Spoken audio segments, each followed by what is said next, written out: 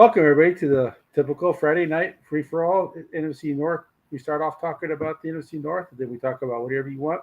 Sorry for the late thumbnail. I had a busy day, so we can go ahead and we can get into it. Some stuff that we need to talk about. So some of the signings, some of the how the people are reacting to Cousins going to Atlanta. I'll tell you. Never stop, I'll get it if I want it. Gotta make to myself a promise. I won't quit, keep going till I got it. I won't give up till I'm on top. Yo, no, I ain't the type to give up. If I do something, man, I do it till I get what I want. I turn a business out of nothing into something I love. I got a poker face, but honestly, I'm not one to bluff. I flip a switch, never miss, man, I always stay up. Don't let them see you, bitch, always have a plan to stay tough. This life ahead of you ain't easy, it was built to be rough. But that's the new intro, everybody. That's a new intro, yeah. Yeah. Well, it's better than the Fat Boys. That's all I got to say. Well, considering I'm not so fat anymore. Well, no, that song is, believe it or not, 40 years old. The Fat Boys are back. Yeah, the Fat Boys were what, 82, 80? Yeah. Yeah, that's 40 years old. Two of them have passed on. So yeah, I think the thin one's the only one who's alive, right?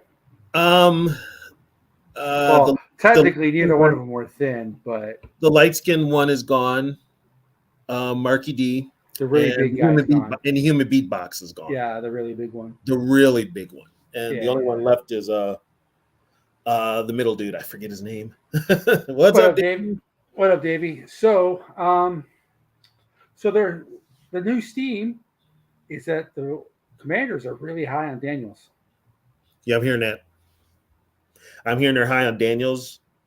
From what I'm hearing, they're high on Daniels and McCarthy. Right.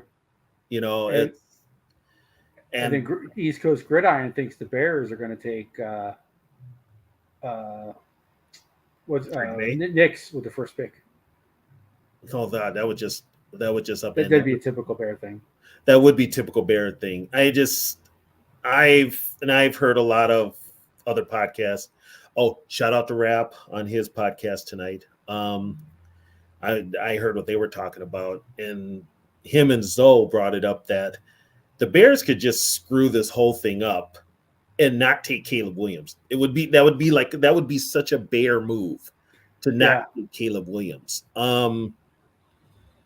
I could see that happening. I could see the Bears maybe taking, I'm going to say Drake May. I could see that. I could see Washington taking Caleb Williams, and I believe they've got Cliff Kingsbury as an offensive coordinator, right? Washington. I believe he's a new offensive coordinator, yeah. Yeah, and actually, Caleb Williams is his type of quarterback. So, it could happen. But, okay, so if it does shake up, are you the Vikings? Do you stay at 11? Or do you make that move and trade up? Because from what I'm hearing, the Giants want a quarterback too, and they're all in on. There's a bunch of teams that are now in on J.J. McCarthy. Yeah, his stock is skyrocketing. His stock has just skyrocketed. Jaden McDaniels is going to fall. He's not going to fall very far, though. Not going to fall very far. New England's the wild card. Are they going to basically, as they say, roll this year with Zappy or Tank, or are they going to draft a quarterback for the future?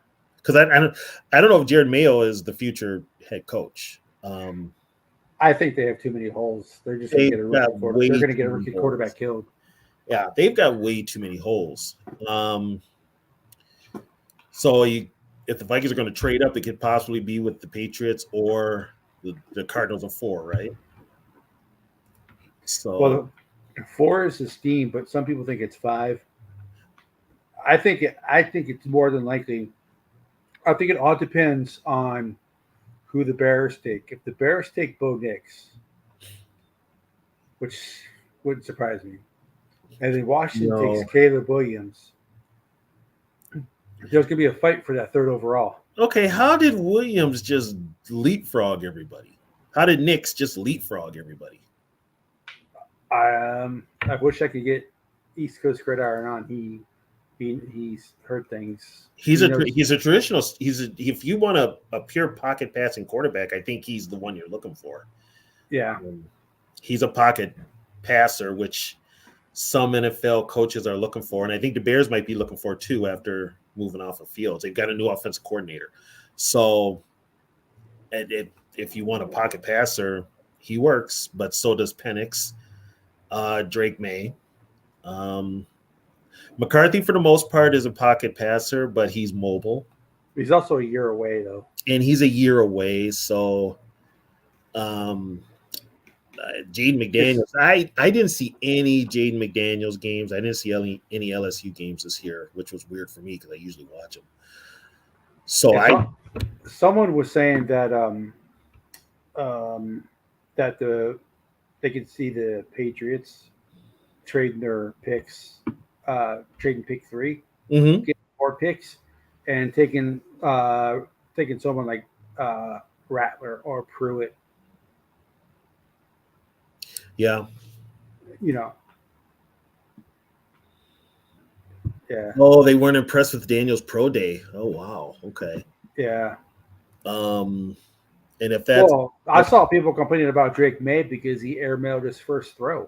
I saw that on Twitter. Yeah. I mean, come on, man. Not every throw is going to be perfect. We're human.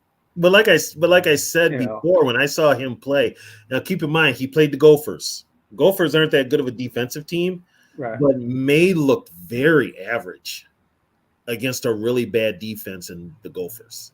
He definitely had a better 22 than 23.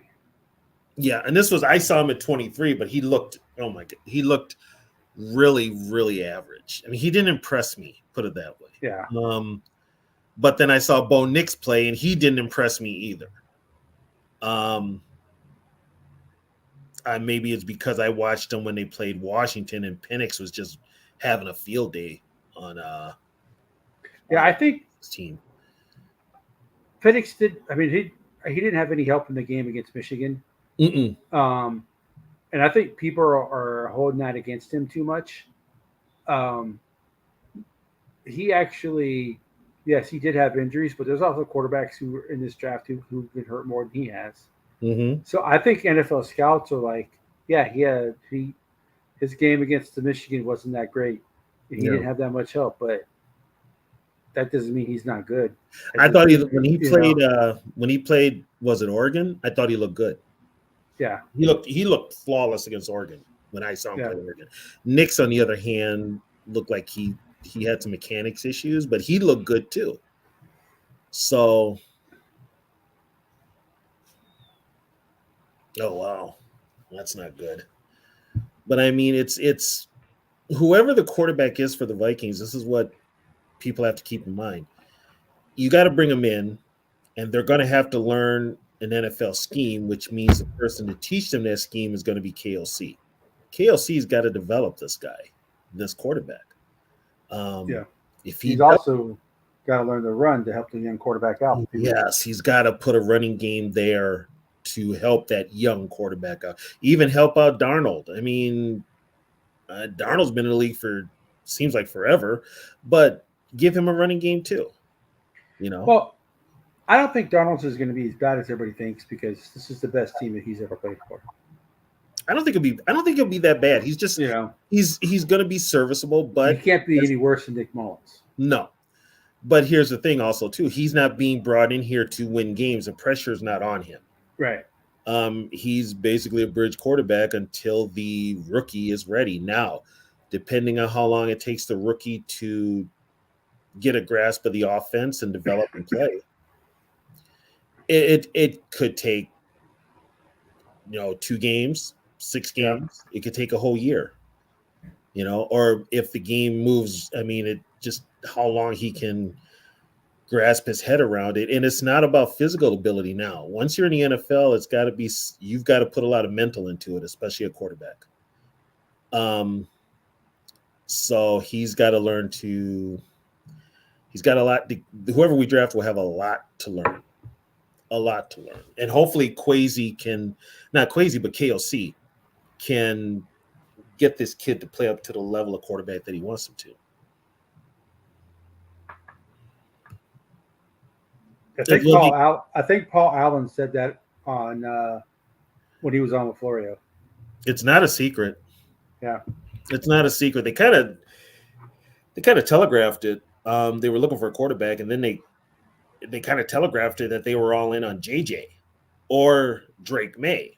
There kind of is no wiggle room there. It's kind of like, it's almost like the way they put it to the fans. If you don't get McCarthy and you don't get Drake May, it's not a successful draft. That you can't think like that. This team's got a lot of holes. Quarterback is the biggest, but you could still find a rookie quarterback this year. And like I said, depends on KLC. KLC's got to take the time to develop this kid and get him adjusted to his type of offense. So and the draft is a crapshoot, so we'll see what happens. But this team's got a lot of holes. They still haven't addressed the defensive tackle position, which I think they will in the draft. There's some good ones in the draft. But yeah, this team has basically said that they're all in on a quarterback. They haven't made that a secret at all.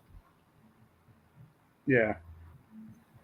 So we got 10 people watching on Yogi's X. I have the page open, so if you guys can make comments on there, we could talk about that. Okay. And then we also have viewers in here as well. I will be, like I said, we're just talking NFC North right now. We'll open the room up for people to join and just talk whatever they want. Yeah. So yeah, and then another thing is, I know their power. What's up, Zoe? I know their power rankings. They don't really mean anything, but it kind of irks me that people are saying the Vikings did not have a good. That's pretty much for you, Zoe. Did not have a good offseason because they lost Cousins. And my question always is, the whole time Cousins played for quarterback, the whole time Cousins was quarterback for the Vikings, you guys said the Vikings will never win because Kirk Cousins is a quarterback. He can't win the big game. And now that they lost him, they are one of the worst teams in the league, or his loss is so great that they're not going to overcome it. Like literally, I've seen the Vikings listed as 32nd. You know, it's like the Cowboys didn't do anything, but yet you have them higher. It's just I don't understand it. It's like, is it because he played for the Vikings, or what is it? I don't understand. Okay, first things first. Power rankings in pro sports are a joke. Okay. I know. You are professional. What the heck? This power ranking crap, that is high school and that is college. Why the hell would you do some power ranking BS in professional football? And you know what that is? It's because you've got analytic nerds running football teams and running football sites. That's all it is. Okay? Power rankings, you know what I have to say? F power rankings. I don't care. Power rankings, you can take them power rankings and shove them up your you-know-what. They don't mean a damn thing to me. Okay? It's a brand new season. Everybody's 0-0. What's up, Zoe? Everybody's building their team the best they can. Who the F gives a damn about a freaking power ranking? Get the F out of here. You notice I'm not swearing. I'm already dropping F-bombs, but I'm not swearing because the whatchamacallit's not up. But, power rankings are for college and high school. You don't do that for professional football. You don't. What up, though, Davey? I just don't. I mean, that's why I said. That's why I opened it up. We're saying, power rankings are dumb, but it does give you into.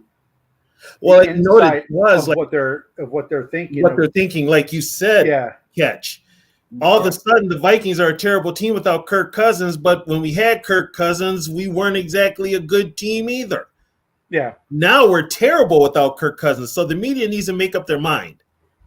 And Atlanta's Atlanta's the NFC favorite now. And now Atlanta's the NFC favorite. How that? Oh God. Yeah.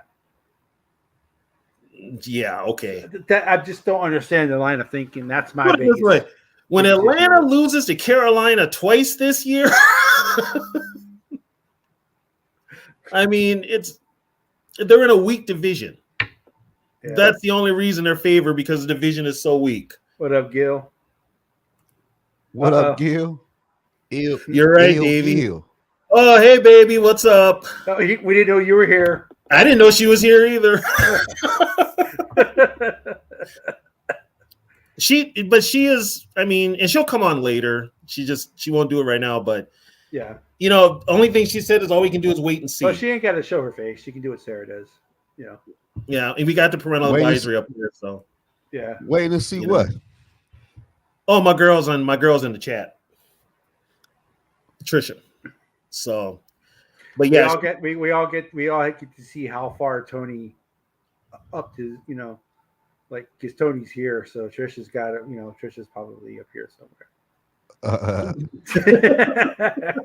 Hey, it's like me and my wife. Hey, I married up. No, but I told she's like, we'll see what happens this year. I told her Falcons probably win the division with Kirk. I doubt that. And how far? Yeah, it's Kirk. Just honey, be prepared. It's Kirk. I got the Buccaneers winning that division. Someone's making his debut. We got Brian. Byron, what's up, guys? How you doing? Brian, what up with you? What's up, What Zoe? up, Byron? I was on with Rap earlier. Saw you on there, Zoe. Oh, what up with you? Well, whenever I go live, Zoe goes live, so we're kind of at the hip. So I missed you last night though, Catch. Where you was at last night? I was with my wife, and then my wife went to bed. I'm like, all right, good. I'm gonna watch some YouTube. I'm gonna do this. I'm gonna do that. Man, as soon as my wife went to bed, I came and sat on the couch, and I was like, and when you get old, it just hits you. It hits you like that when you get old, man. Tell me about it. Yeah. Tell me about it. You feel like you're gonna. Oh yeah, I got night of watching movies. You feel like you can do it, and then all of a sudden you're like, "Oh my, I'm out." Yeah. Couch wins again. Yeah, I'm out. That's why I'm drinking coffee right now. Well, I thought that was a beer. I gave up those days a long time ago. Yeah, I don't drink beer either, but my wife had a painkiller at Cheddar's. That's another reason why she's passed out. So. Oh, she's out like a light. Oh yeah, she's yeah. So I saw your comments in the. What are you talking about? The QBs coming out of the draft? Or are you talking? Yeah. I mean, right now, man.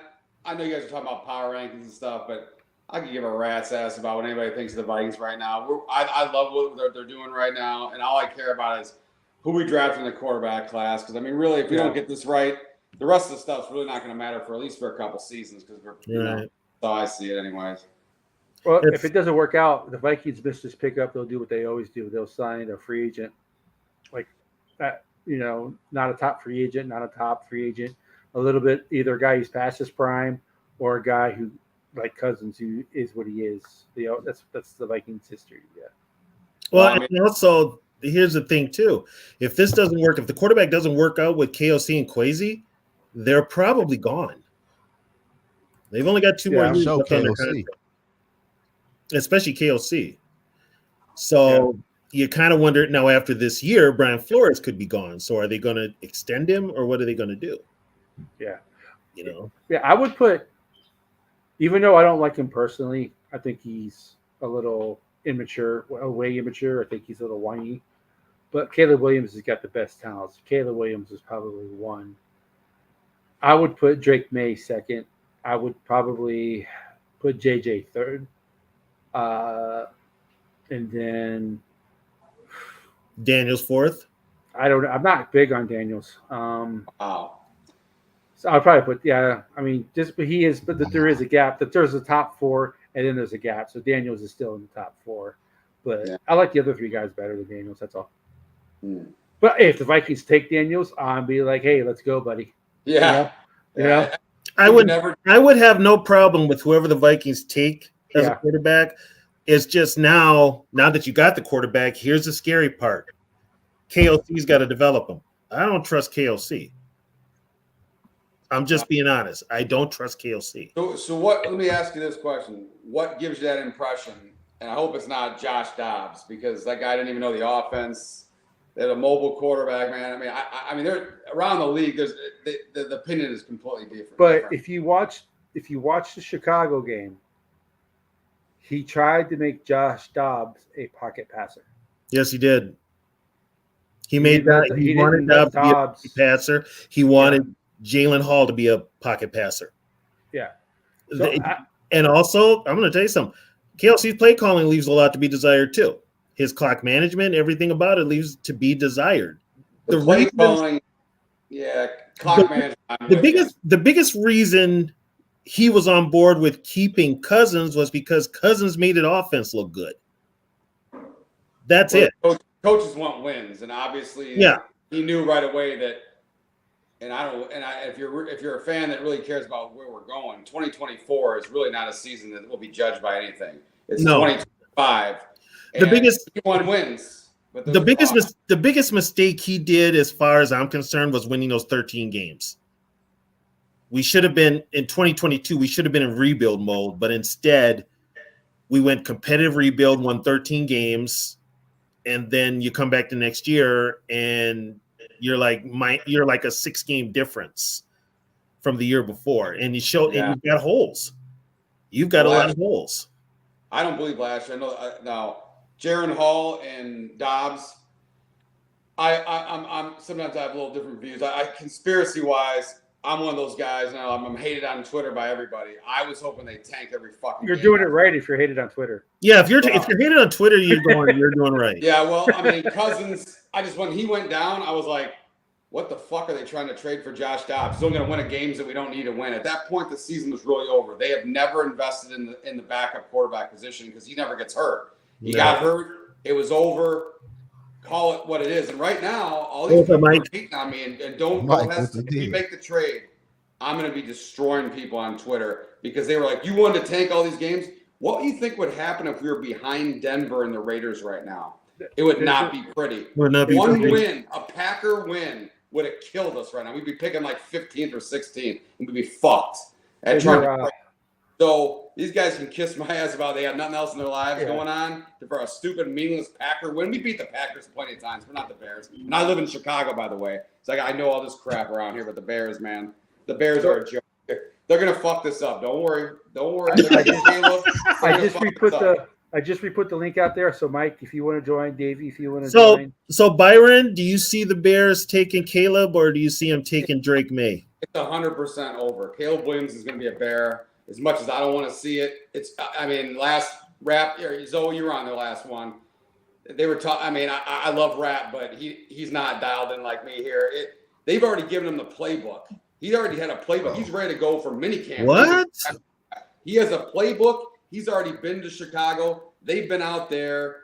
It's a done deal, man. This thing's done. You do have the first pick. You are allowed to do that. They can do whatever they want. The media, it's just rare that they've shown their hand this easily, but they have. They've really telegraphed it then. But when you're a franchise and Sid Luckman is still your leading quarterback, and that he was played in the 30s and 40s, you got to try something. But Chicago's done this before. Chicago is where quarterbacks go to die. Absolutely. They're going to do it. This is the third quarterback they're going to take where they've kept on a coach that is in the last year of their deal. And this guy is a defensive coach, which doesn't make any sense. They won a bunch of games against us with Josh Dobbs and some other shitty teams down the stretch. I don't understand with the coaches that were available why they kept Eberflus. They would have got Ben Johnson. Well, I'm happy. Don't get me wrong. I'm happy. I think Eberflus is an idiot, but the Bears haven't had a good coach since Sticka, So, you're right, 100% right.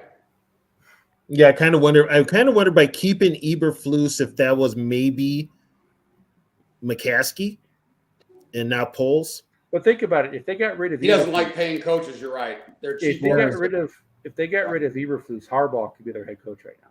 I agree with you. In fact, we brought that up. Harbaugh was in but how about this?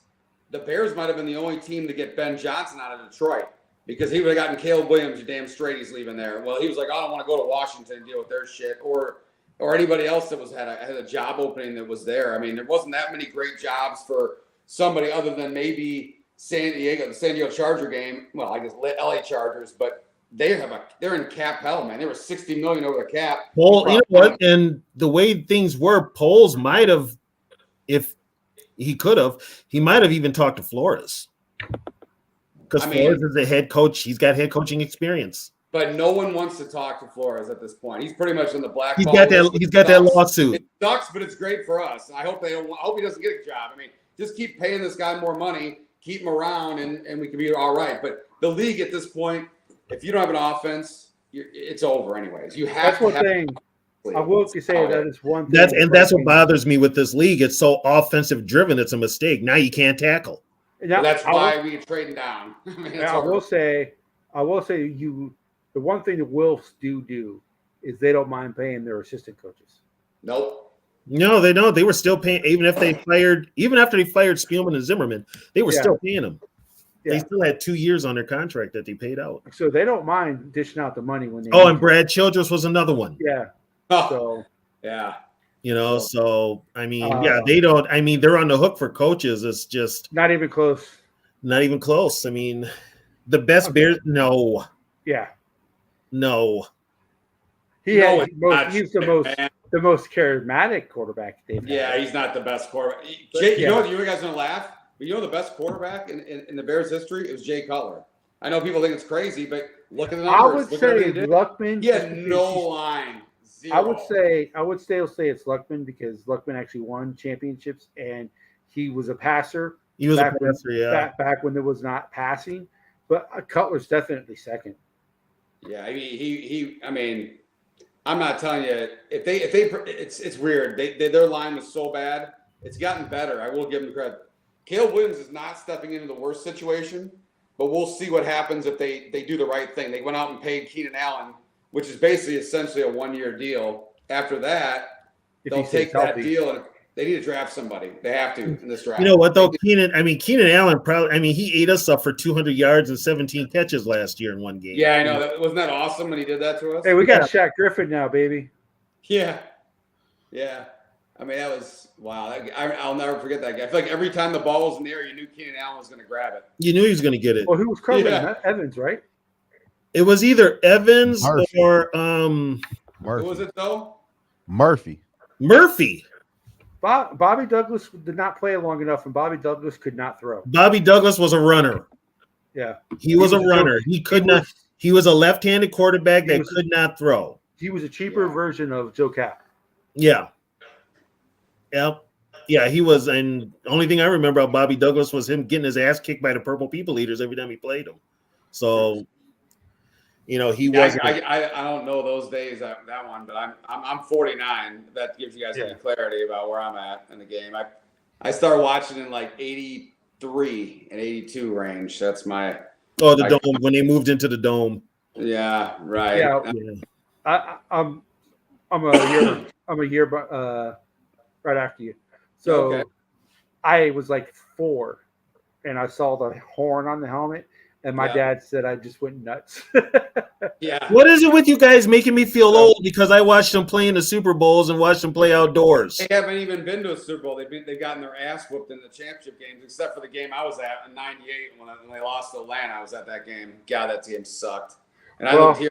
I mean, to this day, but I'll tell you what, I don't know if you guys agree with me. I don't believe that was the best team we've had in my era. I still think that Favre team was better. They were better on both sides of the ball. That defense that year in '98 was not great. They had 2 guys, and they would have got trounced in the Super Bowl. They had no Ed McDaniel and no John Randall. Neither of them would have played in the Super Bowl. They got injured in that game, in the championship game against Atlanta. They would have been done. And Terrell Davis would have had 300 yards against us in that game. Now, we would have whooped the shit out of the Colts if we would have gotten there with Favre that year. That Saints fucked us over. But yeah, much better defense in 09 than 98. We could say that we could not stop the Broncos, but the Broncos would not have been able to stop that offense in '98. Yeah, maybe not. No one could stop that offense except for themselves. They only scored that many points against Atlanta. That was in our building. Well, you know what? We went into that Super Bowl. What's his name wasn't going to play. David Dixon wasn't going to play. Yeah. Leroy Ford wasn't going to play. Right. Ed McDaniel. Well, my question is, would Favre have played in that Super Bowl with how bad he was beat up? Yeah, he would have forced himself to play. Favre would have been out there. He'd have took Yeah, enough painkillers to knock out a horse, but he'd have played. Yeah, the Colts. That was not a great Colt team really that year. It's a funny thing. That was not one of their better teams. The AFC was not good that year, which man, times have changed. And here's the thing: if for all the people that are kind of into conspiracy theories, What up, Mafia? what's up, Mafia? If you think about it, the NFL wanted the Saints to win. It was after Katrina. Yeah. Everything else. So you kind of got that conspiracy there. But I mean, the Saints were playing, they hadn't played real defense all year, and then all of a sudden in the playoffs, they're taking cheap shots like you've never seen. Dude, they turned it over 5 times in that game, and most of them were inside the Saints 20. Yeah, Peterson had 3 fumbles. AP fumbled 3 times. I know. And Berrien fumbled. They have one less fumble. Percy Harvin fumbled. They have one less pick or one less fumble. They win that game. Yeah, right. Yeah, AP. I mean, jeez. I mean, so frustrating. Yeah, and then they called that bogus pass interference, I think, on Lieber in overtime. Dude, Longwell was going to drain that field goal. I'm sorry. Lieber was not.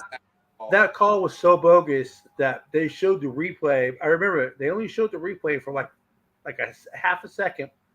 Yeah. Because Lieber wasn't even in the screen. Yeah. So they're like, "Oh, we can't show this." I'll trade the Minneapolis Miracle for that any day of the week. I'm going to beat them. But that, you know what? And that one, I mean, I'm old enough to remember 75. So for me, 75 will always be that game that we should have won. Yeah. Well, 98's hard, man. 98's of games we definitely 98. I was, you know what? The way they went into that game in 98, I was like, okay, move on. Because I knew playing, if you go to the Super Bowl, you're playing Denver, Elway's last game, more emotion, but we just did not have the defense. No, we didn't. We did not. Our only consistent pass rusher was John Randall, and he was hurt. Yeah. You know? Yeah. I hate to be talking about the old days now, and that's one of the reasons we're having these podcasts. Oh, no, see, as long as you don't go past 98, we're getting a fucking quarterback this year. As long as you don't go past 98, Zoe's good. Yeah, as long as you don't go past 98, Zoe is okay. Yeah, I don't know shit past 98. That's why I ain't said nothing. Hey, education, Zoe. Yeah, he won't listen to me. What up, though? This comment from Gil right here. This comment from Gil right here. Gil, as long as they get one of the top 4 quarterbacks, you really can't be mad at them. I won't be mad at them at all. I agree. I won't be mad. I'm not going to be mad at them really if they get Penix or I don't really want Nix, but I'd be happy with Penix. We already okay. Let's get to man. We had to listen to that whole stuff last podcast. What? Give me your top 5, Zoe. What's your 5? We already got your 5 rankings. My top 5. I'd say Caleb, Jaden Daniels, Michael Penix, JJ McCarthy, and Bo Nix. Wow. Okay. Awesome. See, this is gonna be good. All right, TV. Oh, Caleb, Penix, McCarthy, Daniels, May. Not one of us has the same order. Yeah, and I'm not gonna come close. I got Caleb, the Queen has Daniels, arrived. McCarthy, May, and Penix is 5 for me. There's no way I got Penix in the top 4, man. I can't get with all this stuff, man. And let me tell you why. Because no one here has anybody brought up Christian Darrisaw. He's the 2nd best left tackle in football. He's a left side. So you're gonna invest in a project right there, number 1 left-handed quarterback. That makes sense. Yeah. But our right tackle makes no fucking sense. But our right tackle is considered one of the best, though. It's O'Neal, right? Yeah, O'Neal's coming off. O'Neal didn't even play lately. He's been injured. I love O'Neal. He had a good season, but he is not Darrisaw. No. This guy's a freak, right? And then you got a guy who has 2 ACLs. All the stuff I've been reading, a lot of the GMs are like, he's off our board. Those are not just because he passed a physical doesn't mean that the guy is not injury prone. I've had major knee injuries. 2 ACLs. The chance of that happening again is so likely. And then he's got each shoulder problems. My problem isn't necessarily the speed either. I didn't say he couldn't run. Kirk Cousins can run for 5 yards in a first down. But what Kirk Cousins could never do is get outside the numbers when the pocket was breaking down, just like Justin Herbert did to us in that Keenan Allen game. You know how many times he extended the play for a first down or just by getting sideways? Watch Penix's tape when he has to get sideways. You're gonna be like, holy shit, is that left-handed Kirk Cousins with a better arm? It's exactly the same. The Vikings are never doing this shit. He isn't even on their list. They're laughing when people bring it up. If he didn't run that time, he might not even be a first-round pick. Bo Nix won't be a first-round pick, and there's a great chance that Penix still won't be either. Well, here's the big question: who here trusts KOC to develop whatever quarterback we get? Me. I think he's a top 3 young mind in the NFL behind Sean McVay, and maybe give me another one because there isn't that many guys like that out there. Tell me one. What has he done to tell you that? Because if you look at his history, he's rode McVay's coattails. He's been with McVay. He's been with Shanahan. He's been around a lot of great. He's been around Belichick. He's been around guys that understand the game and do things. And a lot of people that I respect in the NFL, they look at some of the play calling that you may not like day to day. And I get every great play caller makes a few stupid play calls. Shanahan does it all the time, where he gets a little smart for his britches. There's a bunch of times where JJ will come off the field and be like, nice call, coach. I've seen it a million times because he's an elite play caller and he's got that personality to be able to develop. He can talk to anybody. If it's Jaden Daniels, if it's May, I think May has a lot of work to do, but I think he could be the best quarterback in the draft. Which is why I think they signed Darnold, because if you get someone like JJ, he's 21. Someone like They're Drake both May, 21. if you get one of those two guys, they pretty much, everybody says those two have to sit a year. So Sam Darnold, so what if we go 6-11 with Sam? Who cares? Darnold? He's not win 3 games. I don't give a shit anyway. Right. Hold on, wait. I gotta get back on this KOC train. Yeah. I gotta get back on this KOC. Yeah, let's go. I'm not on it. KOC this year. Like the first year, I don't count the first year because the first year in that NFL team don't know your offense, so it's you playing in the blind. It was horrible. We lost Kirk Cousins, and shit was a disaster. We beat the Niners but with some people would say and no Jefferson. From what I hear from the outside, saying why people like KOC is because look what he did with Josh Dobbs when Josh Dobbs came in. What do you do with him? What do you do? That well, he won 2 games with Josh Dobbs, stuff like that. Was Josh Dobbs. My counter to them is, yeah, look what he did to Josh Dobbs. Look what he did to Josh Dobbs in Chicago. And let me ask y'all this, though. Don't get me wrong. I don't hate what he did to Josh Dobbs in Denver. I don't hate KOC, but I think he can get better. But he's got a lot to prove to me.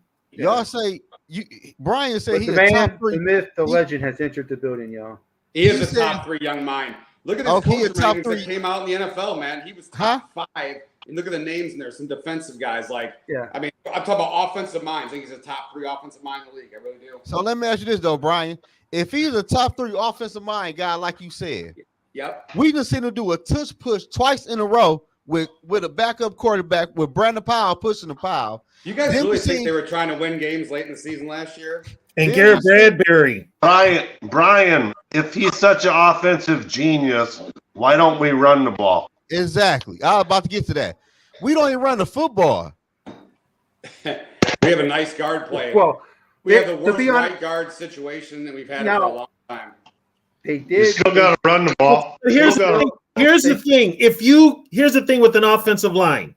Give me better play calls. No one's giving me a name besides Shanahan and McVay. Andy Reid. He's not better than my man. Andy Reid is not a young mind. He's 105.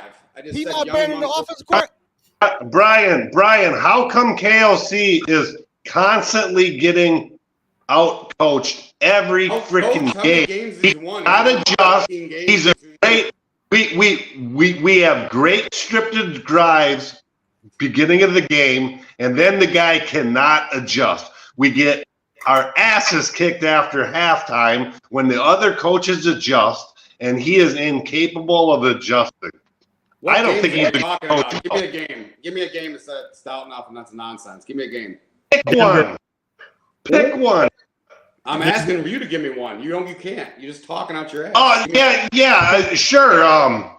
Who'd they play last year? Last game said pick one. He constantly the game they were tanking. like they said, they tanked the last 4 games. If anybody doesn't realize it, they're fools. I don't see how you say this guy is such a freaking offensive genius. He's not He's better than the Green Bay excellent play Packers. caller. He's one of the best play callers in the league, hands down. And I'd say he's the 3rd best young play caller in the league. He's not third best. Look at Green Bay Packers. The Green Bay Packers head coach, the Detroit Lions offensive coordinator. He's not a head coach, actually, but that's okay. You're right. He is a good mind. He's a head coach. We don't know. They have the best offensive line in football. Detroit does. I took the comment from Teo. Yeah, that's true. That is true. I'm not saying how about the worst the league realize how much he sucks? How about Who? that? Dobbs. I bet you this. Hey, Brian, I bet all y'all this. Byron, Y'all hear me Oh, out. there you go. There's some Hey, names for Byron, you. by the way, dude. Byron, there's some names for Oh, you. he's not better than dude in Miami. McDaniels. I just gave you those names. Those are my names. Mike McDaniels. They've lost 8 games the last 2 years in the regular season. How is he? They so made the great? playoff 2 Figured it years out. in a row. Huh?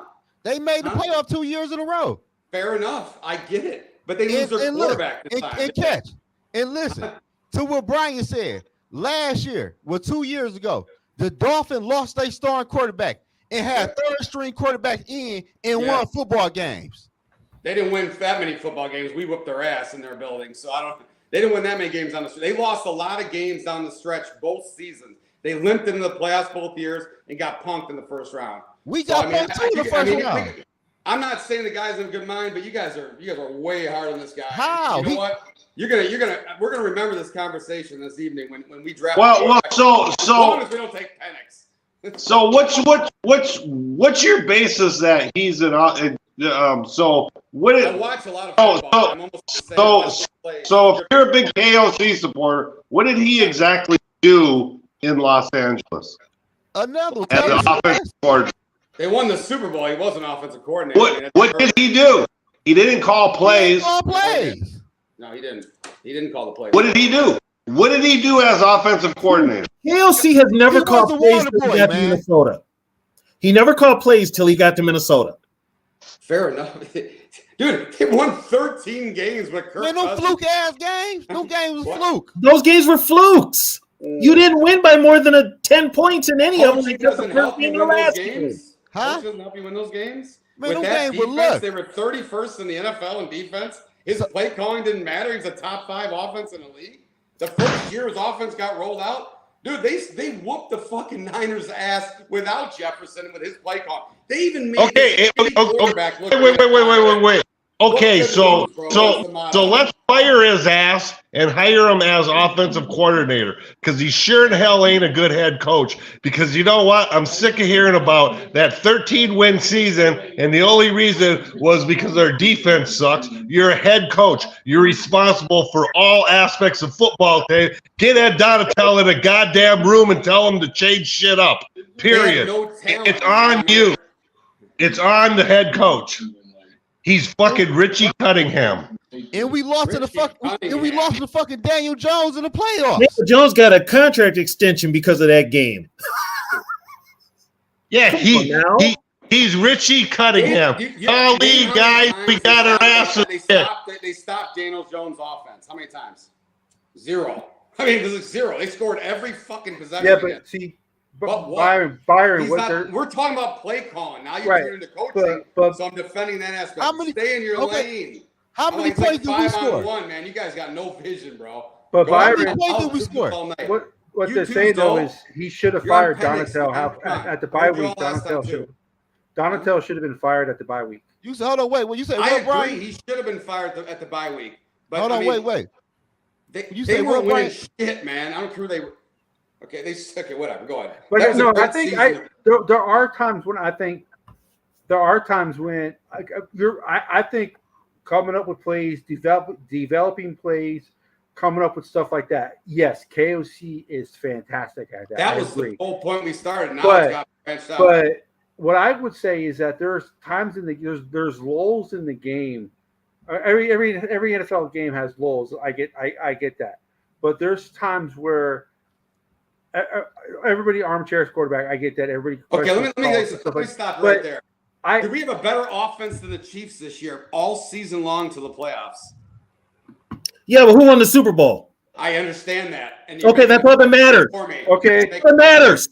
Yeah. Stop talking. That's all that matters. If Mahomes had, they won the Super Bowl, if Mahomes it made the playoffs. They won the Super Bowl. That's all that matters. If Mahomes had Jordan Anderson, T.J. Hawkinson, Justin Jefferson, they would not lose a game.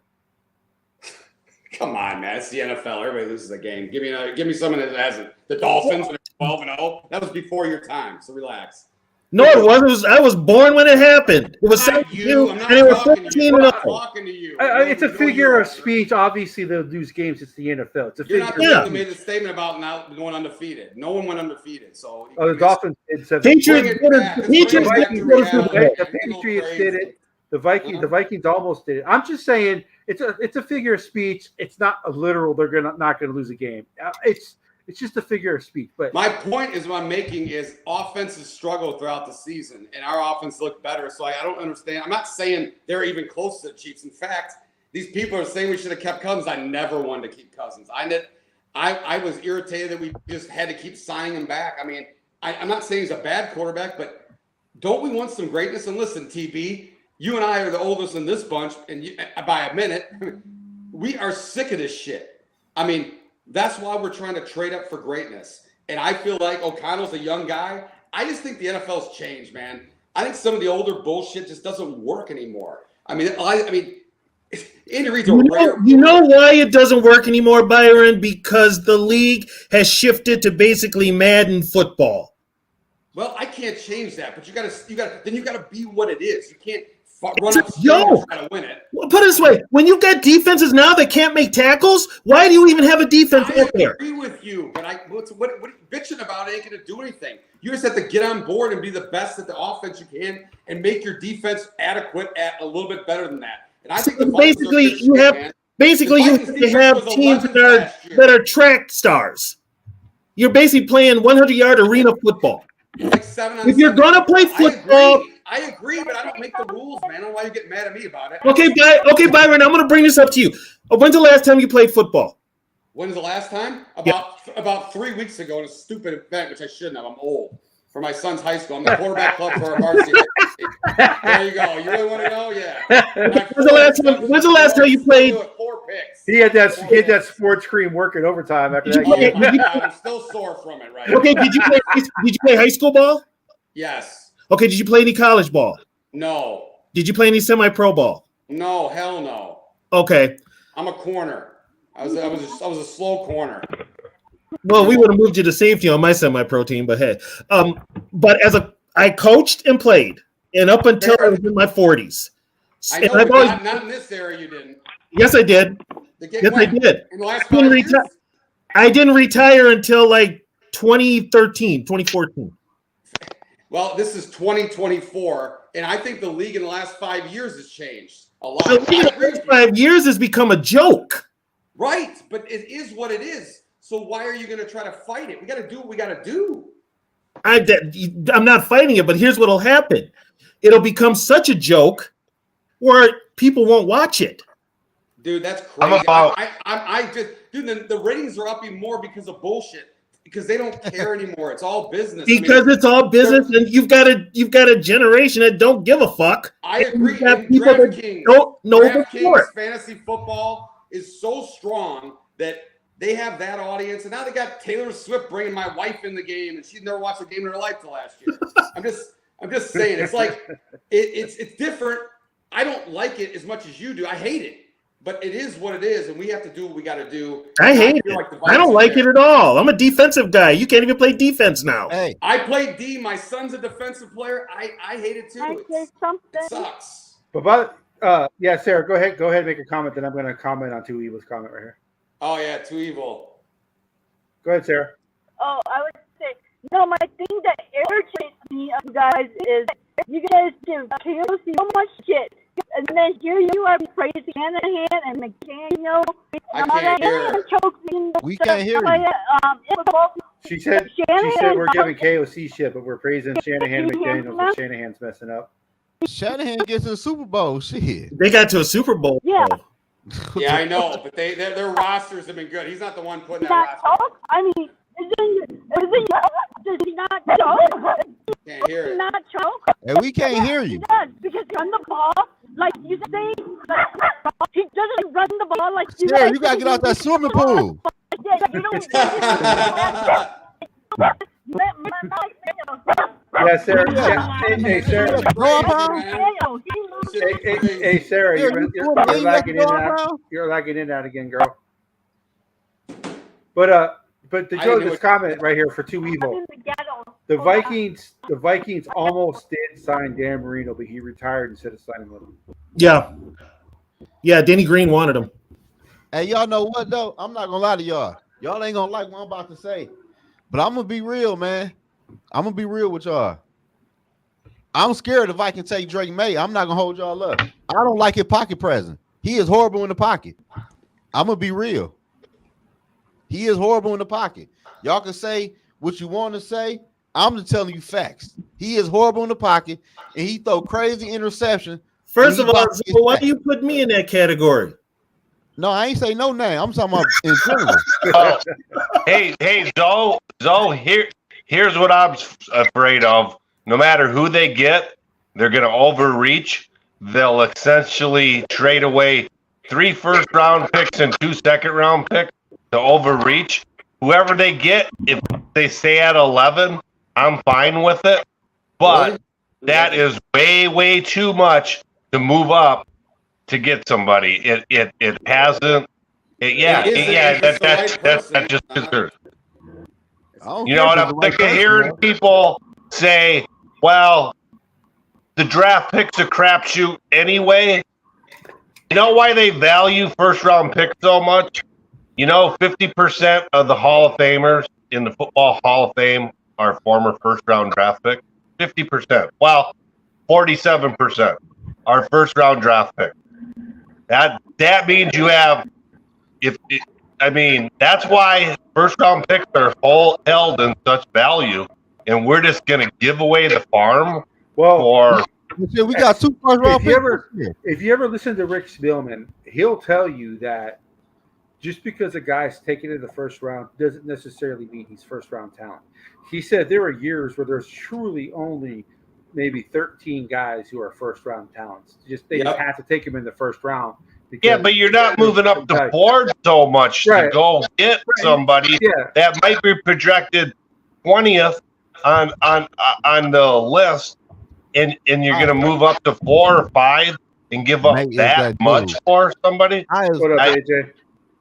If you think Mate is that dude, how is Mate that dude? Tell me how. Because he's got a lot of the raw material. I think he's the farthest away of the top 4 guys. But honestly, man, I mean, he can do things that some of those guys can't do at all. I mean, he's got the size. Like what? What's like that? What is that? What is it? Yeah. I mean, have you guys watched this guy for 2 seasons? I know he's had some bad plays and that he's carrying a team that's been lousy. You know how many guys are going in the draft this year? How many?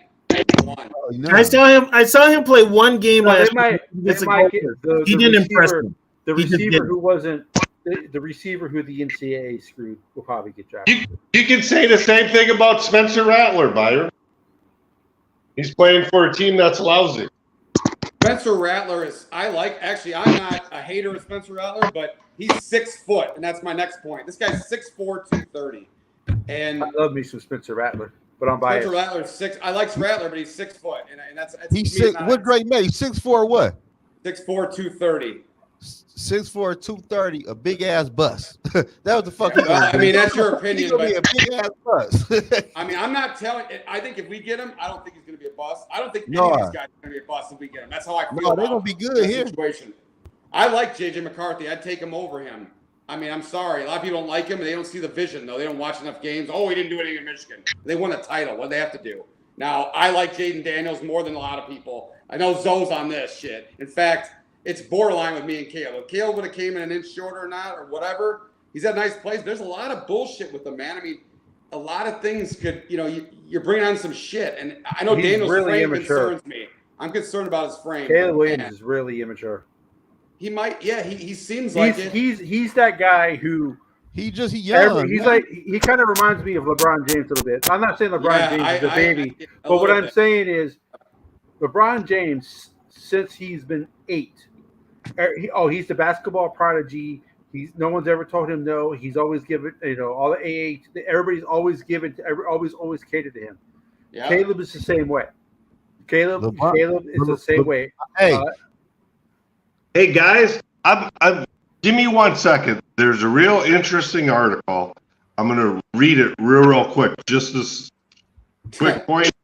29 times NFL teams have moved up to get a quarterback. It has no bearing. I think they talk about it does. Look what. So if you have any questions about these guys, let's look at. No. Nobody other than the 49ers have given up so much to move up to get a guy. Nobody. So it's Packers with Jordan Love, Jets with Sam Darnold, Bills with Josh Allen, Cardinals with Josh Rosen, Ravens with Lamar Jackson, Bears on Trubinsky, Chiefs with Mahomes, Texans with Watson, Rams with Jared Goff, Eagles with Carson Wentz, Broncos with Paxton Lynch, Browns with Johnny Manziel, Vikings with Bridgewater, Washington with Robert Griffin, Jaguars with Gabbert, Broncos with Tim Tebow. Yeah, go ahead. That list don't really mean nothing. Who the fuck doesn't mean shit? It means nothing. So what? Why you're looking at history? You guys don't believe history repeats itself? So mediocrity completes itself. Well, what are you? I brought it up. Like being mediocre. This stat is more. I'm not trading. We're not trading 3 first-round picks. No, what I'm saying. For what? For Michael Penix. We're not trading 3 first-round picks for him. No. But I brought this stat up on another show. Take him in the first round. I'm saying, Brian, that would be a crazy trade, right? Joe. The point is, look at that list of those 29 quarterbacks. Other than San Francisco with Trey Lance, nobody has given up anything close to what the Vikings are willing to do. Nobody. And most of those times, they moved up to get one of the first or second best QBs, not the fourth. We don't have it. That doesn't have any bear. Okay, Josh Allen was the fourth quarterback off that board that year. I brought this stat up on another. I brought this. Who was Josh Allen, Brian? Hold on. I brought this stat up on another show that we did. The first round quarterbacks only hit at a 43% rate. Exactly. The rest of the quarterbacks, like second to like seventh, they're around like 30%. That includes even top picks because so you don't. I mean, it is definitely a crapshoot. You don't know. And the thing about it's not a crapshoot. They're doing some work on these guys. Well, you can do all the work you want, but you do all the work you want until you don't know how good they are until they get on the field. 1998, Peyton Manning and Ryan Leaf. Nobody knew who was going to go first because both of them were equal coming out of college. And hindsight's obviously 2020. Leaf, we all know what a disaster Leaf was. But going into that draft day, the Colts did the same amount of work on Peyton Manning that they did on Ryan Leaf. They didn't know who they were going to pick. So where Ryan Leaf play at? Ryan Leaf went to the Chargers. He went to Chargers. But you can't I thought in college. Washington State. You can't. Ain't no way. You can do all the work. You can do all the work you want on these guys. But the thing about first round picks, most of them don't succeed because of physical ability. It's mental. Yeah, right. I hear you, but you don't think it's a lot easier to get more information these days on these kids? You're insane. It's way different. It is, but you can have all the information you want, but it's still we're human beings. You still have to. You still got to prove it on the field. Yeah, we're human beings. We don't know. So what's your plan? If you TB just sit there and ride with nobody? I mean, what are you going to do here? I never said that. Well, then why is everybody against going down and giving up? It's a cost for doing business. They have $130 million in cap business next year. Because here's the thing. This is what you got to realize. If you don't get it right, you got to do it again, and people are going to lose their jobs. Not really. The other coach might develop the quarterback. No balls. They have Huh? balls, and you're mad at the team going for it. I want them to go for it. I do. Then why are you going? I don't. You can't have No, your I don't want too. You got to pay the price. No, You're jumping in it's with just these the fact. clowns. I don't know No, why you're it's doing that if you're not with them. So no, we're we're not You're a semi-pro guy. No, we want. I'm not saying that we don't want the Vikings to go for it. We're not saying that. I We're never just said saying- like it it. at all. But we're just saying they could miss. Well, so what? Of course they could. We don't, that's They the could obvious. hit. That's Captain Obvious. Of course they Well, could. Anybody it's a can. lot.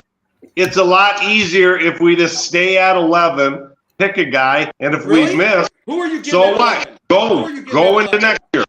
Oh, so who Go are into you next getting year and draft another one. I Oh, think really? if they, Have you seen I the think class if they next year? stay Have at you seen these 11, guys? If you Come stay on, at man. 11, Penix is People knew about probably this there. class. I don't think 20 they years take ago. Penix at 11. I think if they stay at 11, they take another position, and with the 23rd pick is when they take the quarterback. If Oh, they- that's Who's fine. that? That's Who's that? that's Who's fine. that? And if it doesn't work out, you're not crippled for the next 3 years. Yeah, you're dead last and you keep losing. Okay. It's either going to be Penix. It's probably going to be Penix and Nix, and those are probably the two that'll be there.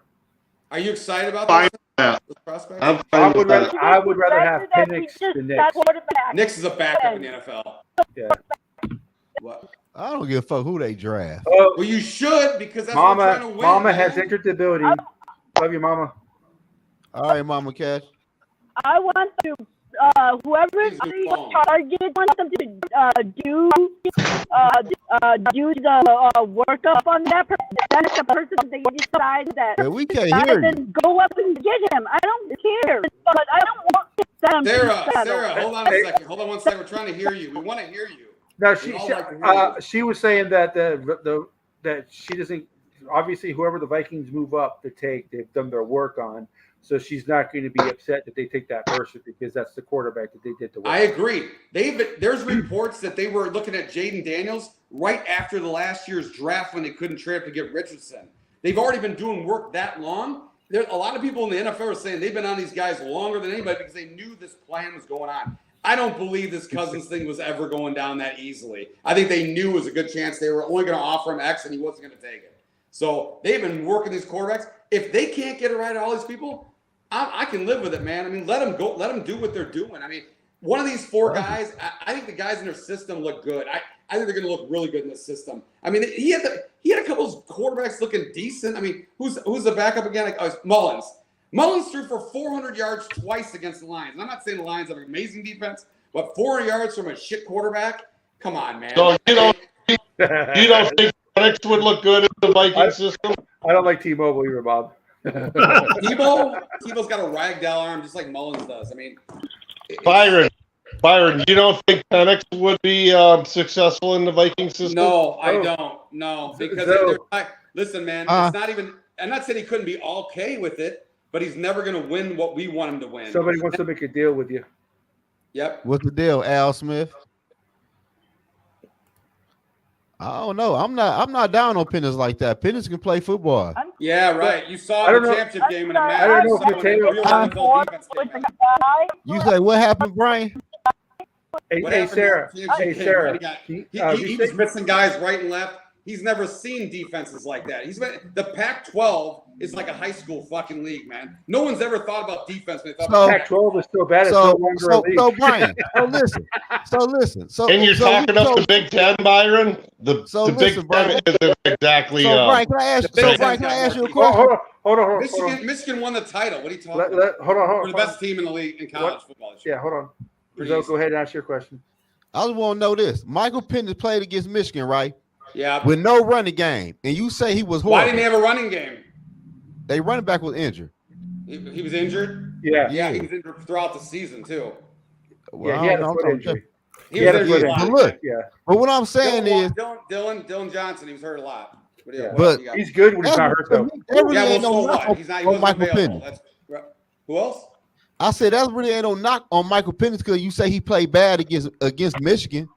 Here, okay. Let me ask you something. Were you a Kirk Cousins guy? No. What was the worst thing that you hated about him when you play in games? Kirk Cousins? Yep. Decision making. Decision making. What about the lack of side mobility to get out and extend a play? He never could do it. And, Right. and that is very frustrating. Go watch more of Penix tape. You're going to see it. He'll make a few here and there, but a lot of them aren't. He's just not. Oh. He can't seem to get out sideways out of that pocket fast enough for this NFL, and I feel like that's going to be a problem. We want a guy at the end of the day that can make those plays when everything. Let's say you guys don't like Cox play calling. Well, maybe it is shitty play call. Maybe the left tackle missed the block. You're fucked if you have a guy like him. You need somebody that can at least run out and make a play, and all four of those guys can. The jury's out on May a little bit, but he did run. My biggest issue going back to Cousins was JJ McCarthy did this in the championship game, so I know he can do it.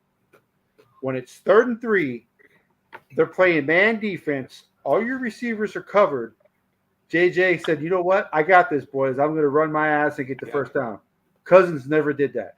That was my biggest frustration with Cousins. Right. And defensive tackle, you guys are all talking about we need one. Of course we need one because those are game changers in this NFL. 5 years ago, we talked about TV. These guys are insane that they're drafted in the middle, in the interior defensive lineman. You need guys that can move at quarterback. And I'm not saying we need Jaden Daniels, really. I love that Daniels. Well, you don't technically need a quarterback who can move. But if the quarterback can't move, he needs to have pocket presence. Like we all know, Brady was not a mobile quarterback, but he could sense when someone was around him. When the pocket, you gotta be watching more Penix, man. When it gets a little nasty in that pocket, his delivery gets a little bit longer, and his completion percentage drop. On 3rd down, McCarthy had the best percentage in college in those quarterbacks that are coming out this year on 3rd down. In scrambling when the play broke down, he was number 1. Penix was last, and he was last in completions percentage in general. Everybody's like he's the most accurate quarterback. He's last. Well, no, he's not. He can't do the intermediate throw. He's really bad at it. He's last in completion percentage out of all 5 of these guys. Who? Michael Penix? Yes. Right. Okay. I mean, okay. You got to compliment Byron. It's not even that bad. It's not like it's bad, but everybody acts like he's the most accurate player. It's like no, he's not. It's not. No, but I think everybody's acting like JJ's like this next coming of Tom Brady.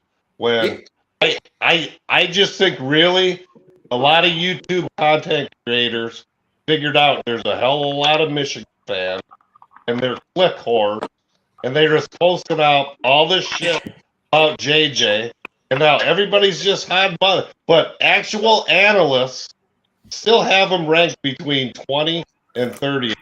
What analysts? Who are your analysts? I want to know. Daniel Jeremiah, who liked Bryce Young last year when I didn't. I like fucking Daniel Jeremiah has him at 21st. I know a lot of who has him there. Daniel Jeremiah has him at 21st. Yeah, and he also had him behind Bo Nix until the last move, so he doesn't know what the fuck. Oh yeah. So what? He's so are you going to? So you're listening to this Thor guy on YouTube? No, I'm not listening to Thor. I know who he is. I listen to everybody. Yeah, is. It's just it's a lot of you. Thor, man. I don't care about Thor. Better click for. Huh? Let's fuck JJ up and a bunch of people. Hey, I will be the first person to say that those people who do this shit for a living, they know more than me. So I am not. I'm not talking about the Daniel Jeremiahs. I'm talking like the GMs and coaches. Yeah, right. You know, exactly. So Daniel Jeremiah is an ex-scout for a reason. So what y'all knocks on Bo Nix? I saw him play in the SEC against competition. He was not good in the SEC. That was a while ago. He got better in Oregon, but dude, you know how many screen passes? But Oregon's offense was set for him. Was and the competition. Going back to your argument about Penix, the Pac-10, the Pac-12 competition is awful. 60% of his completions were behind the line of scrimmage for Bo Nix. There's your quote, Zoe. You like that? Yeah. That's why he's a backup. He's a great system guy. He might be all right in Shanahan's game or what's his name in Denver with Peyton, but that's about it for me. I don't want any of those guys. I would rather punt the fucking season and draft some Milton and fucking hope in 3 years he's good. But Byron, what was Nix's completion percentage? It was really high. It was probably he was like so I can argue throwing behind the line of scrimmage is just like handing the ball off. What JJ did about 60% of the time. Correct? I like that, Sarah, out there. Correct or not? Handing the ball off, throwing the ball behind. Someone get your real opinion. What's his floor? Give me a player, and what's his ceiling? Give me a player. This is why we're gonna. I'm not gonna go back and forth with you all night. No listeners care. I mean, we'll see what happens if they end up drafting him. If he goes somewhere else, there's no bets, my friend. It's because I want him in our system. I believe in Kel Connell and McCown and anybody else that got in the organization a lot, and I think they can develop him. But T-Bass, going back to push back a little bit on your completion percentage. Just because the quarterback has a good completion percentage, you have to see why he had a good completion percentage. Exactly. Was he throwing That's why I asked what his completion percentage is. Yeah, right. Because throwing the ball behind the line of scrimmage is just like handing it off, which JJ did a hell of a lot. But if it's slants, if it's stuff like that, that's also says completion percentage isn't the end all be all. Because if you have a quarterback who takes shots and throws it deep, his completion percentage is not going to be as good because we all know the deep pass is harder to complete. Yeah. So I like I said, I don't like Bo Nix because I saw him play at Auburn against great competition, and he just was not the guy. That's why he left Auburn. I don't even have him in the top 7, so that's why I shouldn't be the guy talking about it. But if the Vikings take Bo Nix, I'm going to support him. Yeah. But you're going to waste 2 or 3 years figuring out that he's not the guy, and that's why I don't want guys like him. I'd rather find out for great because listen. At the end of the day, man, we're trying to win a Super Bowl. We don't care about anything else. I mean, so that. Getting back to T. Who's your? Hold on. Dylan has a question for Tony. What? Tony. What? Dylan has a question for you.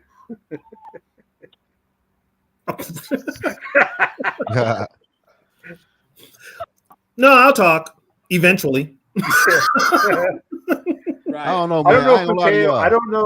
I don't know if Mateo is still in here, but Mateo doesn't like Bo Nix either. So I wonder if it's the same thing. The reason why Mateo doesn't like him, that I don't like him, because my team's in the SEC, and his team's in the SEC. So I wonder if it's the same reason why we don't like Bo Nix. Mateo says that he loves. Yeah, Mateo says that he doesn't Bo Nix because he loves the SEC to go to the Pac-12. So he loves confidence to go to a weaker conference to be able to hide. If he would have stayed in the SEC, he would not even be considered a top quarterback. Yeah, I'll defer to you on that. I have no idea. Hey, Catch, put up a Georgia question. Which one? The one where my favorite one is Ace Frehley.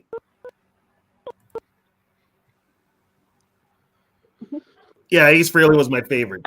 Gene was second. Quick question, guys. So, the Vikings offense is perfect for any young quarterback to step in and be successful. Why are we not thinking Sam Darnold, a recent number 1 pick, can't be successful? I think Sam Darnold's going to be more successful than people think. He damaged goods. I do. I mean, he can't. He can't say, "Oh well, he was with the Jets. He was with Carolina. They suck." I mean, those two franchises are dumpster fires. Yeah, exactly. He's gone to a situation where he could. Remember, he was a former very high first round draft pick. Right. So why are we just Sam Darnold 2 years ago with the Sam Darnold damaged goods? But he is only a bridge quarterback. Yeah, right. Who cares? I mean, he's a pretty good bridge quarterback. If he works out, so be it. If not, big deal. I mean, he might be better than a bridge quarterback. Yeah, right. He might be. And then they can trade him if it's good enough to trade him. You like the young guy? If you don't like the young guy, you got him. It's a win-win. I mean, I see nothing wrong with the Sam Darnold signing. I'd rather have him be the quarterback than Nick Mullins. Bottom line is, it doesn't matter. It doesn't matter who we got at quarterback. KLC's got to run the damn football. Agreed. He's got to run the damn football. Got Jones, and Chandler looked good when he could stay healthy, but we don't know if that's a big if, right, Chandler? Well, here's another problem we got to do. You can't have Bradbury at center. I agree. It can't be worse than Alexander Madison. I mean, the only starter in the NFL. I don't know why they brought Madison back, man. That was terrible. He's the only running back in the Vikings history to be the starting running back and not score a goddamn touchdown. Isn't that crazy? How many times he had? How many times he fumbled it? Yeah, More that's fumble just, than touchdown. I love the guy as an individual. He's a fantastic dude. We love the guy. He His was dad- probably His he dad's probably set a awesome. record for But least amount of carries by a starting running back. he's a running back. He's a backup running back at best. He can't be your feature back. see, I understand what you're saying, sports, but we don't know because he's only played for dumpster fire franchises. Man, It's Sam bad. Darnold is damaged goods, man. He over with. He over with, man. No one's saying he's amazing. I mean, but so I I mean, Yeah, Sarah, Sarah- I'd love to hear what you're saying. I Yeah, never- Sarah, are you indoors or outdoors? Sarah, are you driving? Not like you in the swimming pool. Are you swimming? No, I'm not driving. Yeah, hey, Sarah, you like go to a different I spot or don't something know how because to swim. you're You breaking keep up. breaking up, Sarah. Yeah, you keep breaking up. Oh, it's your Wi-Fi in Minnesota. I don't know. Do not blame the Wi-Fi. I'm not No, on the Wi-Fi is Wi-Fi. great. I'm on regular. Howard Johnson is a great pick, but they're not taking him. They won't have that pick. It's going to No. be traded. But I am actually excited for this offseason. This is the most excited I've been probably Ever at this point for me. since 2018. It's been a long time. Yeah. It's been a very long time. I'm excited because like they've talked about drafting a quarterback before, but it's always been in years where the draft quarterback class was not good. I mean, you get stuck with Christian Ponder. I love Teddy, but Teddy ain't got the talent that none of these guys have. So It's- Doesn't. it's a Here's the thing with Teddy. I'm not even going to rip on Teddy because we'll never know what could have been because his leg exploded. Right. We'll never know. But going in the draft. But Tony and I trade. know who caused that injury, and oh my god, Worst day of golf I ever had in my life. Heard it on the golf course. Hey Sarah, George says stop doing Morse codes. Are you okay, Sarah? Only knock on Teddy was he didn't have a strong arm. Yeah. No, he didn't have a strong arm, but he fit what's his name wanted to do on offense. That's the whole thing. Exactly. Look at 2 years ago when the Dolphins kicking Who the picked Vikings up Madison? Who did Madison get picked up by? I forgot. The Raiders. Oh, that's right. Oh my gosh. Yeah, they'll run him. Raiders want a quarterback too. Yeah, but I heard today Vic Tuffer had a report that just said they're kind of realizing that it's pretty much an uphill battle for them at 13. And Gil, that could happen again. Not really, because who would that draft? Let's be for real. Who had faith in the fucking Zach Wilson? A lot of people. Brazzers, Pornhub, Joe Burrow X videos. Your mom. Somebody's mom. No, but that quarterback class was considered. I mean, Trevor Lawrence is really the only one who's done anything, and he's still questionable. He about to be a fucking bust. He's about to be a bust. Yeah. Look at the. If you can't win with Doug Peterson, then Yeah, Peterson can't. I mean, he's going to cost Peterson his job. I kept on saying, look at the year Culpepper was drafted. That was the year everybody. It was kind of before the internet exploded. But that was supposed to be this awesome draft class for quarterback, and there was 5 taken in the first 11 picks, and pretty much all of them, other than Donovan McNabb. Or it might be. What about Burrow's class? Career. What about Joe Burrow's class? because he got hurt. Or it might be like Eli Manning draft class. But Culpepper didn't play his rookie year either. Tim Couch, Achilles Smith, and where'd the Bears say? Cade McNown or whatever? Yeah. What They about all were busts. what about Eli Manning, Big Ben, and total that busts. draft class? That was Eli was that 04? Eli was 04. That draft. Look at that draft class. Well, the 84 class was the best. What the hell was that? No, that was 83. Yeah, Blackledge, Marino and Kelly and Blackledge and Eason. Ken O'Brien and Tony Eason. Yeah, that was the I best like, one. I like 04. 83 was the greatest draft ever. How many Hall of Famers were in that draft in the first round? I think it said there were 14 Hall of Famers. Actually, what's his name was drafted too, Steve Young, but he chose to sign with the USFL. My boy on that Hornitos tonight. Yeah, he was either 83. Young was either 83 or 84, and he think- signed with the USFL. They did a 2020. What about 2020, man? That's a great one. Who was 2020? It's Burrow, Herbert, Tua, Jalen Hurts, and Jordan Love. Oh, yeah, that was a good class. Yeah. That was a good class. Although Miami sounds like they want to move on from. Hey, you know what's crazy, Brian? I'd move on from them, but who knows? Man, you know what's crazy? I wanted the Vikings, man, to draft Jalen Hurts so bad. He was a second round pick that year. Yeah. I think who we took? We took an offensive lineman in the second round. Yeah. What year? 2020? 2020. We had Jefferson that year, so that's not. What year did we draft Gladney? I think No, that wasn't him. We took an offensive lineman in the second round that year. I don't know for sure. I don't have it in front of me, but we took Jefferson at 22, and then I forgot what else we took. Let's see. This stops. Let's see here. They took they did take Jeff Gladney 31. It was Gladney. Ezra Cleveland. Yeah. Ezra Cleveland. It was Cleveland. Cameron Dantzler. DJ Wanham. James Lynch. Troy Dye. Yeah, it was Ezra Cleveland we took in the second round. And Ezra got paid in Jacksonville. Harrison Hand. KJ Osborne. What do you think about him, TB? Did you like him? Did you like him come out? I didn't know much about him when he came out. Who? Ezra Cleveland. I didn't know nothing about him. I didn't either. I didn't know anything about him. Wasn't he? Yeah, Boise State. That was a good draft because they got Blake Brander, who's still on team. They got Metellus in that draft. They got JJ in that draft. So, did you guys notice that Dalton Reisner changed agents? Yeah, I saw that today. Yeah, he's got Drew Rosenhaus, who's got a bunch of clients on the Vikings, so he wants to be back on the Vikings.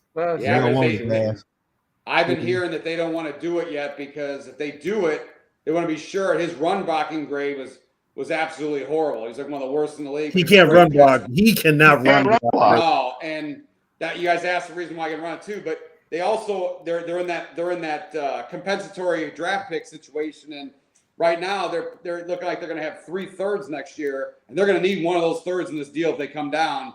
So they're not doing shit until after draft to sign him if they are going to sign him. So it's a lot. They don't have to sign him till they can sign him. They wait till after the first to sign him. July. Right, but my point is that they might need it before the Dante, draft. what's the deal? Dante, you need to come on, buddy. We did pass on the. Yeah. There we go. We can hear you now, Sarah. We can hear you now. Sarah, yes, I can hear you. I went around the corner. Nice. Damn, that's fucked up. Okay, what are you doing? My dragon lady awaits. George, you're on fire tonight, man. I like George. George, I'm at the corner of Broadway and, all right, good night, Mama. Love you. All right, Mama Catch. Good night, Mama. Have you guys read the articles? Have you guys read the articles at all? Does it make sense that they said Arizona may be more apt to trade with the Giants, even for less, because they can still get the wide receiver they want, to where if they trade with the Vikings, he might not be there at 11. Defense. I'm hearing that with the Giants. The Giants, they don't know what they want to do. Get a quarterback. The reason why the Cardinals will trade with the Giants is because the Giants, they only have to move down 2. They only have to move down to 6. Exactly. Yeah. But if the Vikings give them 11 and a 23 and a pick next year, the Cardinals will be dumb not to take that. Because if you look at the draft chart, just giving them an 11 and 23 is overpaying for the 4 pick. They're going to have to give more than that. My God. Hey, Dawson, what size shirt you wear? So we have a question. So if the Vikings get the number 4 or 3 pick, then they get me a game system of your choice, but it's next year. Now, if the Vikings pick the guy you want on a defense, then I buy you a jersey of your pick. So are you saying that if the Vikings take a defensive guy, as opposed the guy that we want on defense, you buy the jersey. Is that what you're saying, Al? They not going defense first pick. It sounds like if they stay at 11, they might go. If they stay at 11, they might go defense. Yeah, if they can't, like, I'm okay with them trading down if they weren't able to make a deal. Then I won't have a problem with them doing whatever. But I want them to at least try to make a deal first to get a quarterback. Yeah, I think they got a deal. I think they got a deal. Bingo. They got a place with somebody down there. There's Yeah, no way I think they got a deal. Hey, Brian. Oh God, Mike Hughes. Why you bring him up? What's the Patriots Number 3. draft? Number 3? Patriots are 3, yeah. It's either Why is Patriots it done or yet then? Arizona or St. Diego. Well, and Patriots. Why isn't it done yet then? Why? Huh? Because why I isn't think it they have done a yet? deal.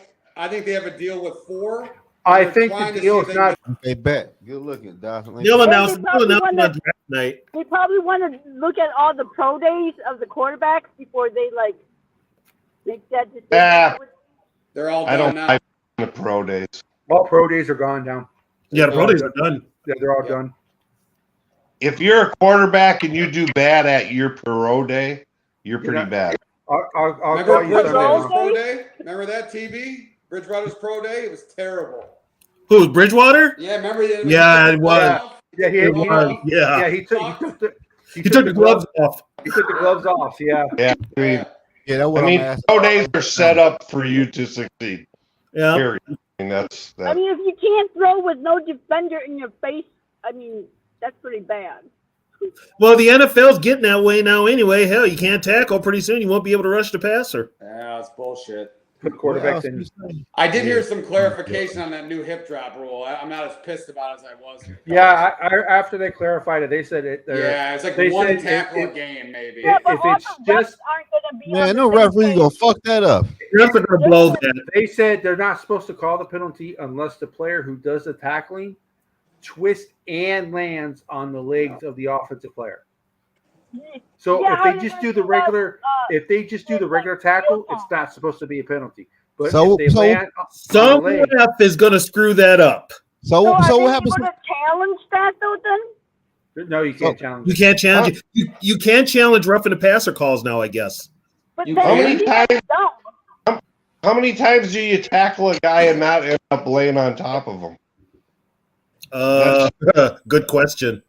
That's never. I'm just saying that's how the Tackle guy. that's how the rules written. I'm just saying that's how the rules written. I'm not saying I agree with it, disagree. No. I'm just saying they're trying to prevent all this landing on top of a guy. You know, the quarterback sacks now. You can't put your weight on the quarterback and stuff. But That's not tackling. bullshit, because then Here they is- only protect certain quarterbacks anyways. So Here I is mean, why like, they're I've seen doing it. Kirk take hits like no tomorrow, no flag. You know, so it's like it's all subjective to begin with. Here's why they're doing it. Because the NFL, towards the end of the year, want to make sure that their star players are on the field. Oh yeah, it's all about money. It's The all about owners don't money. want to be paying somebody Right. $35 billion a year and have them on the sideline with a concussion. Trust me, Denver did not want that Sunday night matchup of Russell Wilson and Josh Dobbs. They wanted Russell Wilson and Kirk Cousins. They But I did. mean, the owners don't want to be paying a guy that's sitting on the sidelines with a concussion. No, and now with the flexing and everything, it's all about the money. It's all about the marquee matchup. That's why, as they say, offense sells. But at what point are you selling out the game for those dollars? Which is what the owners are doing it right now. If you ever hear an NFL owner tell you they're losing money, that's pure D bullshit. Bullshit. These owners will never lose a dime. Never. They will never lose a dime. It's all about the money. I mean, and now since they're in bed with gambling, we just got to get used to it. So, what NFL team's gonna be the first to blink and sign their wide receiver for big money? You think? Minnesota. Vikings, Dallas. Minnesota. Minnesota will. The Wilfs will do it because you know what? Jefferson sells, keeps butts in the seats. Jefferson brings guys into the league that aren't even that become Viking fans that weren't even into really football. Yeah, and he's already kind of like the advertisement for the Vikings. He's in commercials. He's in print. He's all over the place. I mean, now again, why ain't it done yet? Then Because everybody said, "Oh, we gotta wait." Why isn't it done? Because they can wait. They can They wait. can. Those kind of deals. It'll be done by camp. Yeah. The only ones that put it out there that they want it done now would be his people, but they can do it whenever. That boy There wants are to see two that things bank why he account didn't grow. sign it. Yeah, he wants to make more than Tyreek Hill, which He's gonna make more than Tyreek Hill. Well, yeah, but Dallas is waiting. Lamb probably Yeah, I think wants. Jerry Jones. I think Make Jerry more. Jones is going to wait after JJ signs and give CeeDee Lamb more money. He's not worth it. I mean, yeah. And then next year there's Hey, I sent the invite out for you, Dante. For you to join. Cincinnati. here's the thing: CeeDee Lamb going to get paid and ain't going to have a quarterback. Right. I got them taking the quarterback in this year's draft. Who you got to They pick him? Either Bo Nix or Michael Penix or There you go, Spencer Don. Rattler. There you go, Dante. There's the invite. That might work. Yeah, that might work. Yeah. If they pay Lamb and Parsons and Dak, I mean, they're not going to have anybody on their team except for those three. They better learn how to play defense, too. They're not going to pay Dak. They're not going to pay Dak. They're not paying Dak. He's gone. Yeah. It's the same thing as Kirk Cousins, man. They're doing the same exact thing. Well, he was called the Black Kirk Cousins, so. They were saying that once Dak becomes a free agent, Minnesota should sign Dak, and I'm just Hell like, no. who the fuck are these people who keep saying stupid shit like this? Who are the Like, ones we that just keep got- saying we should trade for Kyler Murray? That's the ones I want to We just slap. got rid of our Rap is on that shit. overpaid I don't know why, quarterback, and we're going to go sign another one who can't win big games either. Like, what the fuck are these people on? I hope you got that parent advisory thing on. Oh yeah, Yeah, trust me, it's up there. you're late, sir. I was dropping F-bombs But earlier. here's the thing about it.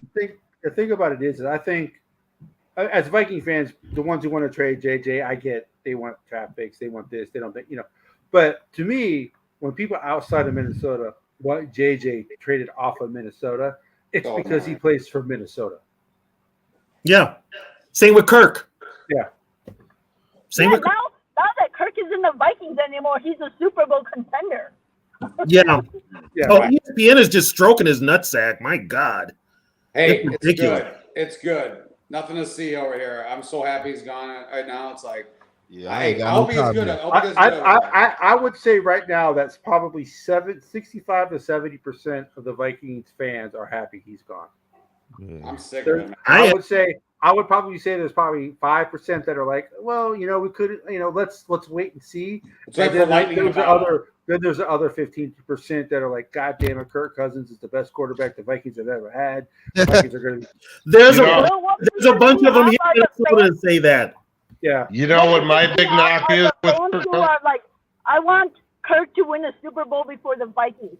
That shit pisses me off. Well, people. Well, he won't do that. There's actually He ain't people. gonna do that. There's Don't worry actually about that. people. No, There's because actually it's like people. you're not winning even one. a Vikings fan anymore. If Right. you're He was never a saying that Viking he would fan. rather He was a have Cousins Kirk- fan. He was a Cousins fan. Yeah. He was a I Cousins just- fan. My most hated thing about Kirk is we're still talking about him. We've talked about him for the last 5 years. Let's move on from him. Well, technically, we're still paying him. Until he retires, the Vikings are going to talk about him I'm not because gonna talk about him. I don't because- care about him. I know, but it's going to be a topic of conversation because he went to Atlanta, and all of a sudden he's one of the best quarterbacks ever. It My won't girl be is a if we get the right quarterback. Falcons fan, so I'm going to hear about it regardless. She's not happy they signed him, but whatever happens, happens. But I'm just sick of hearing about him. I told her I'm already told her I'm here for support. I will be here on Sundays when he does Kirk-like things. Don't tell her not to watch any Falcons podcast because they are all in. And the first time he screws up, they're going to be all out. The Kirk Crusaders have already taken over Atlanta Falcons podcast. Yeah. Oh yeah, it's There's So who Viking fans. do you guys got the Bears taking at their number 9 pick? They're gonna trade down Unless Neighbors is there or maybe Alt. I think Neighbors is there, so they probably stick. No, he's gone. There's people saying he's going ahead of Harrison. It depends on what the Cardinals do, because if the Cardinals trade with Minnesota, the Cardinals could usually actually use that 11 pick to trade up or whatever. So we don't know. I think the Chargers. I think if Harrison is there with the Chargers pick, he's gone. Absolutely. Oh yeah. You guys think that in a what about the Giants? Denver? They have no wide receivers. They have nothing. They have no wide receivers, running game, or quarterback. Right. So they may take. Denver or the Raiders will be able to outbid us to move up. Denver doesn't have any collateral. Denver doesn't have any. Thank you, TV. I've been telling all these Bronco fans they think they're going to trade up over us. No, they're not. No, they don't have the collateral. They have nothing. They can't. They're still paying picks to Seattle. Do the Bears do the Bears have collateral in like the second and third round? No, they have is they have 2 first rounders, a third rounder, and a fourth rounder. That's all they got. They don't have stuff to use at 9 to move up then. No, they're going the other way. In fact, that's the rumor around here. I live in Chicago, so I think that's what they're going. Other picks they had to trade for what? Keenan Allen and DJ Moore. DJ Moore. No.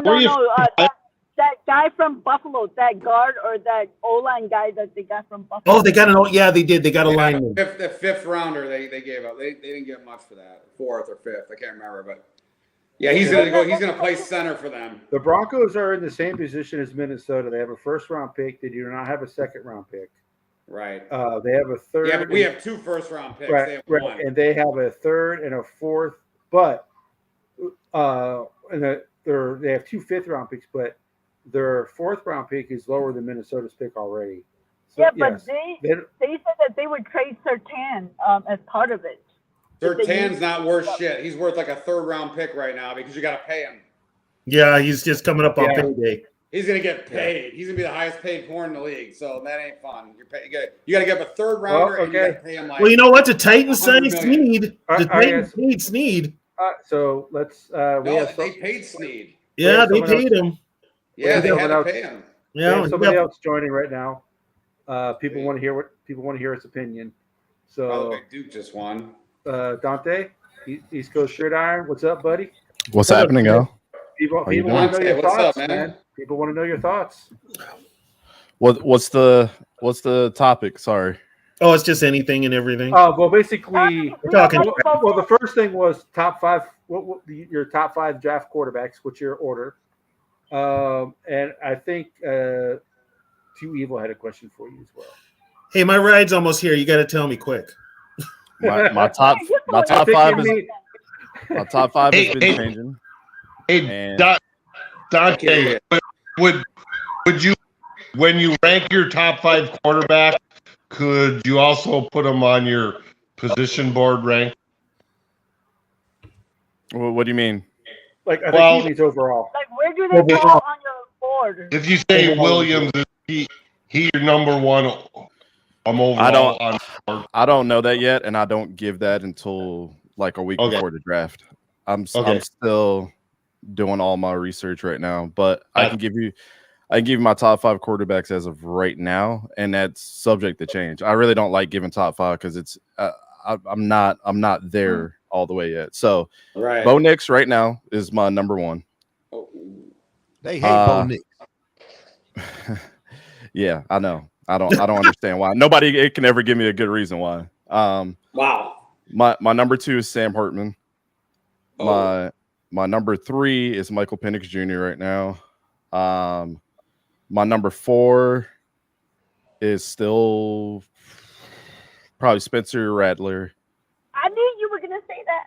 And then my number 5 is Michael Pratt. That's where I have him ranked. So where's May and where's JJ and Daniels and Caleb? I don't like Jaden Daniels' intermediate game. Jaden Daniels' intermediate game still scares me. That pro day was so ugly. I don't know why people are praising it.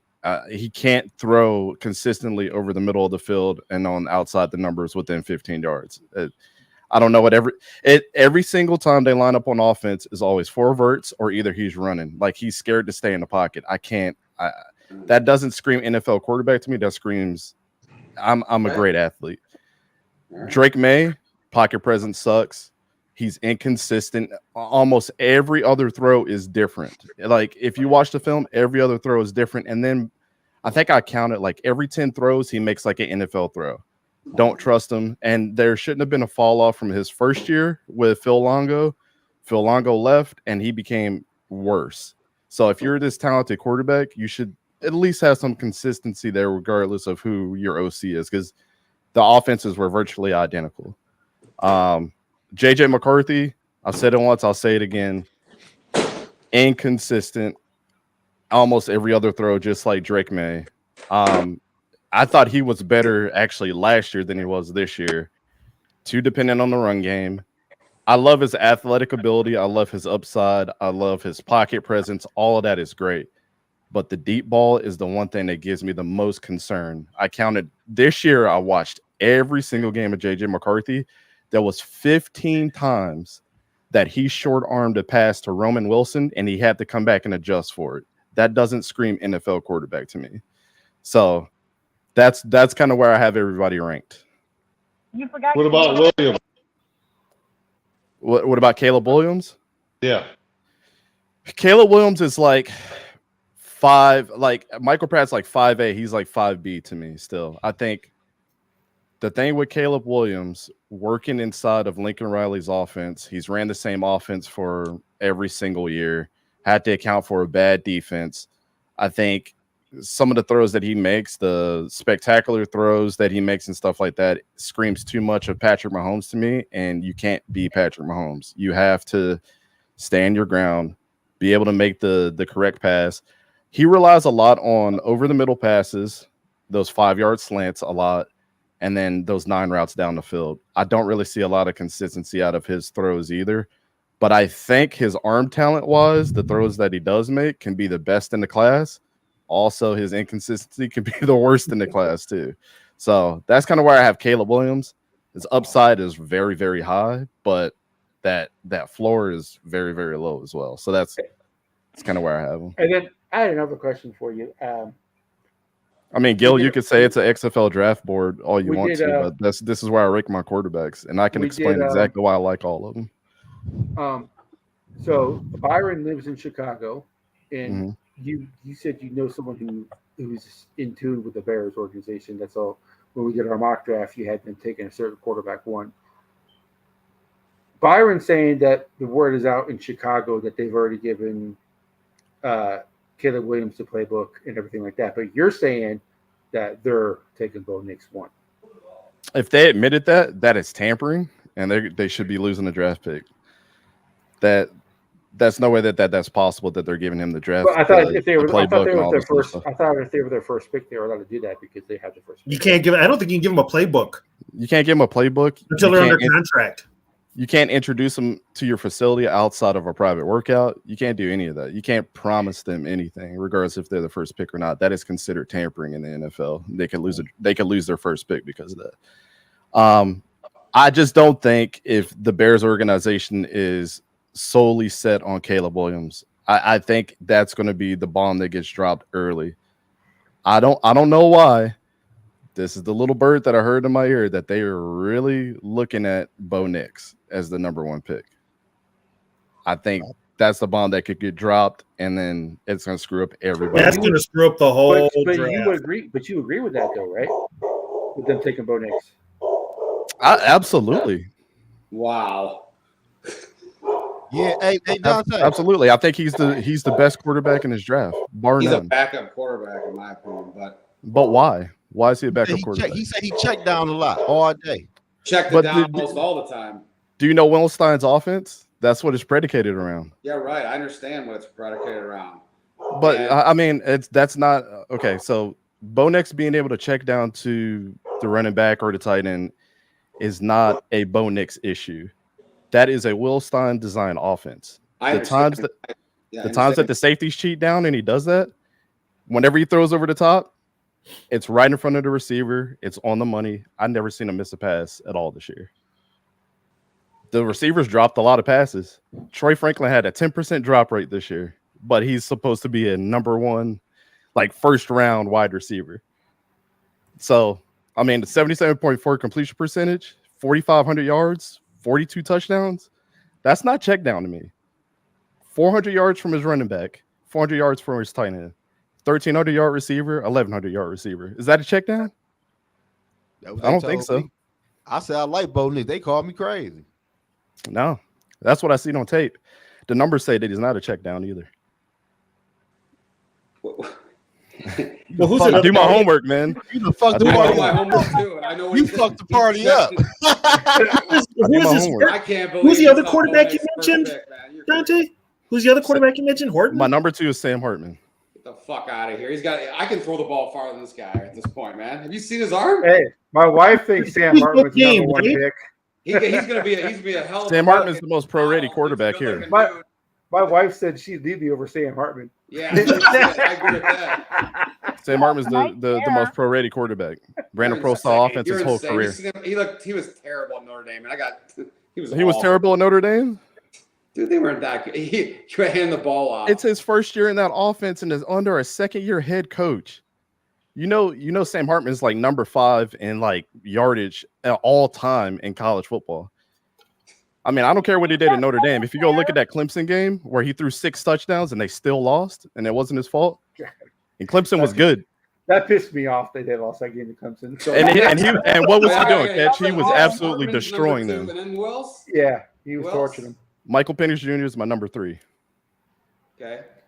Yeah, see, what I said earlier about Michael Penix. But you guys can't. Why don't you like? This is what I'm saying. Why don't you like them? No, everybody just saying, "Oh, he sucks," but then you don't give me any context. Dante, what I said earlier about Michael Penix was NFL draft scouts and NFL coaches and GMs, they're not going to let his bad performance in the championship game overshadow everything else that he has done. The only concern with Michael Penix, yeah, the thing about Michael, the injuries is the biggest thing with him. But there's other quarterbacks that are more injury prone than he is. But scouts and stuff aren't like fans or YouTube contenters where he has a bad game, so therefore he sucks. They look at the whole body of work. Correct. And didn't Penix just run a 4.46 at his pro day? He did. That kind of shocked me. But people say that he can't run either, but they didn't watch the second half of Washington's games. He started running the ball more and making up plays at the second half of the season. That's not what Kalen DeBoer's offense wanted him to do. He ran the ball a lot at Indiana, and they kind of slowed it down when he came into Washington. Yeah, the only thing that scares me about Penix is his knee, and obviously, why he hasn't been injured in 2 years. Got a chance to look at it. He hasn't been injured since 2021. Yeah, and pro doctors have gotten a chance to look at it now. They say he's good to go. And well, here's the thing. Yeah. Here's the other misinformation I think so, about Michael Penix Jr. They said that he had 4 injuries. Here's the thing.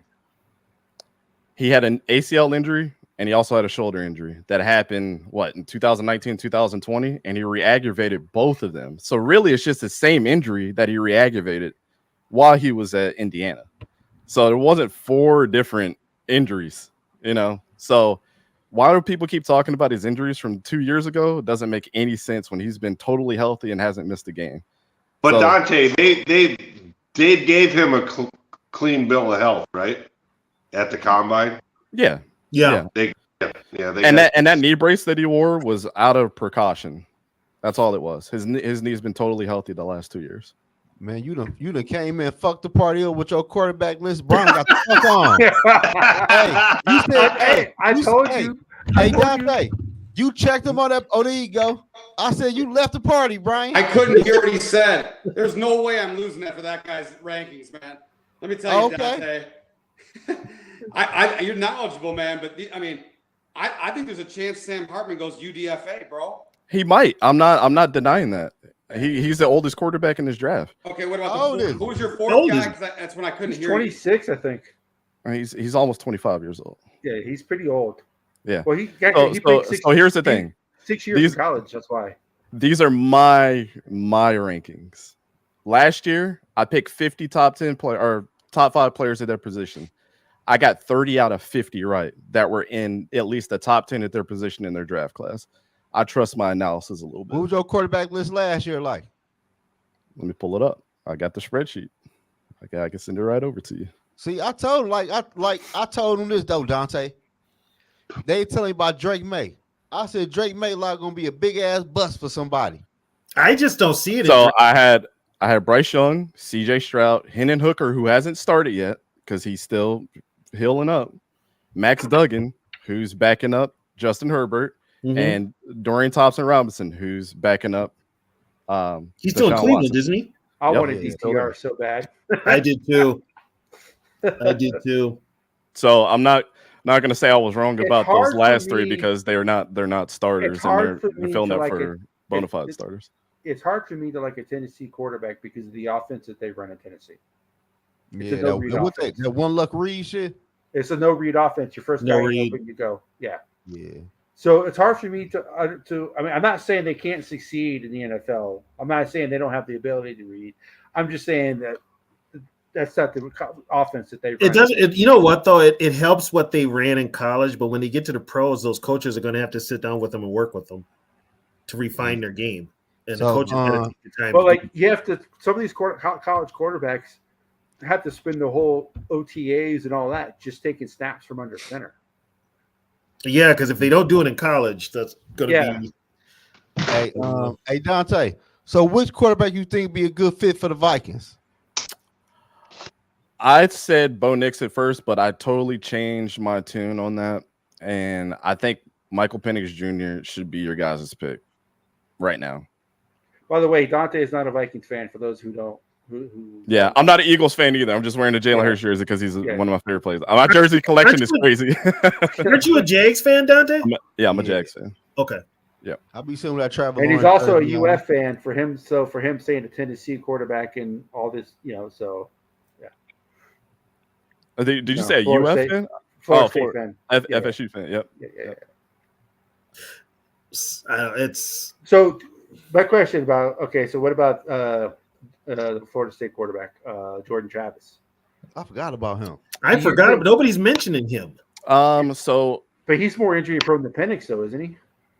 Yeah, So that's the thing. For people to say that they like Jordan Travis more than they like Michael Penix is like it drives me crazy because as an FSU fan, I've seen this dude get injured almost every single year. This was like the first bad one that he's had. One positive thing I can tell you guys, because I'm on the Florida State forums, I watched press conferences, I watched their whole pro day with all their players.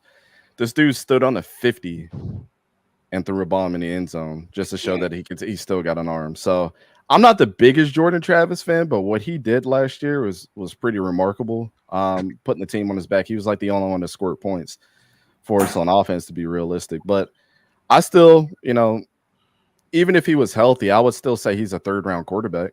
I honestly think Talia Tagovailoa from Maryland is a better version of what Jordan Travis can do.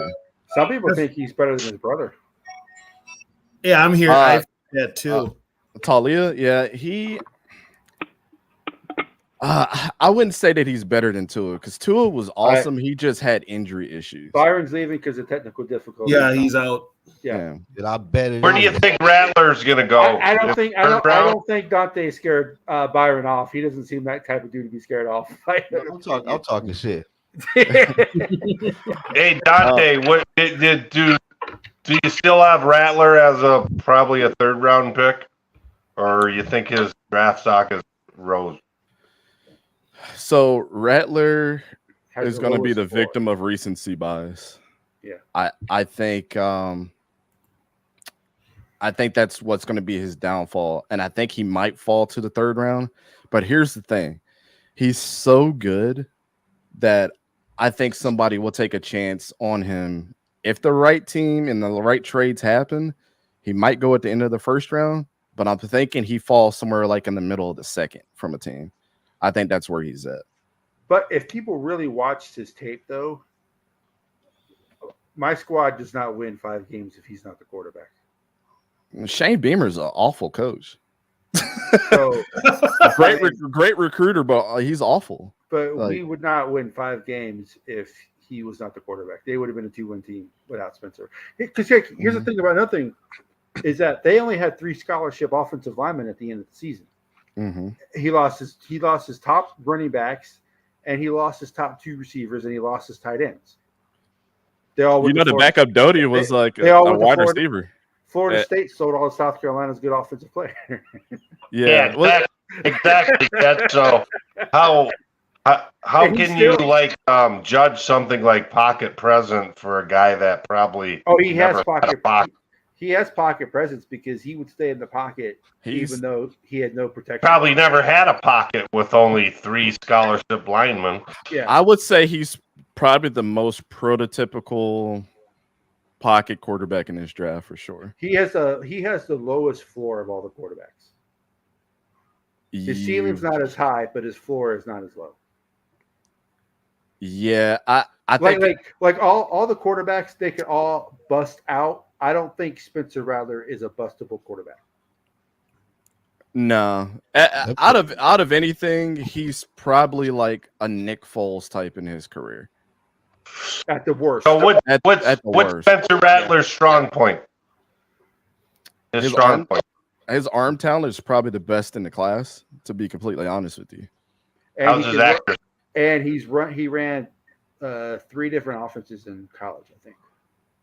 How's his accuracy? Because the Vikings, South Carolina changed offensive coordinators the 2 years that he had 2 different offensive coordinators, and they ran 2 different offenses. I think when you looked at his heat map of throws, he was the most dynamic all over the field too. Because the thing with JJ McCarthy, he doesn't throw to the left side as much as he throws to the right. Right-handed quarterbacks throwing to the left, it's kind of hard. Mm-hmm. Always tell people. Spencer, I try to see at least like a split percentage between your left and right-handed, or your left side and your right side throws, because that tells me that you can make a difficult throw. Backside throws are hard. I mean, they are. You're throwing cross body, outside the numbers, just the trajectory of the ball. Just from me coaching quarterbacks, that's the most difficult thing to teach. Spencer Rattler throwing to Xavier Legette on the left side was money all year. I don't have a problem about his accuracy. And he liked throwing to the left side. He changed Xavier's life. Yeah, because Xavier Legette towards the end of 2022, he was starting to get there. Nobody was talking about him. And then those last 3 games, he was really good. Yeah, we knew. I was shocked. I read an article. He was in the top 10 for NIT money or NIL money or whatever. He got $3 million. Yep, because he hit the transfer portal and came back to South Carolina. Yeah, because he was gonna go to a car dealership gave him a car. Yeah, because I heard that he was gonna go to Ohio State, and that would have changed the trajectory of their team. They would have. That game between them and Michigan would have been awesome to watch, down to the wire, if he was their quarterback. You can't tell me Kyle McCord was a good quarterback, so he was buns. I was like, oh, they got Kyle McCord over at Ohio State. I tried to tell Ohio State, man, he wasn't shit. Yeah, he was buns, man. Just like Penn State quarterback ain't shit. I don't know about Drew. That was Drew Allen's first year. He was a true freshman. Hey, we all. Oh, he a true freshman. Wasn't that one guy supposed to be really good at Penn State? He wasn't even good in the AFF. Well, why they got him coming out next year? Christian Hackenberg or something like that. Oh wait, no. It wasn't Drew Allen. No, Drew Allen was a redshirt. He was a redshirt freshman this year. Right? Yeah, I'm about to say because they had him coming out next year. Yeah, I forgot he was backing up Sean Clifford. Yeah, Spencer does have a hell of a last name, man. George, I have a Adam Thielen jersey. I don't have a Chris Carter jersey. Damn. Yeah, man. Hey, what's your Jag gonna do with Trevor Lawrence? He gonna get a contract? That's what it's looking like. They are gonna pay him. That's what it's looking like. You think he's bustable though, don't you? I've been saying since day one, if anybody want to question the way I evaluate quarterbacks, I was ding, ding, ding right on Trevor Lawrence. I did not want him. Well, there was a question from Too Evil for you. Would you want Fields or Dak over Trevor Lawrence? I would take both of them over Trevor Lawrence. I think Dak gets a lot of hate. You know why? You see that playoff game? They said he's the black Kirk Cousins. But then again, Amari Cooper called him that. But then again, it's been so inconsistent on the Cowboys for years too. Yeah. I mean, how many number one receivers have they had over the years? How many times have they not given the right guy a chance? Tony Pollard probably should have been a running back 2 years ago instead of Ezekiel Elliott. Now they trade him away after franchise tagging him last year. Well, that's because because you still got Jerry Jones calling the shots, and Jerry Jones overpaid for Zeke. As long as the Cowboys, he's an idiot. He's an idiot. As long as the Cowboys are bad, I'm almost happy. Dante, give us your top 3 can't miss in the draft this year. Top 3 candidates? Top 3 can't miss players. Top 3 can't miss prospects. I'll give you the 3 players that I think can change the trajectory of a team right now. Doesn't matter what team drafts them. Brock Bowers is my number 1, and it's not even close. He does way too many good things as a tight end. Dude can block like a tackle, can catch like a receiver, and has a speed of a running back. I mean, it's ridiculous. I've never, all my years of watching football, I'm 34. I've never seen a tight end like that. Ever. I was just making a comment that a player said about Dak Prescott. Yeah, that's what a player said about Dak Prescott, Tycoon. Yeah. Number 2 publicized. Number 2 is the linebacker out of Texas A&M, Edgerrin Cooper. I love that dude. I think he's Patrick Willis with more versatility. And I know that's high praise, but he's faster too. He's absolutely incredible. The dude played 3 technique. He played edge. He played middle linebacker. He lined up at corner. He played nickel. He played head on the center and one. Like, he's ridiculous. That's one of them. If you guys get the luxury of watching any of those games from Texas A&M and him on defense, he's so fun to watch. I'm glad he's gone because that was South Carolina's cross division rival was Texas A&M. Yeah, Texas A&M is. I'm so glad he's gone. Oh my God, you talk about someone who can wreck a game. Oh my God. Oh yeah, that's the perfect word. He's a game wrecker. Number 3, and I just got familiar with this game a couple weeks ago. Grant Barton from Duke, the offensive lineman, and I'm gonna call him an offensive lineman because the dude can play tackle, he can play guard, he can play center, and he can play all 3 of them really, really well. Super athletic, kind of a slimmer kind of guy too, but he's super, super strong. Sets a great anchor. Whatever offensive lineman position that you need for your team, he can plug in real quick. Those are my top 3. I don't know his measurables off the top of my head though, but I'm telling you, it don't matter. He's really damn good. The Florida State film against Jared Verse. Now everybody knows how Jared Verse is. He's a monster. He completely shut him down. He was non-existent. Non-existent. And Braden Fisk, non-existent in that game. Dang. I mean, I've never seen a tackle put 2 hands on 2 guys, Braden Fisk and Jared Verse, and they didn't get to the quarterback. Wow. Somebody's allergies and kicked in. Yeah. Wow. Well, that's interesting. And Fisk was high on my list too. Braden's good. I mean, it's just he wasn't good against Grant Barton. Okay. He's a tackle, right? Inside. Yeah. He's like a 3 technique tackle. Yeah. He can line up on edge. Play center. He can play center. He can play center, guard, and tackle all the same. He started his freshman year at Duke when his guard got injured, and he came in and he never let the starting position go. And he was just transferring all over that offensive line. I mean, all 5 offensive linemen too. Like, he can do right tackle, left guard, right guard, center. He can do it all, and he's incredible. Because Vikings need interior help big time too on the defensive side. He won't be there for us because we about to trade them 2 picks. He's probably untouchable. I think he's a 2nd round pick at least. He might go in the 1st round. I think some people had them as their 3rd round, and then like I've seen big boards now have him like going at the end of the 1st round, and then I've seen somebody have him like going like in the middle of the 1st round now. So I don't know. It depends on what you're looking for, I guess. So okay. I tell you what, I don't like Joe Alt as much as everybody else does. I think he gets exposed a lot. They have Alt going in the top 10, don't they? He's not a top 10 tackle.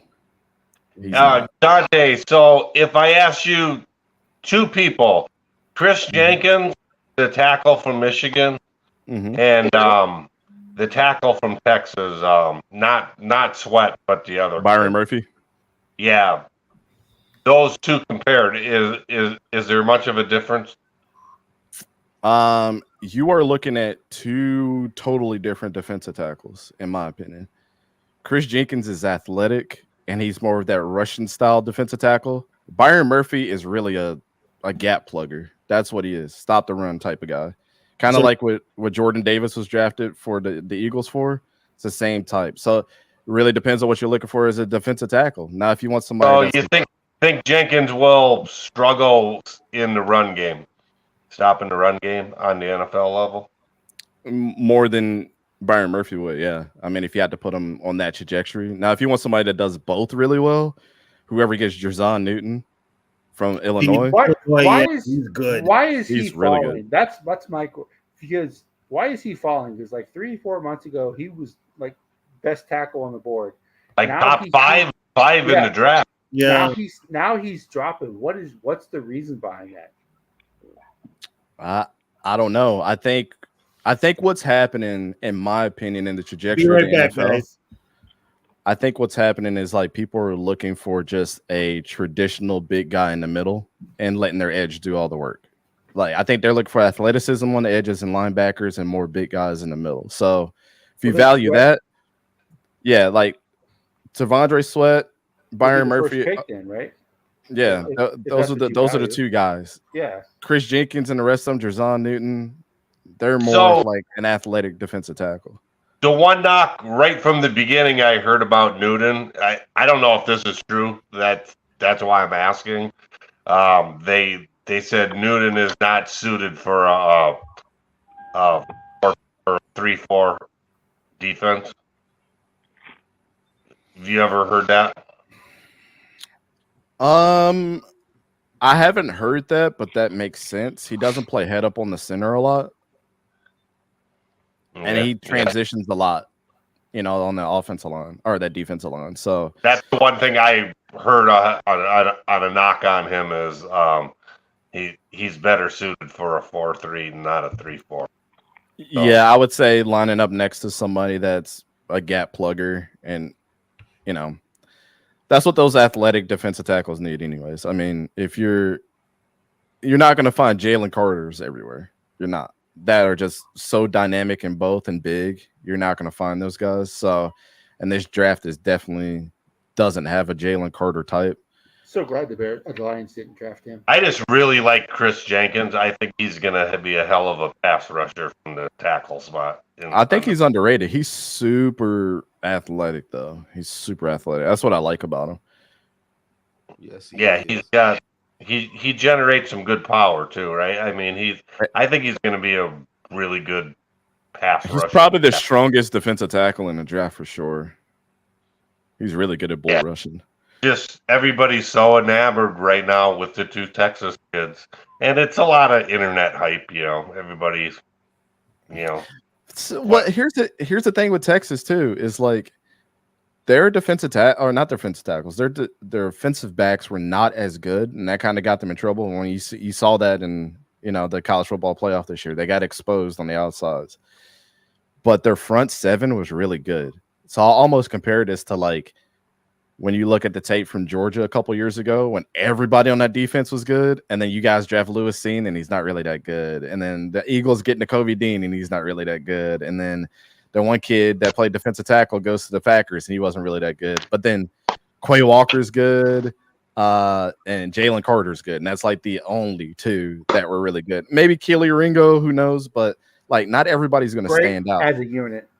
Yeah, exactly. So it's hard to evaluate because like their linebackers were really damn good too. So maybe they were just a really good defense. It's either going to be one of them. I don't think both of them are going to be great, but I think who has the most upside is probably Byron Murphy because he's just a traditional defensive tackle that's just nasty in the middle. Another guy I'm real high on, but he's going to go in probably the 3rd or 4th round. The safety from Miami. Cam Kinchins or James or no, James? No, James, I forget his name. I know who you're talking about. Yeah, James Williams. I just love his size. He's 4'230". Seems like he's got decent coverage skills, and he's just Brian Flores would love a type of player like that. I gotta watch more tape on him because I'm not super familiar with him yet. He's on my list to do, but I do know about Cam Kitchens, and I still think that he's the best safety in his class. I would stay far away from Tyler Nubin. I do not see the hype around him at all. Well, that's because he went to UM in Minnesota. People like to, Well, it's not even that. People have been hyping him because he had like 7 interceptions or something last year. And it's like, okay, that's great, but a lot of his interceptions were a bad pass by Drake May. Yeah. It's like, okay, I would expect you to pick that off. But Cam Kitchens is like a nuclear missile at times. And he's really good. He's a really good tackler too. You should see his teammate that he hits like a train. I mean, that's a big guy, 6'4", 30. I just think a guy like that, Brian Flores, could put him at outside linebacker to rush that. I see him being like Von Miller type guy, or they compared him to Kurtz, but I just love that guy. I think he's going to have a hell of a broker. His size is Yeah, I have to watch him some more. I mean, from when I watched Cam Kitchens, he didn't really stand out on film because usually I'll point out a player like Terrence Taylor from Toledo. When I watched Quinion Mitchell's film, I was like, dang. And then you figure out that he's going to be like an undrafted guy. And I'm like, I interviewed him a couple of days ago. I'm like, dude, you're one of my favorite edge rushers in this class. You destroy tight ends all over the place. Why are you not being chosen high? I don't understand. But James Williams just didn't stick out on film for me, but maybe I just need to hone in on him a little more because I keep hearing the same thing from everybody. Yeah. So George, if this happens, I think they do interior defensive. It's D-line at 11 if they stick at 11. Yeah. And the way Dante talks, I'd like to see Byron Murphy then, because he's your traditional. It's probably going to be Murphy. Yeah. Yeah, because they solved their edge rusher problem. For the most part, yeah. Yeah, for the most part.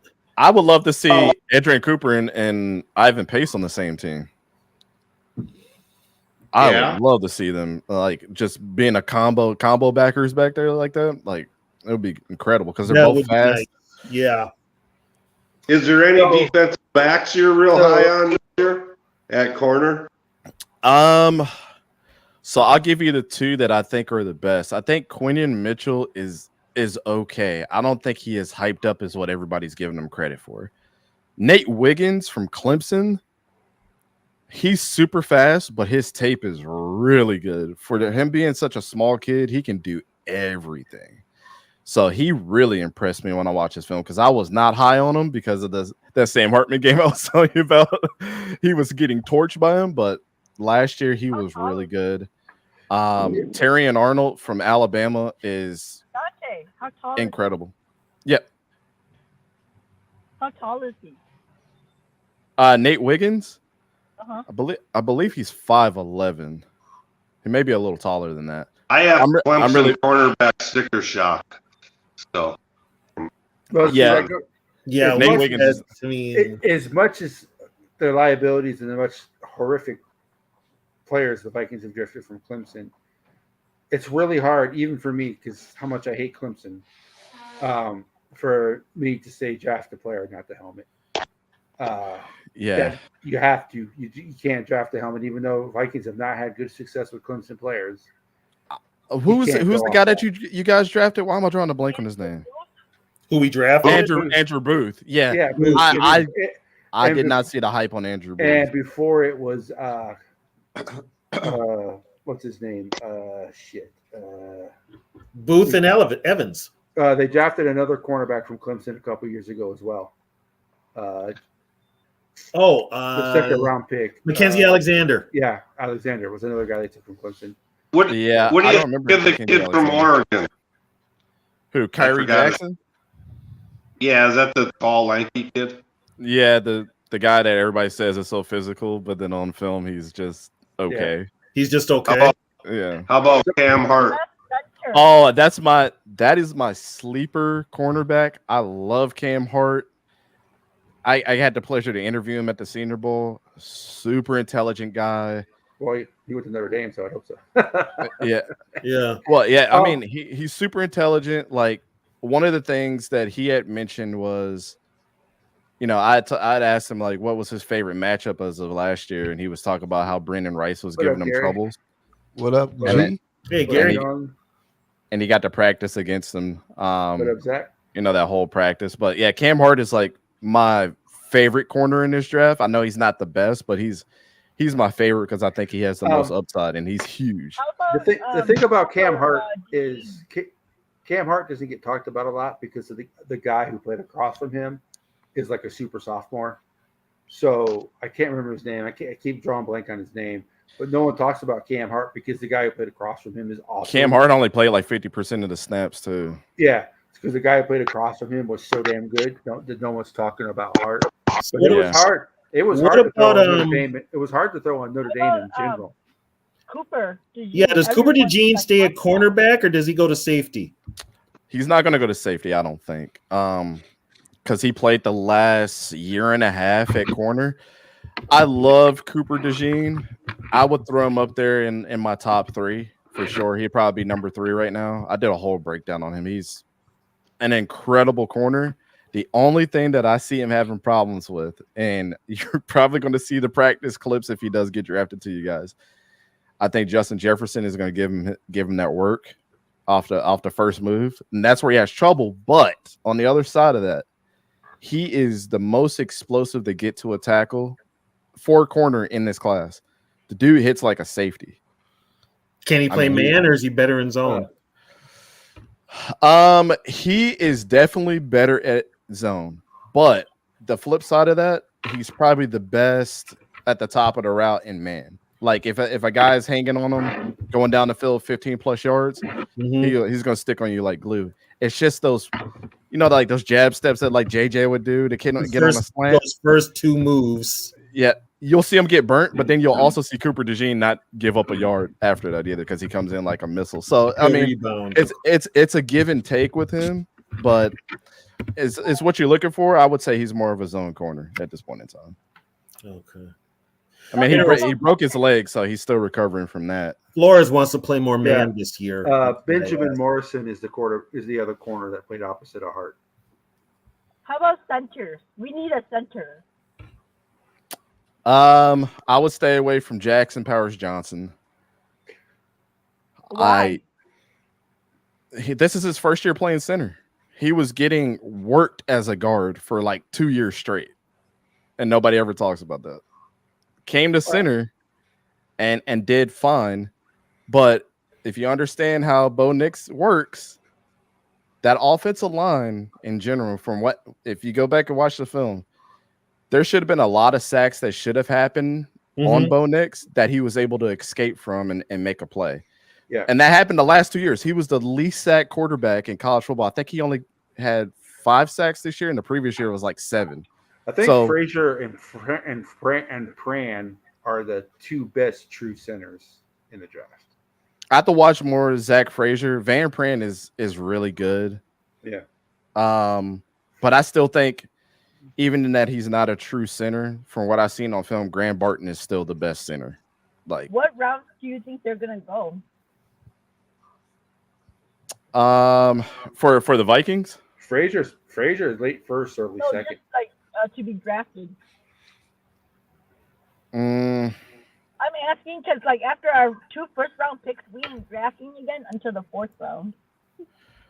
Yeah, I mean, if you're talking about centers, I think Jackson Powers Johnson is going to be the first one out, and somebody's going to somebody's going to reach on him then. Yeah, somebody's going to definitely reach, and we're all going to be looking back on it and like, okay, Zach Frazier has the best upside at center, though. I think my crush is a tight end, Dalian Hawker. That dude, he has the willingness to block. That's why he's not a first or second round pick. He's because his blocking. It's not because he doesn't want to block. It's just that he's never been taught to block because the offense at Colorado State didn't need him to block. They threw a lot. but oh my god, Yogi actually got his channel actually got taken down because he was playing. We were on stream together watching it. Yeah. So, but this guy is TJ Hawkins. This guy is he's a TJ Hawkinson, but he doesn't block as well. Obviously, he's TJ because TJ's been in the league a couple years. But I think he'd be a great placement for TJ until TJ's fully healthy. I think he'd come in and be I think he would be the number one receiving threat on Minnesota if they took him in the 4th round. Yeah, he's interesting. And real quick, Young Cringe Gamer, Trey Taylor is not a corner. He's a safety. Like, he's a true safety. I interviewed him a couple weeks ago, too. But at Air Force, he was a true safety. He never played corner. That's a big dude if you want him to play corner. But to your point, if you want a TJ Hawkinson protege, I would only say that there's really one guy outside of Brock Bowers, but whoever gets Brock Bowers is getting a stud. Whatever. He's great at everything. Yeah. But if you want the next best guy, Cade Stover from Ohio State is the next best blocking tight end that I've seen on film in a long time. He got worked last year. I don't know what happened, the flip of a switch that happened with him, but he reminds me the most of a TJ Hawkinson type. Is there anybody coming out from tight end U this year? Iowa? Yes. Coming up Alt, not Alt, but Ollie. Eric something. I thought it was Ollie. Eric. They've had a high success.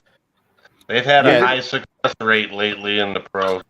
He's not like a beast like these other guys, though. I would say Brock Bowers, Cade Stover's number 2. This guy was number 2 for the longest time, and I just love his game. But I think he's better at catching than he is at blocking. But he makes some spectacular catches. Ben Sinnott from Kansas State is awesome too. Who would you compare Bowers to in the pros? Right? I don't think there's anybody in the pros like him. He's probably more of a Tony Gonzalez type as far as game changer. Brock Bowers is his own thing. I've never seen a tight end like him. He's the size of Kyle Rudolph, but he's athletic. Like, I would say this. I think Brock Bowers, and I know this is kind of a stupid comparison because of what he did, but you remember how good Aaron Hernandez was? Boy, you really went there, didn't you? Yeah. But I'm talking about just the player. Like, Aaron Hernandez was a son of a bitch to deal with in blocking and catching. And I think Brock Bowers is him 2.0. Not personally, but he's him at tight end 2.0, but a better blocker than Aaron Hernandez was. Yeah, I mean, he's ridiculous. Eric All, that's who it is. Yep. That's his name, yeah. Yeah, I mean, I've seen Bowers play. I've seen Bowers play. I'm gonna sign off, you guys. StreamYard is like draining my battery. All right. Okay, Sarah. All right. Yeah. I've seen Bowers. Unfortunately, South Carolina had to play him every year because it's Georgia. That dude had an ankle injury last year that he was supposed to be out for the season, and he sat out 3 weeks and came back. He still roasted us. What a bad ankle. Yeah. Well, of course, South Carolina's linebackers weren't very good though. He's just like he's a different dude, man. There's just something. That's why when you're saying there's no comparison, there really isn't. There is whoever gets him is he's going to change that offense. I think he can go to any team. Like that's how good Brock Bowers is. Like I know the Bears could take him at 9. I don't think he makes it to 9. I don't think he'll make it to 9. Somebody's going to reach for him, and it's going to be probably the best reach of all time. Like on paper, it's going to be like, damn, why'd they go with a tight end? Watch it be somebody like the Eagles trade up and get him or something. Like they don't really need him, but if they go up and get Brock Bowers, it's going to change their whole trajectory of that offense. So the Chargers could potentially take him at. If they don't, that's a disaster. I think the only way the Chargers do not take Bowers is if they trade out of the pick, and if Harrison's there. I think exactly. I agree with Yeah. that. If Malik Neighbors gets chosen, which is a high possibility with the pro day that he had, Yeah. and everything that I said this in the video, everything that Marvin Harrison Jr. didn't want to do, Malik Neighbors has capitalized on. Yeah. And I think his dad said we called around the league and asked if he really needed to do a pro day, and they said no, we already seen what we need to see. That probably was a smokescreen to see if he was actually going to participate or not. Yeah. If he wanted to compete, Malik Neighbors went out there and competed and ran a 4.35 or whatever it was. Which is why I think the Cardinals are going to take Neighbors now. See the way you guys are saying, Bowers could drop to number 9 to the Bears, or the Cardinals could take Bowers at 4. I think the Jets gonna take. I don't think they would, because they have Trey McBride and that other kid out there. Yeah, they're good. They're good at tight end. Yeah, but Bowers again, it could happen. He's the best reach. He's the best reach in the draft. I mean, put it this way: No, if the quarterback class was not as strong, Bowers would probably be a top 3 pick. Yeah, but he could very well drop to number 9 the way you guys are saying the draft could go. I mean, the Bears could end up getting them at number 9. I would probably put it at 5%.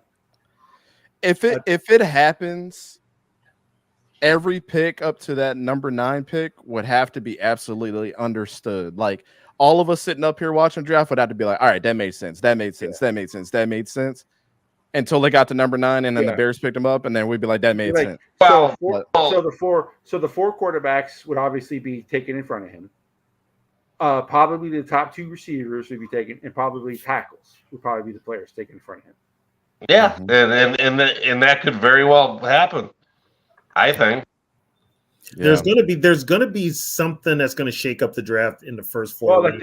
I don't know what it is, but yeah, it could be Bo Nix. I'm like, he fits the Bears system what they want to do. And why haven't the Bears said that that's who they're exactly going to pick? Like, remember the Jaguars for 2 years straight? There was like, we're getting Trevor Lawrence. We're getting Trevor Lawrence. We're getting Trevor Lawrence. We're getting. They Trevor didn't Lawrence. hide it. They did not. They didn't. No, they didn't. And then the Bears they knew they were going to have the number 1 pick, and they haven't said anything. Yeah, well, I was reading the chat, so I don't know if you mentioned the Bengals, but Joe Burrow. That you knew. The Bengals were the same way. They were like, man, we're getting Joe Burrow. Yeah. Well, here might be the reason. Maybe the Bears do really like Nix. Maybe they trade out at number 1. If they really want Bo Nix, I think they could probably trade out of number 1. Yeah. You're just running the risk of like. You're just running a huge risk of Bo Nix not being there later, because nobody knows. Nobody has been talking. You don't like pre-draft talk. Unfortunately, Minnesota's already put it out there that they're interested in either McCarthy or May. I don't believe that. We don't know if that's true or not. So this time of year, you're talking out their ass. It's pretty much been telegraphed, because why else would you get McCown on your staff? He's got a connection to Drake May. Yeah, it's just like, what's his name? Who's the Raiders coach again? What's his name? Pierce. Yeah, Antonio Pierce. Antonio Pierce has not been quiet about that. They want Jayden Daniels. Yeah, I mean, he coached him. He coached him at Arizona State. He's not been quiet about that. He's been very vocal. I mean, we've made it a choice between either May or McCarthy, just by who they're talking to the most, and they're putting out there. Well, we talk to May, and I don't think KOC wants a mobile quarterback. He wants a pure pocket passer, which actually Bo Nix fits that thing. That's what I found. Bo Nix doesn't care about interesting.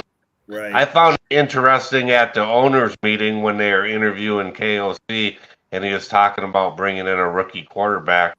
He said, our offense is set up for a kid to flourish in. We got Justin Jefferson, Addison, TJ Hawkins, and he said Brian O'Neill and not Darisaw. And I'm like, I'm wondering if he has his mind on a left-handed quarterback named Penix that you mentioned O'Neill and not Darisaw. That's just I found kind of weird that he would mention Brian O'Neill and not Darrisaw. Darrisaw is also not signed for a long time too, so that could be another reason. Yeah. That could be another reason, but he's the better tackle. Oh, by far and away, it's not even close. I just think this whole draft is the biggest smokescreen of all time. I think teams are going to choose somebody that you don't expect. I have this sneaking suspicion that any quarterback can go number 1, any quarterback can go number 2, any quarterback could go number 3. Well, the Bears especially, because we've seen them do it before, where they should have took the right quarterback and they basically trade for Trubisky, and they should have took Mahomes. So now they got the number 1 pick, and I'm lost now. It's I think it's still going to be Caleb Williams, but I could be wrong. so here's what I say to that, Tony. Like here's the reason why I think the Bears are more in prime position to get Bo Nix.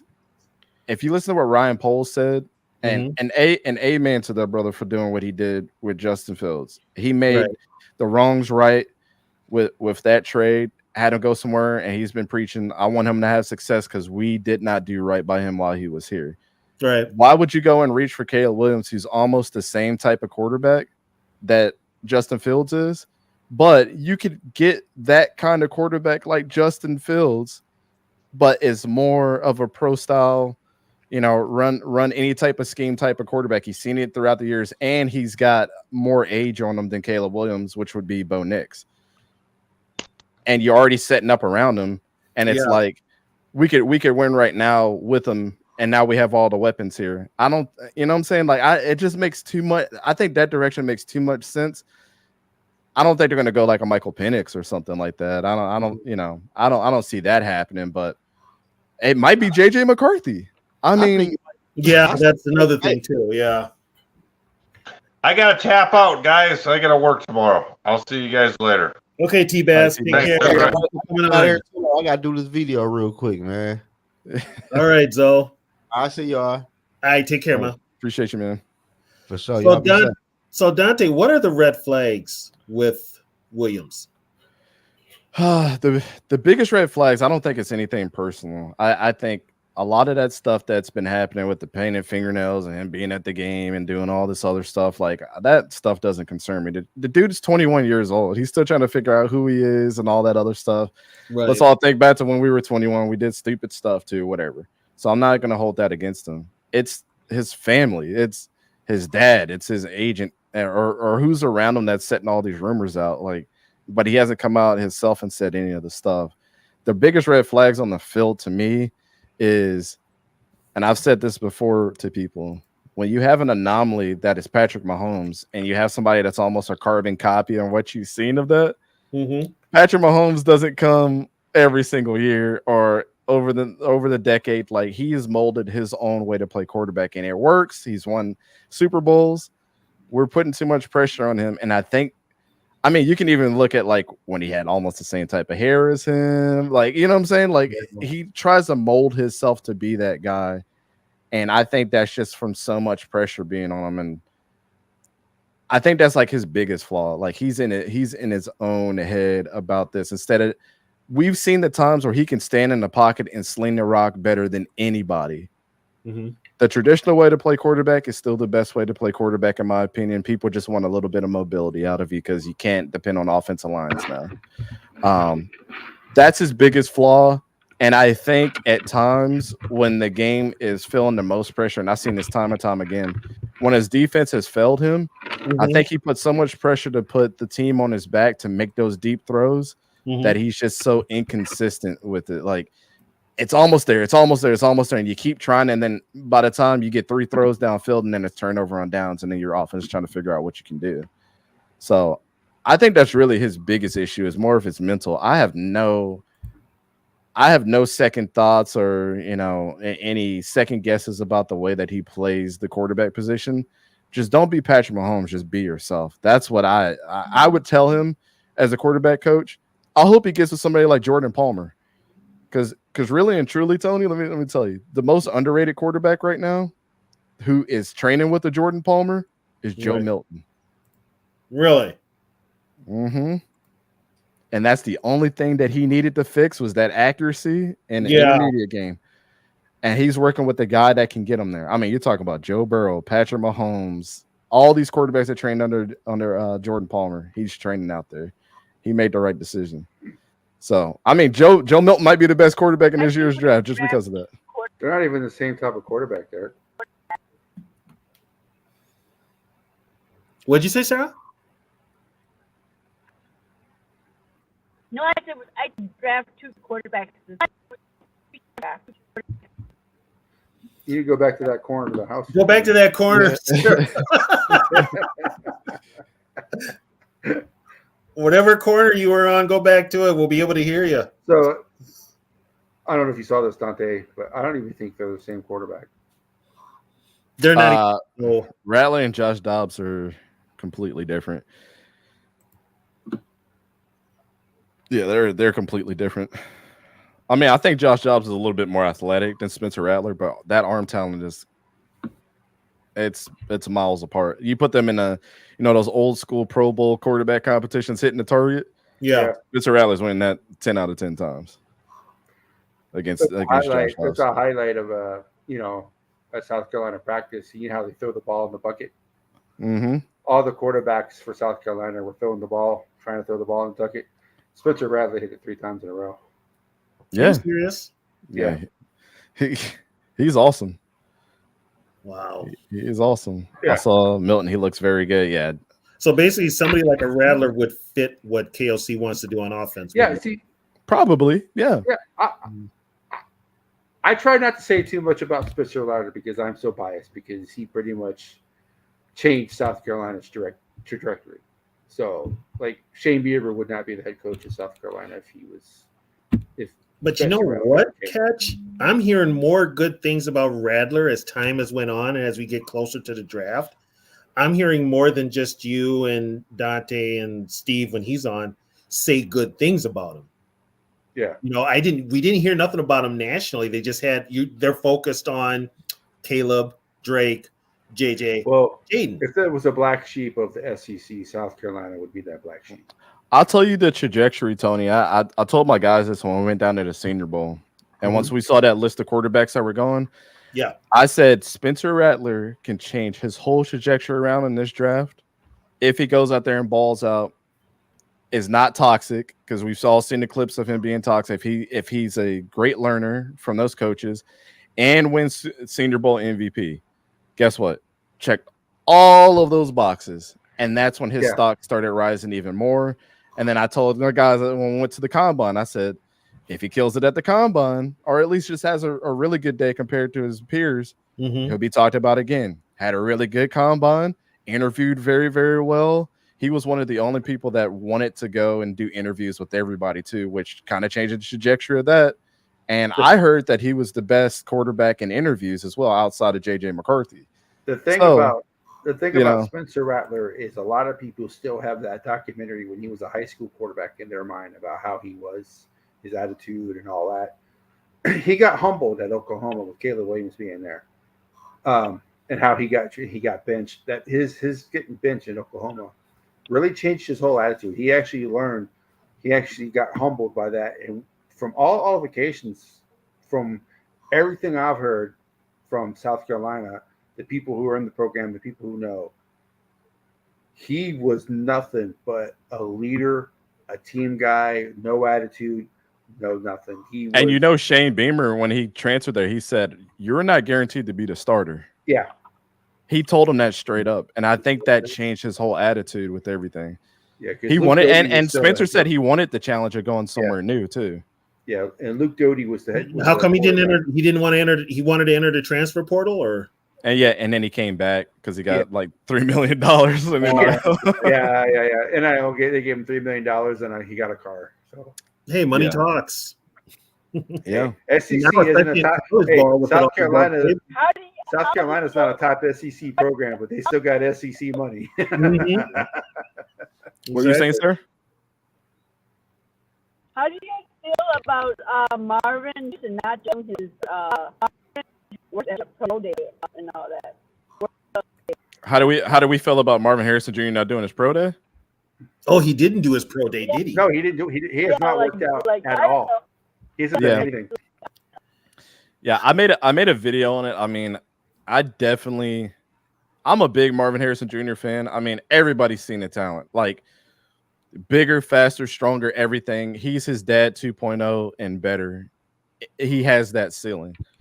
But I don't like the fact that you didn't do anything at the combine other than do your interviews. Then you didn't even come out on the field with your teammates at the combine. We didn't see him on the field one time. Then you didn't do your pro day. You didn't want to do any of the off-season activities like the Senior Bowl or anything. It's like, dude, do you want to compete? And then Malik Neighbors comes in and says, hold my beer. I'm about to do everything. And to me, if I was a personnel person, I'd be like, what is Harrison Jr. hiding? Why doesn't he want to do anything? What's he afraid of? Doesn't matter. Arizona's going to draft him. I don't know. They may take Neighbors now. Well, that's the thing too. I mean, on the other side of that, yes. What is he hiding? Yeah, it's whatever, or he's hiding something. Yeah, you can go and say you can see what's on tape all day long, whatever. You weren't. Let's just put it like this: he wasn't always his best every single rep. So saying that just go watch my tape, you can always find flaws in everybody's tape, right? That's a mistake right there. Just watch my tape. They'll find a flaw. Yeah. But on the other side of that, there's always looking for somebody. There's always somebody looking at your tape who doesn't want to draft you, and they'll find the reason why they don't want to draft you. Exactly, and they're going to be able to justify it. I'm telling you, I think some of this stuff is smoke and mirrors. Like people are just throwing out a rope to see if you're actually going to take it. It's like, the guy that didn't read the playbook and they had $100 bill on the end of it. And he said they read it, and then they're like, "Well, did you know there was $100 bill in your playbook?" Oh no, I didn't know. Wasn't that That was draft day. What was that draft day? Okay. Yeah. That was draft. I know Jamarcus Russell did something similar to that too. Yeah, no kidding. My God, that was one of the worst picks ever. It was a DVD. DVD to watch or something. It had like nothing on there, and just watched it. Yeah, I mean it's a lot of that.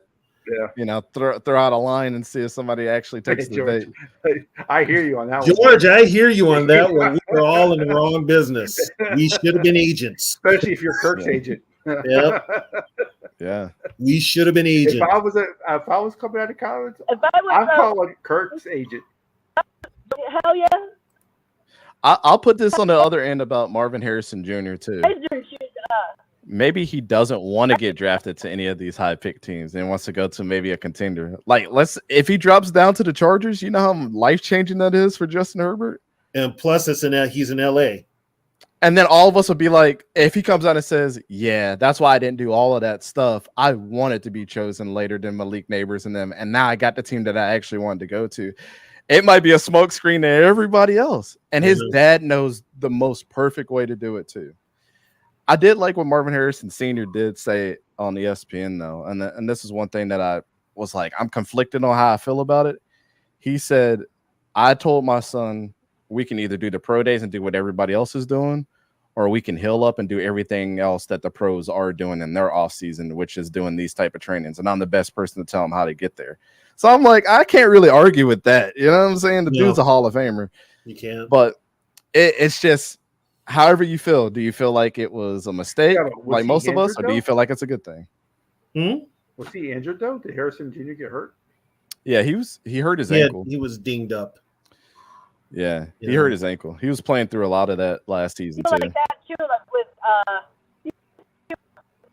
with Caleb Williams, like all the stunts he's pulling is like trying to avoid to get the draft there. I don't know. That's the take I'm seeing, or the side of it. I don't know if Caleb Williams actually said that he didn't want to play for the Bears. Did he actually want to be part of it? It might have been his dad. Yeah, it's everybody on the outsides has been saying that stuff. Like I know the biggest thing that he didn't do that can be proven was, remember at the combine they said he didn't disclose his medicals to everybody. Yeah, I do remember that. But here's my thing: why would, if you were the number one quarterback in this draft, and we've already seen what happened to Nakobe Dean. Nakobe Dean was a bona fide first rounder and went to the third rounder to the Philadelphia Eagles, right? Mm-hmm. Because of the whole medical issue that everybody was talking about. They probably saw something, and it wasn't really a smokescreen. It was a concern from every team. Right. I think Caleb Williams was kind of smart in that, because why would I show my medicals to a friend of a team that's going to draft me? It could be somebody on the Chiefs. Why would I disclose my medicals to the Chiefs? They're not drafting me. You know what I'm saying? Like, it's, you pick your battle. So that one, yeah, I get that. I don't have a problem with that. But he did give the medicals to the teams that he thought actually had a chance of drafting. Yeah, like the top 10 teams got the medicals. Yeah, people like the Chiefs didn't. Yeah. So, I mean, if you think you're going to be gone before the Chiefs picked, why would you waste your time? I mean, yeah, it's like, why would you go to a team that's got their starter? Like, or why'd you give your medicals to a team that's got their starter? They're not picking you. Yeah. I mean, the less information that you can give to people to, like, it's like a job interview. Don't answer more than what they ask in the job interview. Yeah, don't volunteer info. Yeah. People can collude against you all the time. So they are looking for any reason not to draft you. If they have 2 or 3 guys that really like, there's got to be a way to separate those 3 guys that they really like. So they're looking for reasons to do that. Well, that's like if the Vikings got his medicals, but then know that the Bears got the number 1 pick, or if let's say the Lions trade up and try to get Caleb Williams or something, or the Packers, like any 3 of those teams could realistically try to go get Caleb. I mean, if they don't believe in their quarterbacks. Would you, as the Vikings, be like, we saw something on there, he didn't disclose it to you guys, don't pick him up. So he purposely doesn't go to the Bears and causes terror for the rest, the rest of his career. Yeah, it happens all the time. Zoe actually lives in Detroit, so he's going. I'm sure, Dante, you're going, right? To the draft. I was so close to going. We did get credentials for it, but I won't be able to make it. So okay. I live in Texas, and I either have to go to Skullfest or go to the draft. I'm going to Skullfest. Okay. Yeah. I'm in Minneapolis, and I'm staying right here.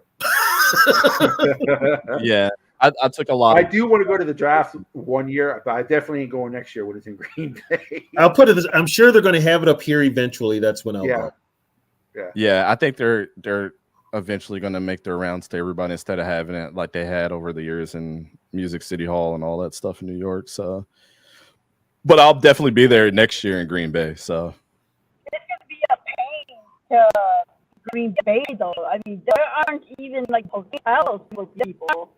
Yeah, you have to stay in Appleton. Yeah, you'll have to stay in Appleton. There are no hotels in Green Bay. Really? Yeah, really? That's crazy. No, Green Bay is, when we say Green Bay is small town America, it's not a joke. It's houses, and then the stadium.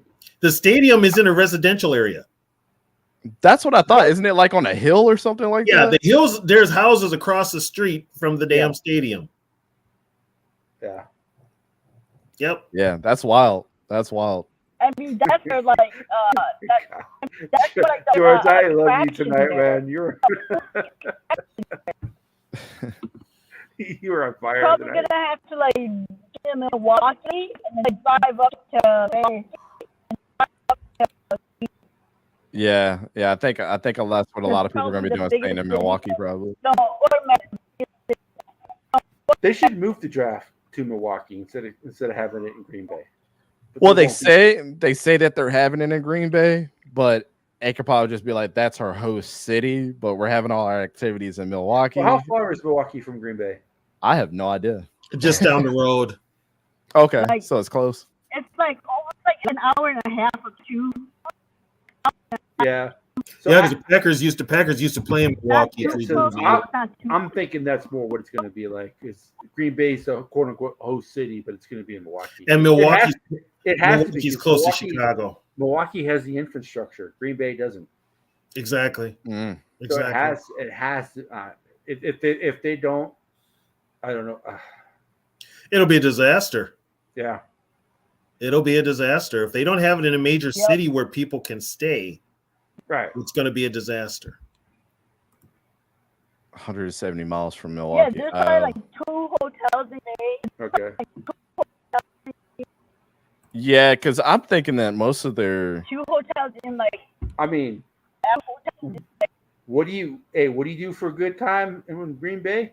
Go to Walmart. You go to Applebee's to have dinner, then go to Walmart and look at the stuff for sale. Yeah, their 5-star restaurant is Olive Garden.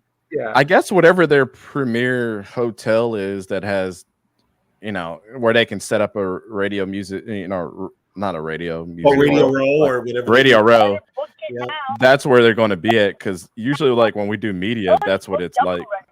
It's yeah, they have like their hotel that has all that stuff already set up, and they do most of that there, and then they hit up a have like a big convention center where they go to actually have the draft. So I'm thinking that's probably what they're going to do. Yeah, but Green Bay doesn't have any convention centers, so no. Mm. They got plenty of bars though. The only convention center they have would probably be the basketball auditorium that Wisconsin Green Bay plays at.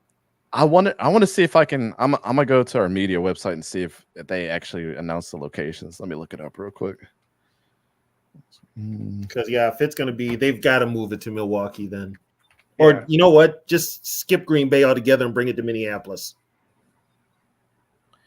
Plenty of hotels here. Yeah. We got Appleton is when the players with visiting teams go play Green Bay. Appleton's where they stay. Yeah, they stay in Appleton. So they probably will end up in Appleton. There ain't shit in Appleton, just hotels. Yeah. I mean, Appleton is just as big as Green Bay. Like, it took me 20 minutes to walk from one side of downtown to the other side. Yeah, Appleton's not much bigger than Green Bay, but at least Appleton has hotels. Good one, Tricia. So it says that most likely most of the media will happen in Milwaukee, and all the draft activities will happen in or around Lambeau Field on Titletown. So in the parking lot? I guess so. I guess they're gonna do? Set up some teepees and stuff around. So basically, the green room is probably going to be like a suite at Lambeau Field. Yeah. What if it rains? Because it ain't exactly great weather come draft time. It's usually raining. Yeah, it's springtime. Yeah, it's springtime, and they get the same weather we do. So, yeah, I wonder how they're going to have it set up. And they get that lake up there.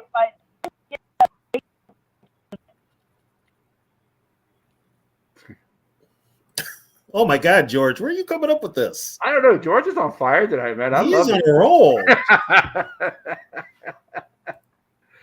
So my guess is to probably have it kind of set up like they had it in. Yeah, you broke up, Sarah. Sarah, you're breaking up. My guess is to probably have it like they had it in Cleveland, where all the picks were at one part, like at the stadium or whatever, and then across the river, across the lake, or wherever they had it, all the other stuff was happening over there. Oh, and they had to take that big long walk. Yeah. So I'm thinking. I think the players and all the draft, like all the tables for the teams, all that's going to be set up at Lambeau Field, and then everything else is happening in Milwaukee. Yeah, because it says that media will start that Tuesday, and it's going to happen all in Milwaukee. So Tuesday to Wednesday, they'll be in Milwaukee, and then for the draft for those next couple of days will happen in Green Bay. So. If anything, they're probably going to set up some custom awning or something out there where fans can stand up even if it rains, because I don't see them having people stand out in the rain. But who knows? Green Bay people are insane too. What a pain in the ass. Yeah. Basically, just for a couple of days? I think what this is that the NFL is like Green Bay is a traditional long franchise in the NFL. It's the oldest, second oldest franchise in the NFL. They ain't ever getting the Super Bowl, so we got to give them a bone. I think that's what this is. So you give them a consolation of a damn draft party. Wow. Okay. I mean, it's literally and truly, I guess when you get to Green Bay on draft day, it's only going to be cool for like the first hour, and then it's going to get real boring after that, because it's like, all right, so now I got to drive an hour and a half back to Milwaukee where I had my hotel. Yeah, exactly. And especially if your team has a bad draft, Yeah. Well, just think if you're there for your team and they trade out of the first round. Oh man, that would be the worst. And you only had the 1 day admission ticket for the first day. Right, you only had the 1 day, and your team trades out. So, do you actually need a ticket for all 3 days? One ticket doesn't cover all. You 3 can days? get you can get one, for all 3 days. Yeah.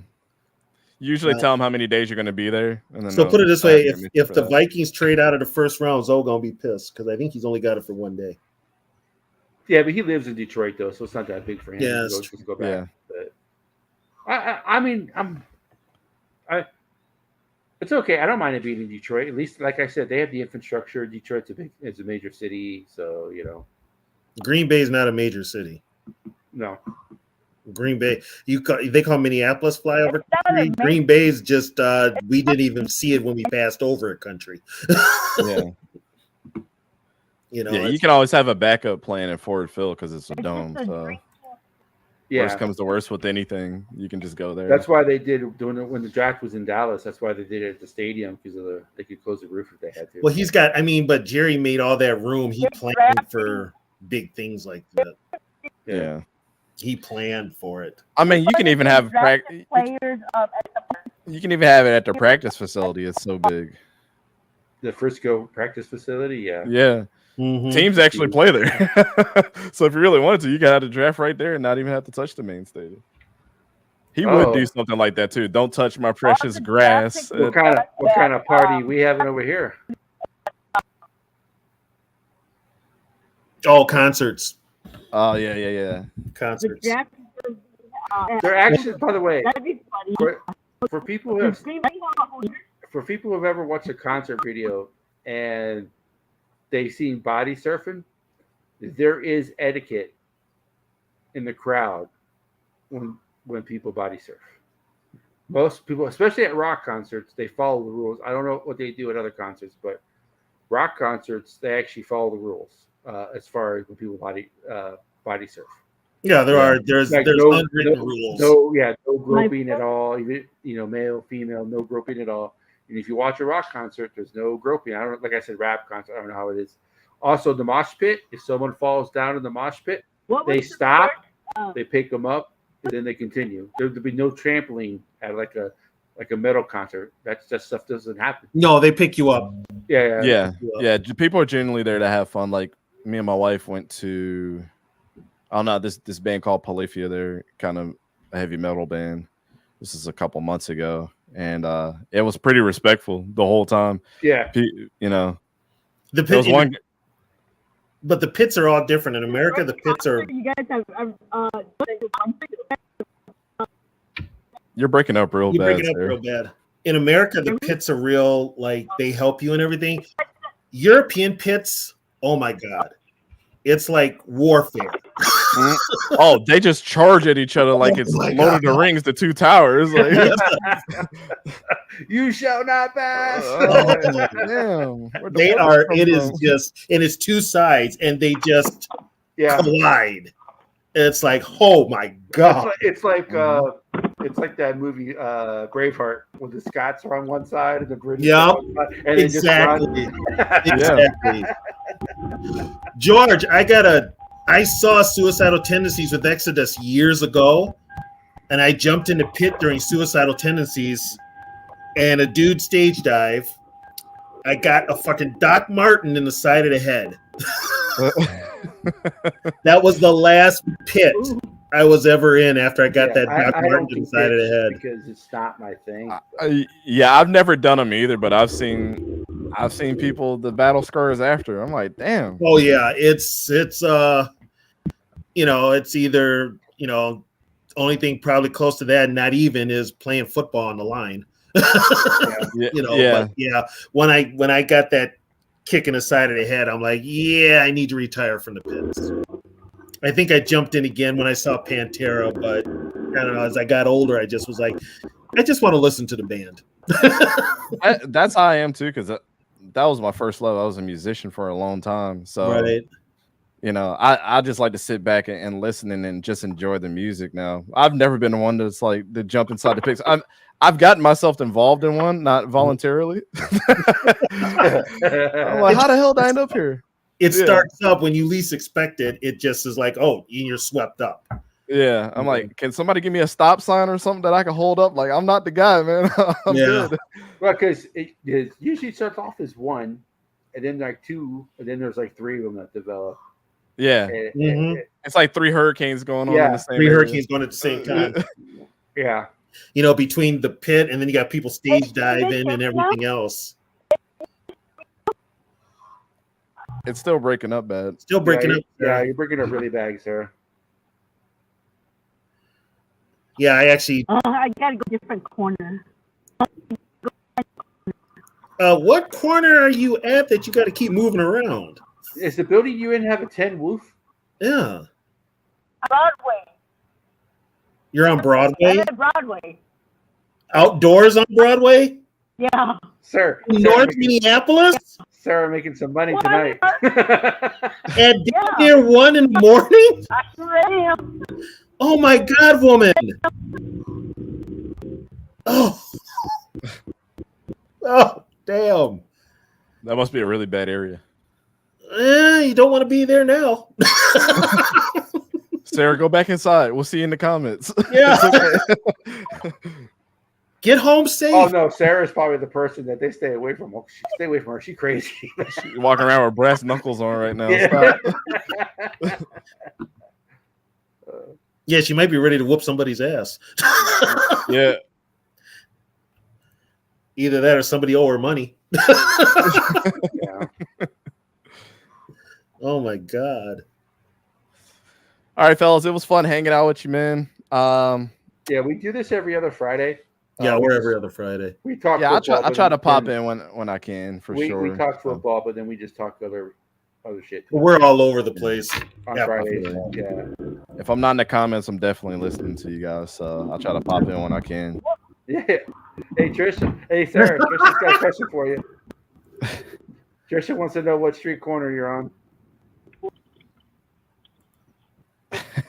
Go home. Yeah, Sarah, go home. Pack your brass knuckles up. It's okay. We'll see you in the comments. Sarah, there's always tomorrow. You catch them tomorrow. Preferably daylight when they least expect you. No, I'm down the river. West River, right? West River and Broadway. Did you say you're putting somebody in the river? She's putting someone in the river on Broadway tonight. Carol, 11 body found in river. It's okay, Sarah. Go park that 66 Mustang. It's okay.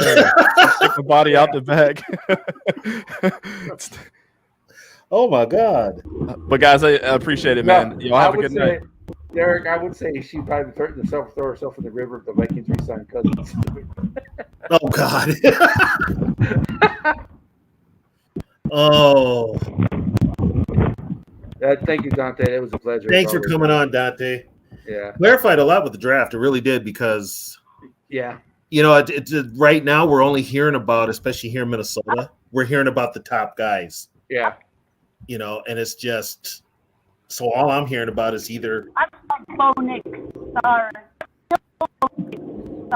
Well, I mean, my opinion on Bo Nix is what I saw at Auburn. I didn't think he was that good, but I mean, that's just my opinion. You know, it doesn't mean it's right. Doesn't mean it's wrong, but I did read reports that. My opinion is sorry. I did read reports that Bo Nix did fit the Viking scheme for quarterback. I did read that somewhere. Yeah. Him and Drake May. But I don't know, May. I'm cautious on May. But it sounds like the team is going to be all in. It sounds like the team is all in on May. And that's kind of the sad part. Yeah. You know? Like I said, Dante is a good dude, man. It's always a pleasure to have him on. I love him. He knows his stuff. So, because I'm going to be honest, I don't know much. I watch college ball, but I don't dissect it like a lot of people do. So when it comes draft time, I really don't pay attention to quarterbacks. I'm always paying attention to line. That's just me. I'm old school. So Yeah. I always look at the defensive lines and the offensive lines. So quarterback, I could care less. I think they're all overrated anyway. I don't know. I just whoever Sean Payton wants, want to take that guy so that he can't have it. Because Peyton wants Knicks. He wants Bo Nix. Then I'll be on board for us to get Knicks. Anybody got a? And see, I just cannot. Whoever he wants. I don't know. Sean Payton has proven that he's not a good head coach without Drew Brees. Yeah, well, so here's the thing now. Belichick is not a good coach without Brady. Think he's way over. And Peyton's not a good coach without Brees. You know? It's like well, years next year. Peyton so much credit, and what does he have? Wonderful. What does he have? Overrated. Well, yeah, and he kind of cheated to get that. Yeah. You know, he kind of cheated to get that. So, I've never been a Sean Payton guy. If he hadn't, he's not a Super Bowl winner. I need 300K one. I need 3001. Don't be greedy, Catch. Take the 300. Don't be greedy. That extra one could get you not out of a job. Because I'll definitely take the 3. Yeah, he did. He was a replacement player. He played quarterback in '87 for the Bears in the replacement games. Who? So Sean Payton. My nephew is playing his first 2 football games tomorrow. He plays defensive tackle. For his youth league. 11 and 12-year-old team. He's only 10. And they're playing football already? Mm-hmm. Well, it's Texas. Oh, it's Texas. Never mind. So they're actually playing 2 games. They're playing at 12 and then at 7. Is this 11 on 11? Yep. Regular football? Yep. Oh, and he's got back-to-back games? Yep. I remember we used to do that in semi-pro. Yeah. God, that was years ago. They were supposed to play last week, but something came up, so they have to do it this week. So they're going to make up for it. Yeah. So, and then Sunday, I am going to the San Antonio Brahmins game. Yeah, that's right. The UFL starts tomorrow. Yes, yeah. So I got a lot of football this. Yeah, there is football back. I mean, yeah. Do we have a? I don't think you guys have a. No, we didn't get it. We didn't get a team. You got 2. You got 2 indoor teams though. Yeah, the Myth and then the Duluth Harbor Monsters. Yeah, Yogi's team. Yogi's team. Harbor. Yeah, there's only 4 teams in that. There's only 4 teams in that league, but it's a startup league. Yeah. So we'll see what happens. But yeah, the Myth. How much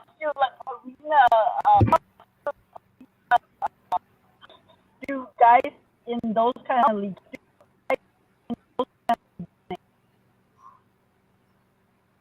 Yeah, we didn't hear a word you said. Yeah, I heard those guys in that league with that. Yeah, out of that. I heard that. I mean, the head coach of the Myth. I said, how much do guys in those leagues make? Like, are we talking 4 figures? Oh no, they make maybe. I think my wife probably makes more than most of those guys make. Yeah, they don't make a lot in that league. They don't make a lot. Nobody makes over. It's Well, I'm not saying my wife is like my wife isn't like a top earner, but she has been a nurse for 20 years. So you can kind of imagine around what she makes, and they don't make that much money. Yeah, it's and both leagues are just starting up, so they're not going to pay a lot. Yeah. And the Arena League is just starting up again. She's going one of those. I mean, Peterson should go to one of those leagues. Like, no?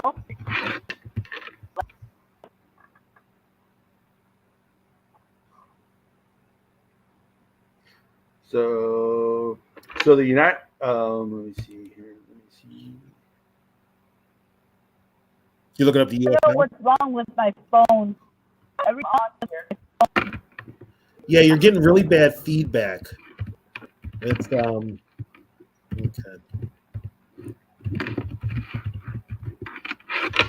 There's 8 teams in the UFL.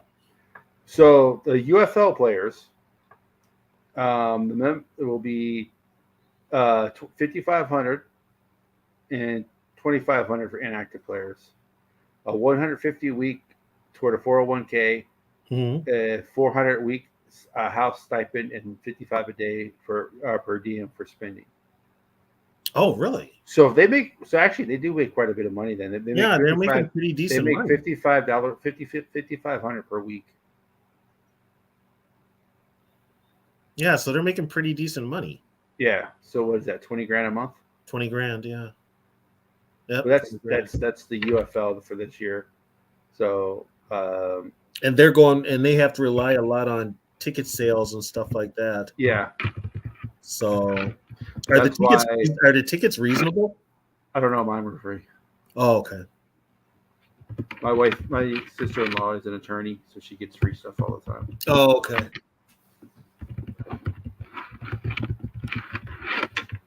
But I know the AFL players don't make a lot of money. AFL players don't make a lot of money at all.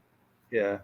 Especially with it starting up again, they don't make anything. The top earner, and we're talking about like the quarterbacks, the 5,300. So they make in a month what UFL players make in a week. Okay. I mean, it's still pretty. I mean, you're not poor. I mean, the top earners are around 64. So those would be the top players, the quarterbacks. But the average player only makes $2,750. So $27,500 a year. That's pretty much it. Right. Yeah. Well, that's not bad. That's know what? They're getting paid to play a sport they love. Yeah. Who knows if they're good enough. And depending on what part of the country you're in, $2,700 is, like if you're in the middle of Iowa or in the middle of Kentucky somewhere, that's not that bad. Now, if you're in a big city like New York, you're screwed. I think the biggest city they're going to be in is DC. Yeah. And you can live in the suburbs in DC. Yeah. Then what? They're in Houston. Yeah. Well, Houston's cheap. Is Houston cheap? Yep. For a major city, Houston is one of the cheapest cities. San Antonio is cheap. Okay. San Antonio actually costs more to live in than Houston. Okay. And then Detroit. Yeah. Where else do they got teams? You're talking about the UFL? Yeah. St. Louis. St. Louis. So it's St. Louis, San Antonio, Austin, DC, Detroit. It's a southern team, isn't there? I don't think there's a team in Florida. No, they didn't go to Florida. Yeah, there's only 8 teams.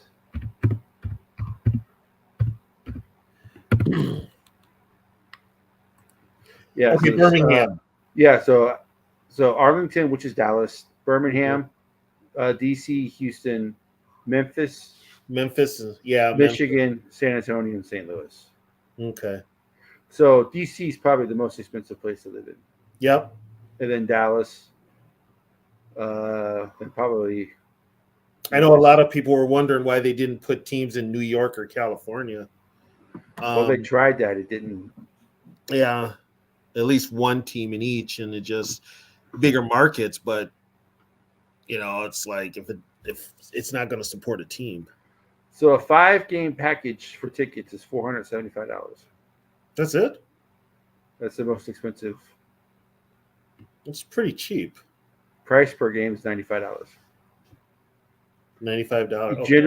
General admission is $20. $20 to see a damn football game? Yep. Shit. Vikings haven't had $20 tickets in 40 years. Yeah. God. My seats are pretty good too, from what I understand. Oh, that's good. That's good. Yeah, Houston is not bad. But if you guys have never been to a city like Houston, say like Minneapolis is the biggest city you've ever been to, Minneapolis is not a big city when you compare it to a place like Houston. No, Houston's bigger. Houston is huge. Oh my God. I was like, when I went to Houston for the first time, I'm like, I used to live in Houston. I'm like, my God, this place is huge. Sarah, the Viking nosebleed seats are up there too. They've got to be at least they're over 70, I believe. Over $70. Yeah, they're over $70. So it looks like tomorrow's game is going to be Birmingham and Arlington. Yeah, San Antonio and DC is the game I'm going to. Yep. So you got 2 games tomorrow and then 2 games on Sunday. It's not bad. Yeah, keep the schedule short and see what happens, and then look at advancing, adding more teams. The Rock is still a part of this, which I think he's trying to get TKO involved because TKO has a ton of money, so they could help finance the league. But then TKO will have UFC, WWE, and the UFL. So, well, should we get ready to head out of here, Catch? Yeah. Okay. TKO. Sarah wants to know who TKO is. TKO is a sports company. They own UFC and WWE. TKO Enterprises, I believe it's called. But they also own that. They also own a network channel too, the one that has all the fights on it. Fight Network, isn't it? Yeah, they do. It's the one that's like online and it's free. You don't have to pay for it. To watch all the boxing matches on. I think they own that too. Right. Trisha, why? I love you, baby, but why are you coming here with that shit? Right, here's the thing. How long was Cousins the quarterback of the Vikings? I think they know his weaknesses. Too long. He was too long. And I'll put it this way. If we play the Falcons at noon on a Sunday, possibility they beat us. But if we play the Falcons in prime time or Monday night, I'd go with the Vikings because Kirk is terrible in prime time. So, and it's a road game too. So he's got to come back here. And then after what he said when he left here. Does he get booed? Oh, he's getting mercilessly booed. He's getting mercilessly booed. Yeah, he's getting merciless. You get some cheers. No, if he's the cheers he gets, the people won't be at the game because they're not supporting the Vikings since Kirk left. So they're not going to spend money on the team. Yeah. You know, they're not even going to watch the game. They'll watch the game and cheer for the Falcons, put it that way. So, but yeah, there's talk. It's just a rumor, but there is talk that we will open the season with the Falcons, and they're talking prime time. So it's either Sunday night or Monday night. So that is a big. Oh, we appreciate you, George. Thanks, George. Yeah, you're here every week. We appreciate everybody who's here every week. Yeah, we do. We're just a bunch of yokels talking on YouTube. You know, you don't have to watch our show. We appreciate it. Yeah. They gave an idiot like me a platform. So, you know, it's funny when we started this. Tony's like, "Don't tell me to host. I don't want to host, but you lead me where to go, and I'll talk. I'm not hosting." I'm like, "That's fine. I'll be the host." Yeah. Once you send me on a path, then I can talk. It's talk. But if you're asking me to host, forget it. It's not happening. I don't claim to be. I kind of am a sort of expert, but when it comes to the history, I'm kind of a little bit. But I never claimed to be the historian at Tony. I'm an idiot savant. Yeah. I am. I don't know how I remember the stuff. I just do. Right. Like certain years, they just pop into my head. I'm lucky that I still got my memory. Right. And then the show that we did Wednesday, just seeing the name of the person, my memory like clicked in. Okay, put up what Trisha said. I will talk to you during the game, honey. Of course I will. The question is, will you talk to me during the game? Will my name still be Tony, or will I have another name? Yeah. I mean, it may be, start with an A and an E. Oh, yeah. Yeah. Oh, yeah. So yeah, I'll probably get that. We do have a show coming up for you guys who are wrestling fans. I talked to my brother-in-law. He said he will do the show, but he only has Monday nights available. Yep. So the show is going to be on a Monday night. We don't know. I think it's going to be 2 Mondays from now. I got to get with my brother-in-law to confirm it. But as soon as my brother-in-law confirms what night he's available to do it on Monday, then we will do it. It's probably going to be 8:30 Central Time. Right. Because he gets up early.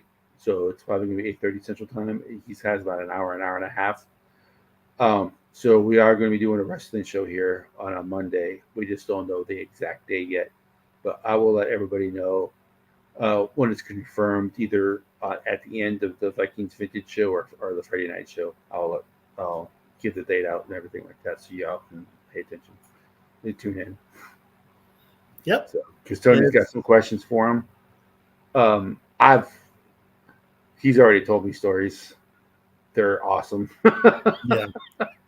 There are certain things. There are certain things I believe he won't talk about, but we don't know. Yeah. Put it this way: I will ask him because he was in WWF/E. So one of the things I will ask him is, of course, what was said about Vince McMahon. I'm going to ask him about Vince. I'm going to ask him about the culture. That's one thing I want to put out there. I'm going to ask him about the culture. Because I've heard, because I used to, on one of my semi-pro teams, I had a teammate named Tim Hunt who wrestled in WCW. He was in the tag team Maximum Overdrive. And so he kind of told me a little bit about what's going on in WCW. So I heard one side of what was going on, but I never really heard from anybody firsthand what was going on in WWF at that same time. So this will be kind of cool for me. So, yeah. So I'm actually looking forward. Good Lord, Trisha, we ain't even had the schedule come out yet. You're already starting. Well, the Falcons may even have their first round pick this year. They may lose it. Oh yeah, for tampering. Yeah. Yeah, we'll get their first pick, and you'll have Kirk. Remember, honey, all the times I complained about Kirk Cousins? It's your turn. You should get her like a cake. It says, Kirk, I trust. Yeah. Oh, so she can throw it in my face? It's funny how my wife is a Texans fan. She loves the Viking player that she got. Yeah, you got Daniil. So, hey, happy wife, happy life. Hey. Yeah, that's true. Right now, Trisha's we're on the boat of, okay, we'll see what happens. The season hasn't started yet. Yeah. The man's coming off an Achilles, so you just take it as is. But I mean, if he's really bad, I'm gonna hear. If he's really good, she's gonna razz me big time. Well, if he's really good, you just tell her, yeah, he was good for the Vikings at some point as well. Yeah. Well, no, I'll just say you ain't in playoffs yet. He's gonna suck. 1 o'clock Kirk is one of the best quarterbacks in the NFL. Yeah. Primetime Kirk is, which unfortunately now he's going to get more primetime games. That could cost you. He will play balls out in certain games. Yeah. But then it's those games like a sorry team like Carolina, he'll look horseshit. He will. I think he'll bring his A game against Minnesota. Yeah. But the Vikings will bring their A game though. Right. But I mean, he's got good personnel. If they're used right, he's got good young personnel. I like Bijan Robinson. Drake London, he could turn Drake London into at least, I don't know, Stephon Diggs. Kyle Pitts. You never know. Yeah, honey, it might be prime time. From everything I'm hearing, and that it's either going to be the first Vikings home opener is going to be a Sunday night game, or it's going to be the London game. They're going to play in London? The Vikings are playing a home game in London this year, and the Falcons are one of the opponents. They're not going to put a Viking Green Bay game in London. Okay, London games here, they usually start here like 8:30 in the morning, right? Yeah, but it's prime time over there. In California, they're at 6:30 in the morning. Right, and in London, it's prime time. And it's prime time in London. So I'm like, oh my God. Oh. Yeah, 6:30. That's 8:30 is even for me on game day. I usually don't wake up till about 10:30. Hour and a half before kickoff. We are playing in London this year, aren't we? Yeah. Great. And when you look at the Vikings opponents who they play at home, they're not going to put a division game, so that leaves the Lions and the Packers out. And then I think the schedule's not out yet, but the schedule comes out, I think, a week after. It used to come out before the draft. Now it comes out after the draft. Yeah. Jeez. Well, put it this way: do you think we end the season with Detroit again? So the home opponents are Chicago. That's not going to be a home game. That's not going to be in London. No. Detroit, it's not going to be in London. Green Bay is not going to be in London. So they have the Cardinals, the 49ers, the Texans, the Colts, the Falcons, and the Jets. The Jets were just over there, weren't they? So, yeah. We were just over there 2 years ago. 3 years. I think it was 3 years. I think it has to be 3 years, except for the Jacksonville. No, because O'Connell was over there in 22. That was the game where we won. So it was 2 years. Was it 2 years ago? Yeah, 2 years ago. I think you can't go back to back unless you're Jacksonville. Because Chad Constant wants to move that team over to L.A. Yeah. But now they go over to England now for the gambling money. So I'm assuming. Okay, so the Vikings were supposed to have 9 home games this year, but one of them was in London. So the 3 divisional opponents are out. I don't think I don't think it'd be Arizona or San Fran. You're looking at the home schedule? Yeah, the Vikings' home opponents are Chicago, of course, the 3 divisional teams, and then Arizona, the 49ers from the West, the Houston Texans and the Colts from the AFC South, the Falcons from the NFC South, and then the Jets. Okay, are we going to London as the road team or the home team? No, it's a home game. The NFL announced the Vikings will play one of their home games in London. I bet it's the Jets. See, because if they were playing Jacksonville, they're playing Jacksonville, but they're playing Jacksonville. Jacksonville's supposed to be a home game for us. Right. Well, no, Jacksonville's a road game. Jacksonville's a road game. So I think if Jacksonville was playing Minnesota, that would be the game. You know which one it might be? It might be the extra home game, the extra home opponent that we play in London. Jets. Which would be the Jets. It's probably the Jets. Because they play a division from the AFC every year, and this year it's the AFC South. This year it's the South, and then the NFC is the Jets. The additional one home game.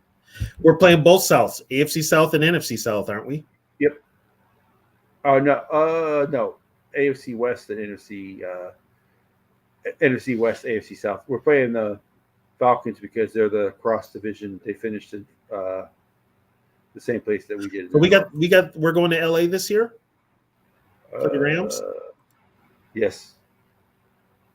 Play Seattle and LA on the road. We're going to Seattle. We're always in Seattle. Yeah, I know. And always they're playing Jacksonville and Tennessee on the road, and then you go to the Giants for the NFC East opponent. Oh yeah, the Giants ain't got nobody. They always play in Philadelphia, and they always play in Seattle. God, what a joke! Well, that's already the predetermined formula too. It all depends on how you. Yeah, it just all depends on how the previous year went and why they play there. Yeah, yeah, it's a lot of mediocrity in the league. I don't know. Danielle Hunter, yeah, we do play Danielle Hunter, but both tackles know all his moves. Of course, he knows their moves too, he's going to be lining up on O'Neal. Yeah. O'Neal's probably the weaker of the two, especially with his footwork. I didn't think Greg Joseph was as bad as everybody else did. He said, but you know what? Greg Joseph was going to cost him a game or two in Green Bay. Yeah, because he's not kicking indoors. He's not kicking indoors. He's going to cost him a game or two. Yeah, he's going to cost him. Well, Trisha's going to Vegas because the Falcons are playing the Raiders this year. Oh yeah. Yeah, so she's going to Vegas. I wouldn't mind going to Vegas too. Put down some money and sit at one of the sports books and watch football all day. Hell, can't beat that. Tony would become a degenerate if he lived in Vegas. Oh God. Oh, that would just be every stream living off the hotel buffets. Yep. Every stream. Yeah, I'm here to hotel. I like Vegas, you know. I've never been. It's fun. I don't know what it's been like since the pandemic, but we're closer to New Orleans, so we go to New Orleans a lot. Oh, there you go. Yeah. So. There you go. Yeah, my best friend, he still has family down in Louisiana. Yeah. Actually, my grandfather was from Louisiana, so I guess Southern ties. So, like I said, we'll let you update it on the wrestling show for those interested, and then we'll also do our Vikings Weekly show that we do Wednesday. This show, I don't know. People seem to be showing up. We've still got 40 people watching us, so people seem to watch. So I don't know if this Friday night thing could be an every week thing as opposed to bi-week. I don't know. We've been doing it every week, and people keep showing up, so you might as well just keep doing it. So, you know, unless I have something coming up on Friday nights, I think this will probably be a weekly thing now, unless something comes up. You want to make it weekly? We used to do bi-weekly. We used to do bi-weekly, but we still got 40 people watching us. I know. Well, you know what? Let's do another bi-weekly. And then after the draft, we may go every week. Yeah, we can do that. As the season hooks up, you know, as the season gets, Sarah wants me. Well, Sarah, you're going to have to get a better connection. Sarah, you're going to have to get a better connection. We want you on, but you keep breaking up, or just or handle your business during the day. Yeah. Hey, day walkers make just as much as night walkers. Yeah, I mean, we'd love to have you on. We'd love to have everybody on. Yeah, I mean, hell, Byron came on tonight. We didn't even know who he was. Yeah, he got roasted, but I know this was like the first night where I was like completely quiet. It's like, well, everybody else was talking. I just let them talk. Yeah. You know? Oh, no wonder you're a vampire. Oh, he's sleeping during the day. God, but yeah. So we'll do another show in 2 weeks. Let's do that. Yeah. And we do our weekly show, The Vintage, which is Vikings history. That's basically where we pick a Viking topic and run any ideas. You know? Yeah. Trisha and Sarah stand on the street corner. Boy, oh, for God's sake. How many people would they chase away? What you looking at, mofo? We short, but we'll tear your ass up. Short girls with attitudes. Oh, God. Was it instead of sisters with voices, sisters with attitudes? Oh my god! And Trisha will be quick to call him motherfucker out. I'm serious. She will. I don't think Sarah has that issue either. No, if she's got Trisha with her, she ain't got to worry about it. Like I said, it ain't tall women that scare me. It's the short, like especially like the Filipino women. Like my wife works with a lot of Filipino women. They scare the hell out of me. Oh yeah, we didn't talk about it. Sarah, that stuff with P. Diddy, it's been known for years. It's really nothing new if you've followed and listened to people. I wouldn't be surprised if he was on Epstein's list.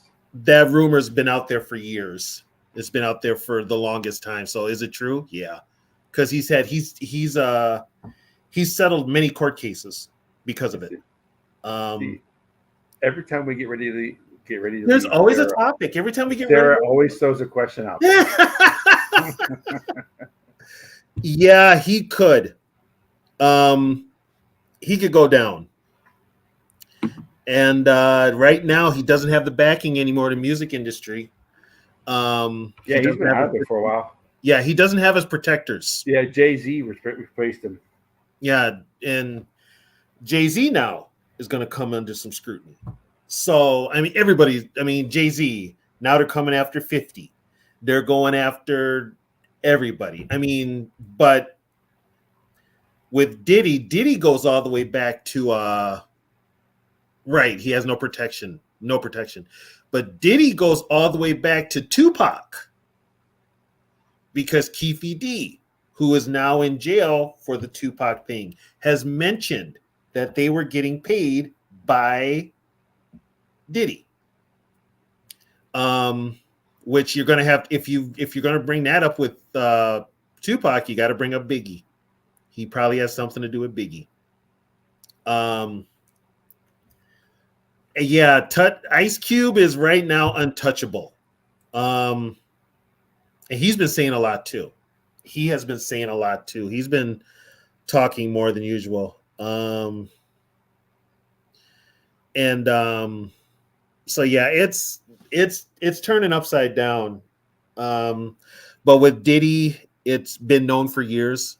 And honestly, Diddy hasn't made a lot of money for the record companies anyway, but they've still protected him. But he's got a lot of dirt on him, all the way back to Uptown Records with Heavy D, Kim Porter. Yes, he did. It's yeah, he's on the down low. He is on the down low. He's those. Come on, he has that song. I'm coming out. I want the world to know. Yeah, he would have to sample that one. God, he would have to sample that one.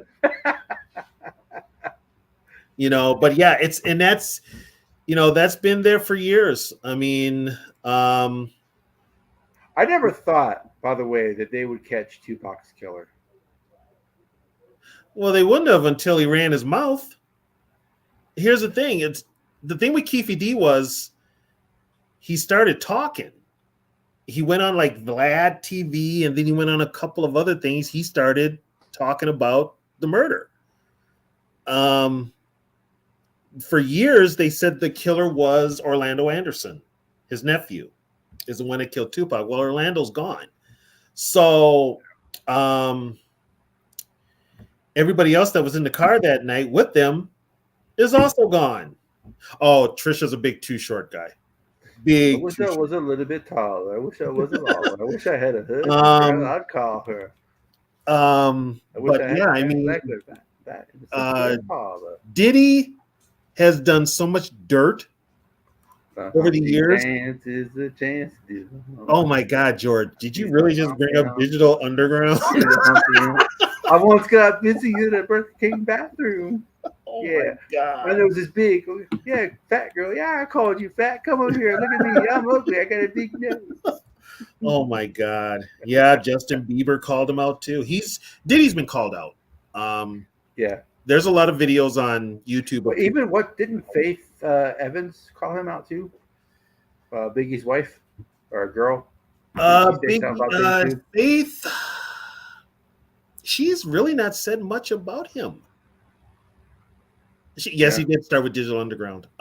She married Stevie J, who was a producer and DJ back then. He worked with Biggie and Diddy, and there's rumors about him being gay. Speaking of Oakland,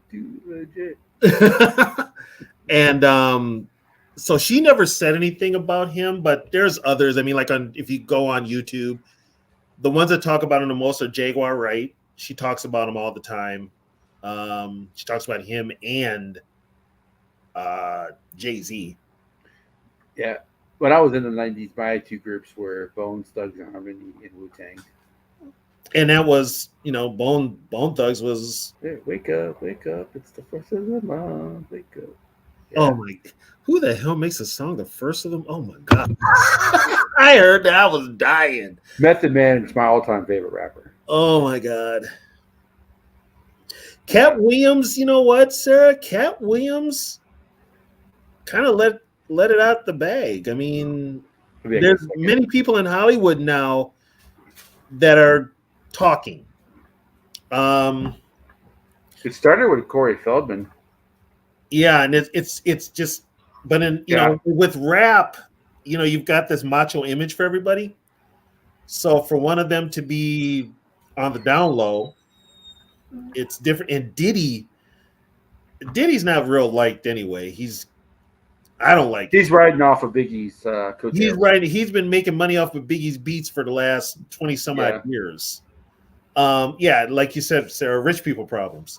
And then come to find out today, Diddy doesn't own any of his property. Come on, Bo. Diddy owns none of his property. He mortgaged it to the hilt, so he's actually broke, and he's not getting help from Clive Davis, who gave him a ton of cover, and from his other rich friends. So that's why he's on the run, or was on the run. But yeah, it's all going to come out. Was I shocked? No, I wasn't shocked. It comes out eventually. You remember, was that saying, what's done in the dark eventually comes out in the light? That's what happened with Diddy. Diddy will be the fall guy, Sarah, but he's going to bring a bunch of people with him. Yeah, I don't want rich people. I don't care for rich people problems. I got enough problems being poor. But yeah, it's probably P. Diddy, Come, get up, go. Puff Daddy. He's had a bunch of names.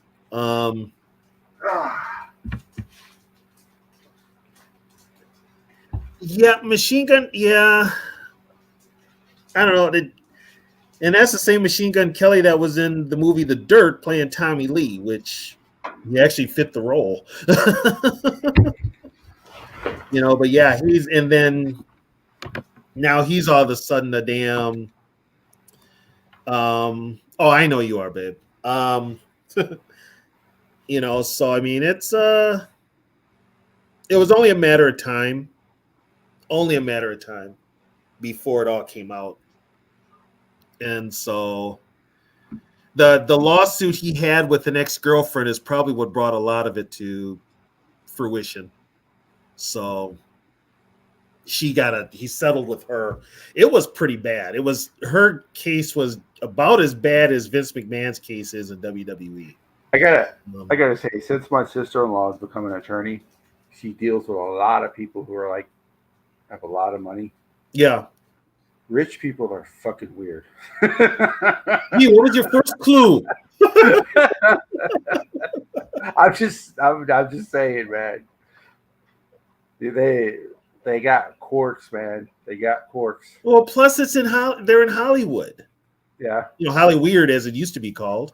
It's if you've got the money, it's like if you've got any kind of financial clout, you're going to have people that are going to protect you. Yeah. Diddy had Clive Davis because he made him a lot of money, but they also say Clive Davis groomed him too. And when we say, what we mean by grooming, folks. No, I don't. And Usher's mentioned it, and when Cat Williams went on there and Trisha, how much you want for that oceanfront property? I've been looking for some. Oh my God, Sarah.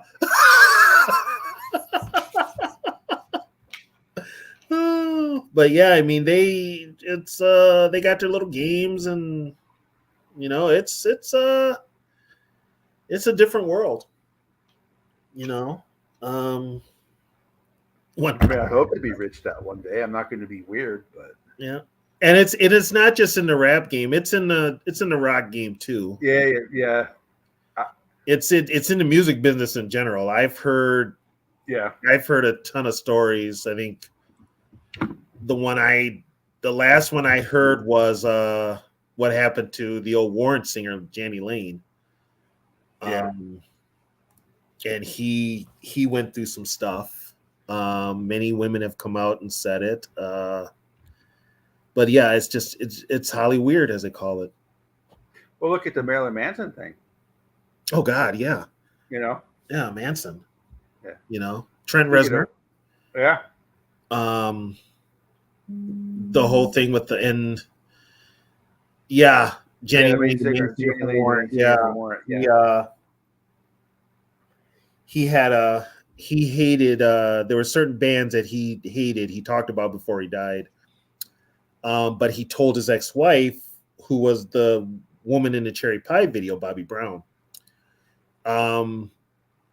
They asked her about certain bands, and she hates Judas Priest for what they did to Janny. And so the first thing I said was, well, okay, the only one I know that would do anything to Janny would have been Rob Halford, because Rob Halford's open. He's out. He's gay. But years ago, Priest had a drummer named Dave Holland who got in trouble for doing essays in England. So it automatically, a lot of people think it was Dave Holland. He hasn't been with the band in 30 years, but they think it was Dave Holland. But Janny went through it, a bunch of others. It's kind of like everybody's got a casting couch, put it that way. And now you're finding out the stuff with Nickelodeon. I mean, yeah, that right there. My wife and I just got done watching that. And for Drake to come out and say the stuff and talk about it. Yeah. That's not easy, man.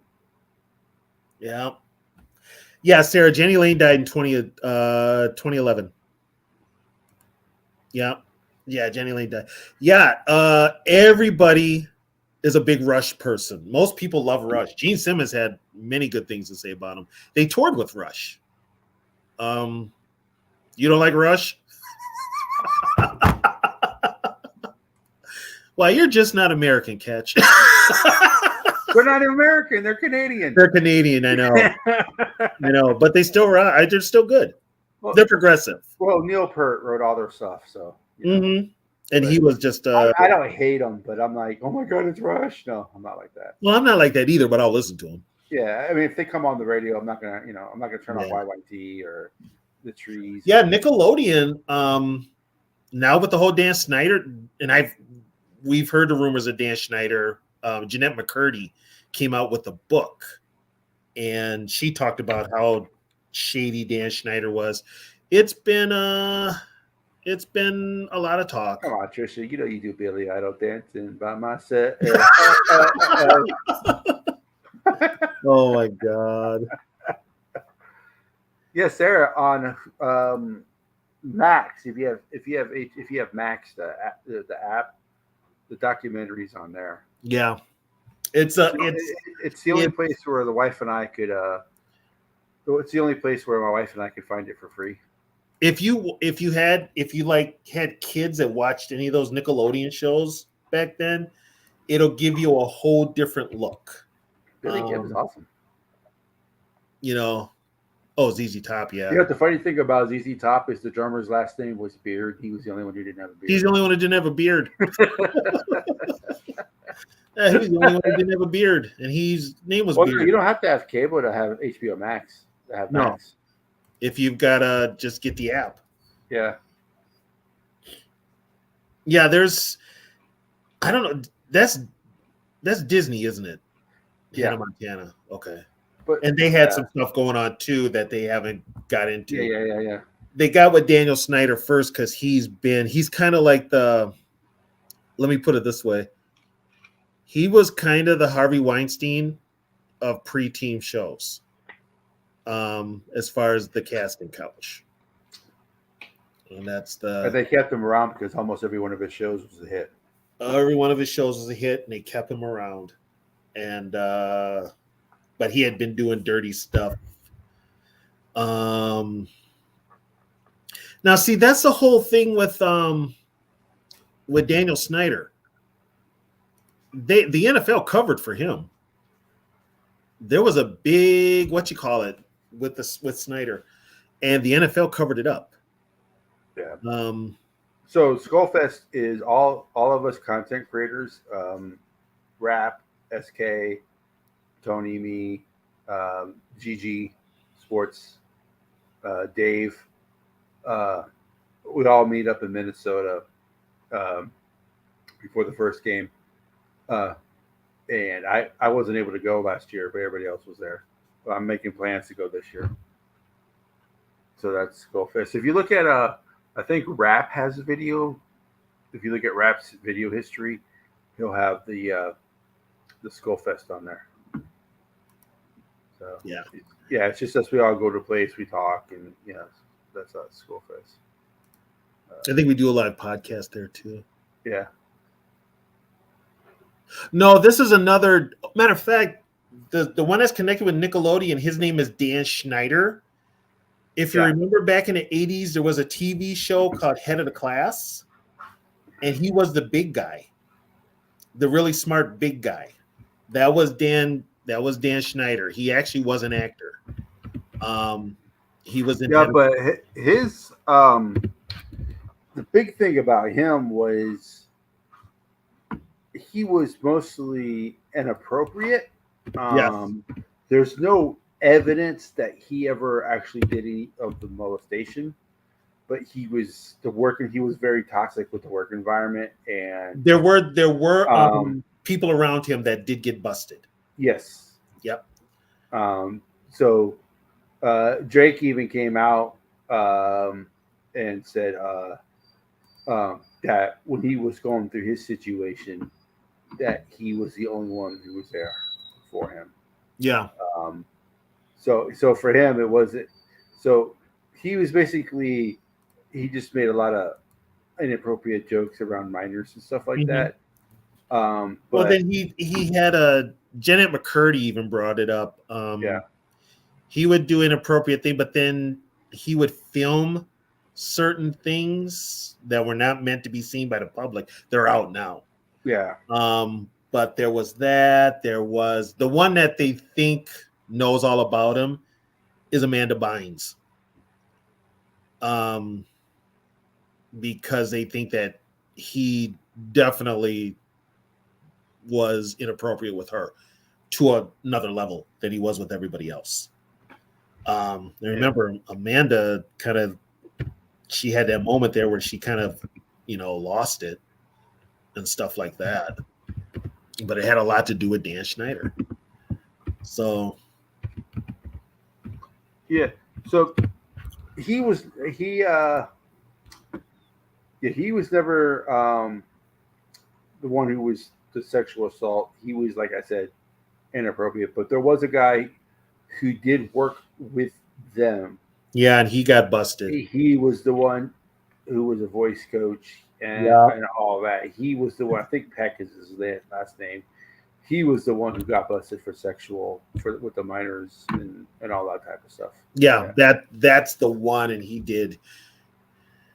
he's the one that Drake Bell said something about. Yeah, Drake. He's the one that Drake. Yeah, that's like Drake's Bell dad was hands on, and did everything, and he kind of pushed his dad away. And then once he pushed his dad away, when he was able to really do what he was going to do, Right. Yeah.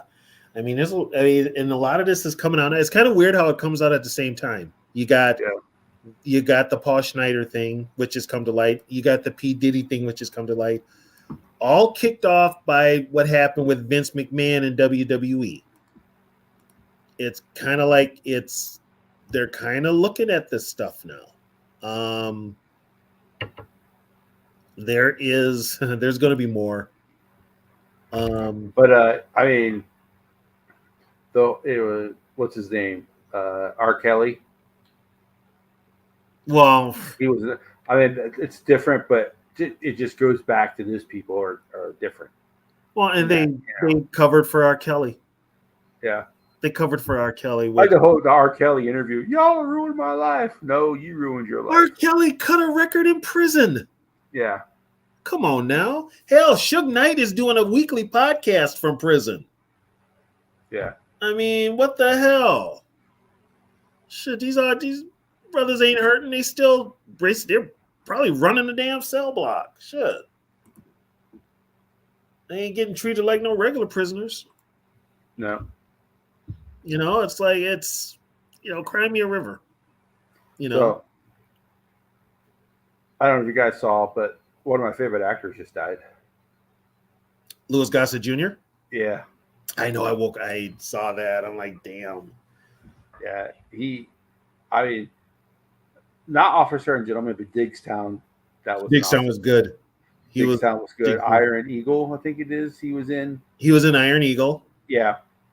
And my wife read a story about him today. He thought Officer and a Gentleman would change his career, but it didn't. It didn't.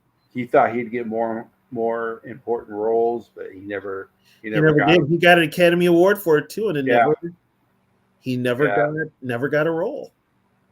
Never did. Yeah. Are you talking about Coyote Ugly, George? Yeah, Coyote Ugly. I think is that what you're talking about, George? Crazy women dancing on bar tops. Yeah, that's got to be Coyote Ugly.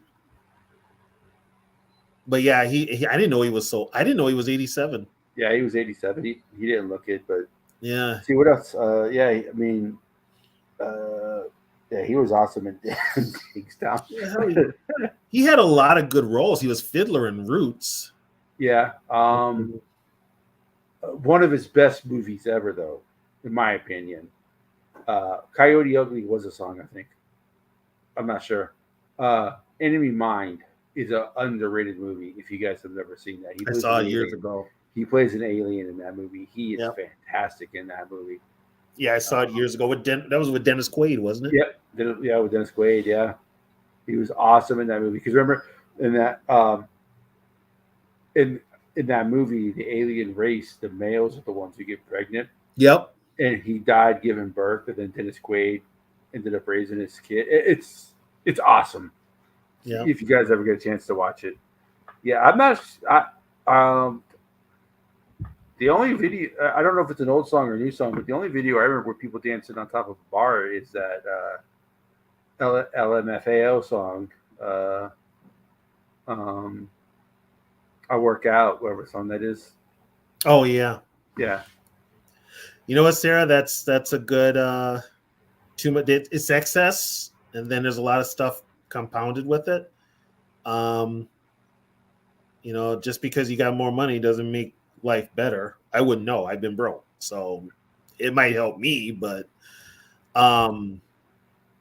it's the money doesn't bring you happiness, but it helps in certain situations. Right. Like if you had money, you wouldn't be stressed out about bills and stuff like that. No, it's like if I had, like extra money to play around with, yeah, I would probably spend it in, taking trips or just staying home and knowing me, DoorDash. But It's just, when you get a lot of success, you're not used to it, and you're young, it can add up to it. And then you've got somebody who's pressuring you to stay on top. That's the problem. How many rock stars have just flamed out? It's a wonder Ozzy is still alive. Let's just be honest. Him and Keith Richards. How those two are still with us is beyond me. I saw a meme today. They showed a picture. Lewis Gothard dies, and there's a picture of Keith Richards. He's like, another one, yes. Oh God, him and Ozzy. They've outlived their whole generation. It's like every time someone old dies, there's a meme of Keith Richards going, yes, another one. There's literally, when it comes to baby boomers, most of the baby boomers are passing on. But they still got Ozzy, and they still got Keith Richards and Mick Jagger. Yeah. You're like, Gene Hackman's still alive. We saw Gene Hackman is still alive. He's 94. Yeah. My God. But yet, Hendrix died at 27. Janis died at 27. Randy Rhoads died at Randy Rhoads was what, 20? Yeah, around 20, there. 26, 27. What's his name? Wasn't Kurt Cobain was 27. Yep. Janis Joplin was 25. Janis Joplin was, I think you said Janis Joplin. She was 27. 27. Yeah. Biggie was 25. Right. Eazy-E was actually old. He was up there. 31, I believe. What's his name? The plane crash guy. Bill Haley. Not Bill Haley. Buddy Holly. I think he was 25, 26, somewhere in there. And Big Bopper was a little older. Ricky Valens was only 17. Yeah. Janis Joplin. Janis died of a drug overdose. Yeah. She vomit, I think. I think she died the same way Mama Cass died. They choked on their own vomit, right? No, Jimi Hendrix choked on his own vomit. Okay. And it was barbiturates, but he choked on his own vomit. Janis was a drug overdose. And I think she died after Jimmy. Yeah. Like not even a month after Jimmy. Jim Morrison was 26, 20. He was 27. Something like that, yeah. Yeah. Brian Jones, the first guitarist for the Stones, was 20-something when he died. Bonham was pretty young when he died. Bonham was 30, 31. Yeah. Cliff Burton. 27. Yeah. Cliff was 27. For those that don't know, Cliff Burton was the original Metallica bassist. Yeah, the original Metallica bassist. He was on 3 albums: Kill 'Em All, Ride the Lightning, and Master. Yep. Yeah. Yeah, Waylon Jennings gave up his seat to the Big Bopper. Yeah, he did. Yeah. They're the ones. The drug overdoses would be Hendrix, Janis Joplin, Brian Jones, Jim Morrison. Well, Bonham drowned, but he was high at the time, wasn't he? Bonham is a drug overdose. No, Cliff Burton was killed when the tour bus literally fell on him. Yeah, they hit a patch of black ice and he fell out of his bunk in the bus. He fell out the bunk into the window in the bus. He was in the top bunk by the window, and he got the bus tipped over. He was thrown out of the window. The bus fell on him. Yeah. Keith Moon was a drug overdose. Yeah. Keith Moon was a drug overdose. Everything else, Ian Curtis from Joy Division was a suicide. Kurt Cobain was a plane crash. Leonard Skinner was a plane crash. Yeah. Randy Rhoads was a plane crash. Yep. Patsy Cline was a plane crash.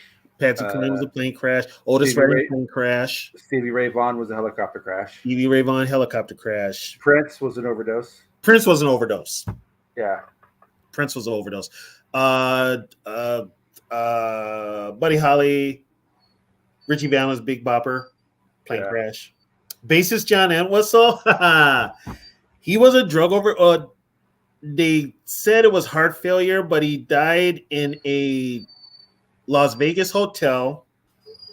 They found lines of cocaine next to him on the bed, and he basically died with hookers and blow. He went out like a rock star. Yeah, hey, Leonard Skinner, they were all pretty young. Yeah, they were.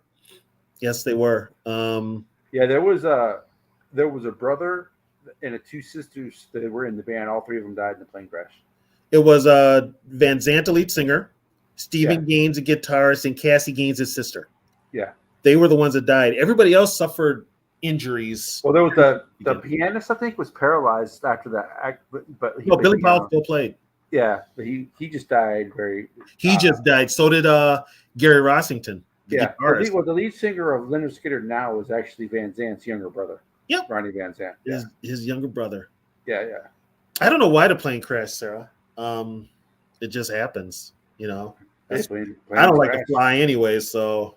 But Otis Redding died in a plane crash. Marvin Gaye was shot. Marvin Gaye was killed by his father.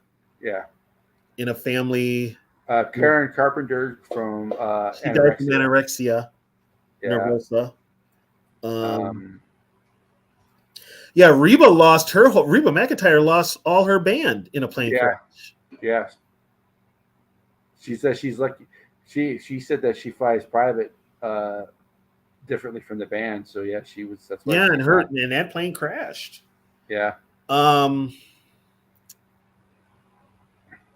let's see. There's so many of them. I'll tell you.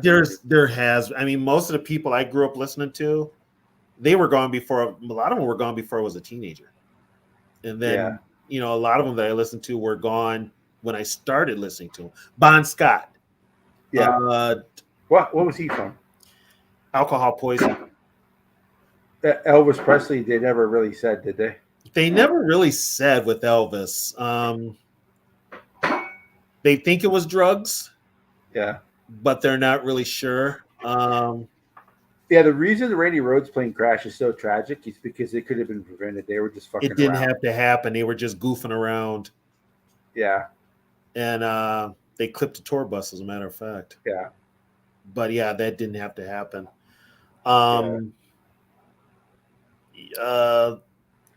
Garth Samuelson was drugs. He was the original drummer of Megadeth. Yes, he was a drug overdose. Yeah. Garth Samuelson. Bond was alcohol. Somebody wanted to open up Bonds now, but they're like, it's been so long, they're not going to do it. Yeah, Elvis's twin died at birth. Yeah. Yeah, he had a twin that died at birth. Who else died young? There's a bunch. Len Bias. If you go to sports, Len Bias. Len Bias. He was cocaine. Hank Gathers died on the court. Yeah. He had a heart attack on the court. Chuck Hughes. Yeah. With the Detroit Lions. He died on the field. And a lot of people thought Dick Butkus hit him and caused his death. But no, what happened was he was going back to the huddle and he collapsed. But when he collapsed, he was right by Butkus. And all the pictures have Butkus. But he had, they said when they did the autopsy, he had the heart of an 80-year-old man. He was only like 20 something. So Brian Jones was a drug overdose. What about the guy from he just went crazy? Pink Floyd. Oh, Stu Barrett? Yeah, he just went crazy, right? Yeah, he went crazy. He took one hit of acid too much, and then he passed away years later. He was still Sarah Bonstadt was the original singer for AC/DC. He sang the song "Highway to Hell" and TNT. Yeah, yeah. And if you listen to the casual fan, Brian Johnson and Bon Scott kind of sound the same, but if you listen to AC/DC and loyal AC/DC fans can tell right away who's who. Yeah, you can tell. Yeah, I was a diehard AC/DC fan. Yeah. So. The guitarist from Def Leppard, Steve, he died pretty young too. Now here's a story I heard. Def Leppard had a show up here, right? Steve went AWOL while he was here looking for drugs, and he ended up not far from where I'm living right now. They found him in an alley, and I got to ask my friend about that. And but yeah, he died. He went back to England, and he passed away a few days later. Jailbreak, Thin Lizzy, Phil Yeah. Lynott. Yeah. Leader Phil Thin Lizzy died of a drug overdose. A lot of the good ones were in the 70s. A lot of good ones were in the 70s. But some of them were in the 60s and some of them were in the 80s. But yeah, the 70s, we lost a lot of good musicians in the 70s. We lost Hendrix, Janis Joplin, Jim Morrison, Keith Moon. Tommy Bolin was an excellent guitarist for Deep Purple. Yeah. And he passed away in 76.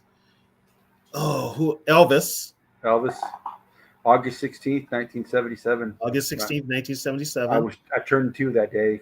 Yeah. So 2 famous people died on my birthday. One before I was even born, and one, obviously, Elvis is the other. The other is Babe Ruth. Oh, Babe Ruth, yeah. Babe Ruth died August 16th, 1948. Mama Cass died in 74. By the way, she didn't choke on a ham sandwich. No. They just said that because she was fat, man. Yeah, she didn't choke on a ham sandwich. She was a cardiac arrest. Yeah.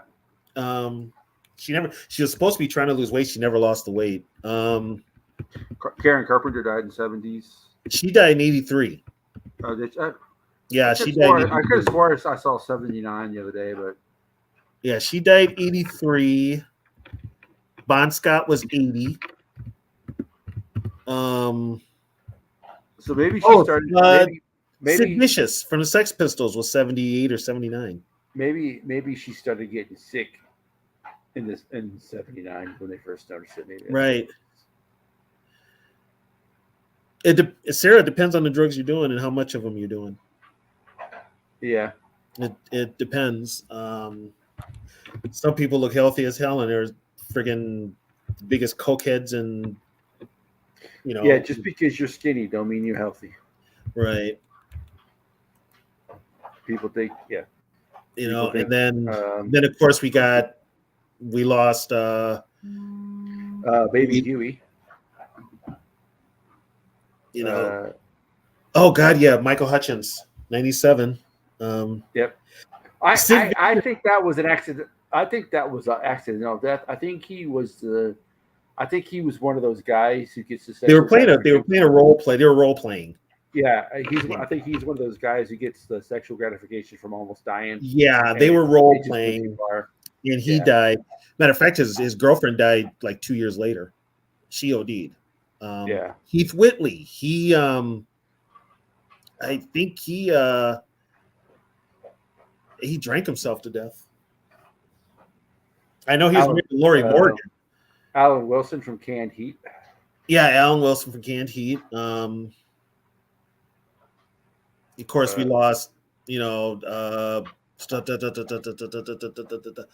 Orbison. He just died of heart failure. Yeah, he was not that old. And of course, HIV took Freddie Mercury. What's his name? Shit. One of the Allman Brothers. Dwayne Allman. Plane crash. Yeah. Or not plane crash. Motorcycle crash. Yeah. Yep. Motorcycle crash. And Eddie Rabbitt, he had cancer. He was 90. He died in 97. God, I used to listen to him. I love a rainy night. Yep. He passed away. I used to listen to him all the time. There was another country artist. What's his name? Just died of cancer. Toby Keith. Toby Keith, yeah. Yep. Toby Keith. So yeah, there's been. I mean, wasn't there somebody else? There was 2 guys who died from the Allman Brothers, wasn't there?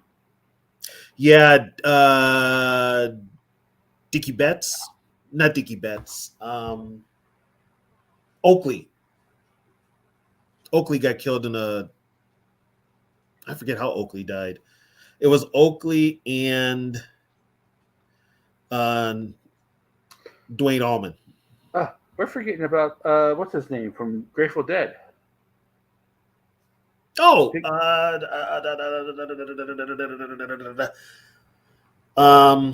Jerry Garcia. No, I'm talking about. Let me see. I'm looking at it now. I'm looking at a list from the 70s. I know there was a guy who died from Grateful Dead in the 70s. Let me look at it. Yeah, the keyboard player. Pigpen. Pigpen Kewen. Yeah. Yeah, he died in the 70s. Oh wow, Zeke Zettner from the Stooges. Yeah, the Stooges. MC5. He was 25. Heroin. A couple of guys died from the MC5. Yeah.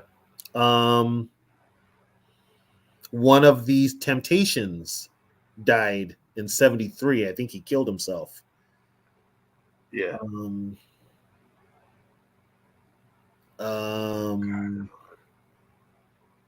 Yeah, heart failure for Cass Elliot.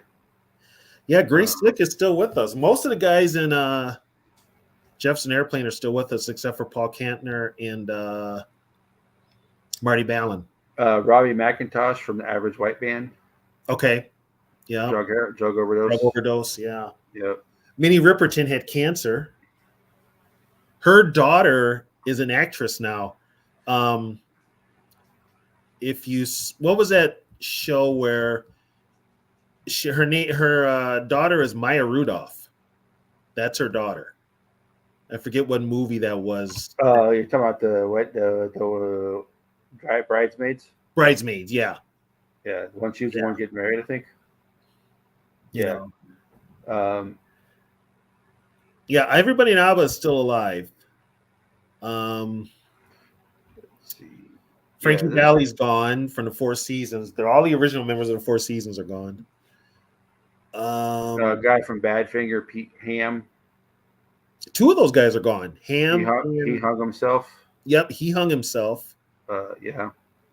One of the dudes from Sweet died. Well, two of the guys from Sweet are gone. Three of the guys from Sweet are gone. Yeah, it's pretty. It's what about T-Rex? Is he still with us? No, he died in a car crash in 77. Mark Bolan. So he was 77 when he died. Yeah, he died in a car crash in 77. Tom Bolan, Deep Purple, heroin and alcohol overdose. Yep, Tommy Bolan. The Alex Kershaw from the Scorpions, unknown. His death. Unknown death? Yeah. Well, they're Austrian, so they probably don't release that information. No. Wow. Helmut Kulin from Trimovit, carbon monoxide poisoning. Wow. That's in a car. He was in a car. Steven, we already talked football. We were actually gonna end the podcast. But Mark Bolan from T-Rex was the one I was thinking of. Yeah, that's Mark Bolan. Yeah. It's 1977. Yep, he was 77. Yeah. Tommy Bolan was 76. Yeah. Ronnie Van Zant, Steve Gaines, Cassie Gaines. That was October 20th, 77. October, yeah. And then Keith Moon was 78. Somebody else was 78 too. 78 was Johnny Wallace from the Four Knights. He was 65 though. Sandy Denny was 78. Glenn Goins was 24. He was from the Parliament, Funkadelic. Oh, yeah. That's Hodgkin's lymphoma. Yep. Cancer. Yep. How many fans were killed by a fanatic fan? Dimebag Darrell. Cancer don't give a fuck who you are, by the way. No, that question, easy to answer for music. Dimebag Darrell, fan jumped up on stage and shot him point blank. He was mad because Pantera broke up. And then there was the girl, Rebecca Schaefer. She was in the TV show My Sister Sam, and a deranged fan stabbed her to death, I believe. Yeah. And then you have what's his name from the Beatles? John Lennon. Yeah. Yep, So Keith Moon was 32 when he died. Yeah. Yep, Keith was 32. Chris Bell from Big Star. Traffic accident.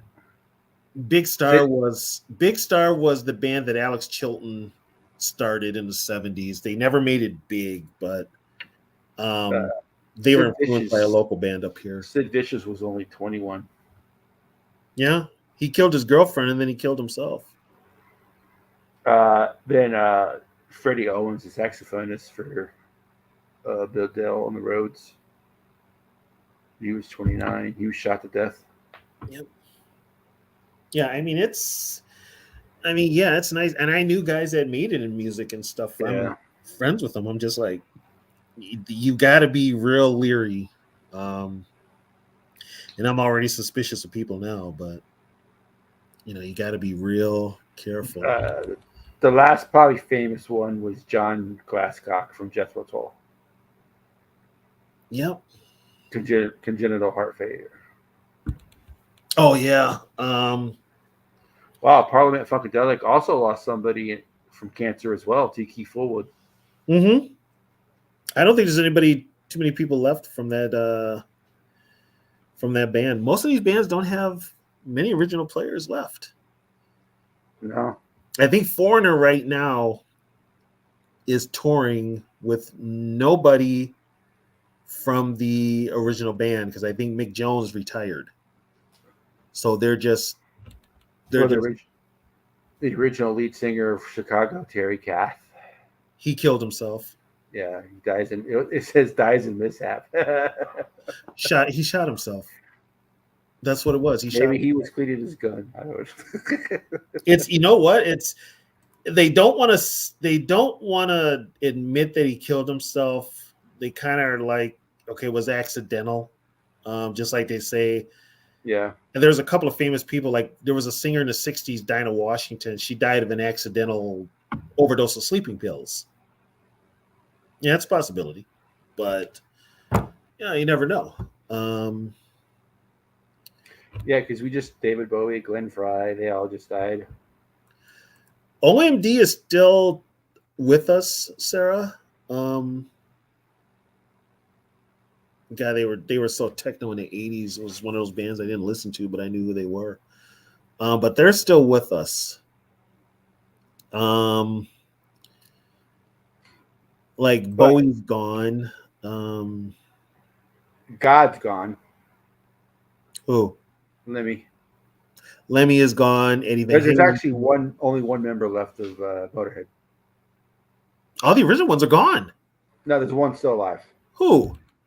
I think it's the drummer. No, Phil's dead. So it's the guitarist then. Eddie and Phil are dead. Let me see. Did one just die recently then? Because I know Eddie died like a year. Eddie died a year before, like a little bit of time before. Because Phil and Lemmy died around the same time. So I could have swore there was still one that was alive. Because out of the original three-piece, Eddie's gone, Phil's gone, and so is Lemmy. I think it says Phil's still alive. Lemmy was. Hold on a second. Hold on a second. Sarah, I do like The Cure, Sarah. I love The Cure. So their best known lineup, all three of them are dead. Lemmy, Taylor, and Clark. All the Ramones are gone. Yeah, all the Ramones are gone. God, Motorhead, such a fucking awesome band. So it's God,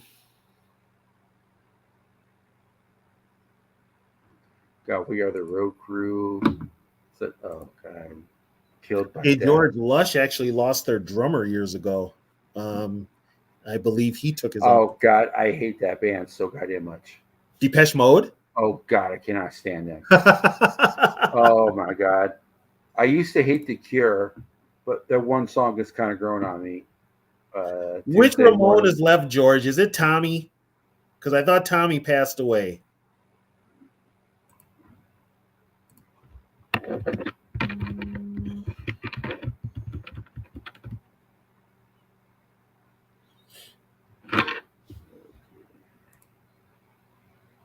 In Excess, yeah, the only one that's gone is Michael Hutchins.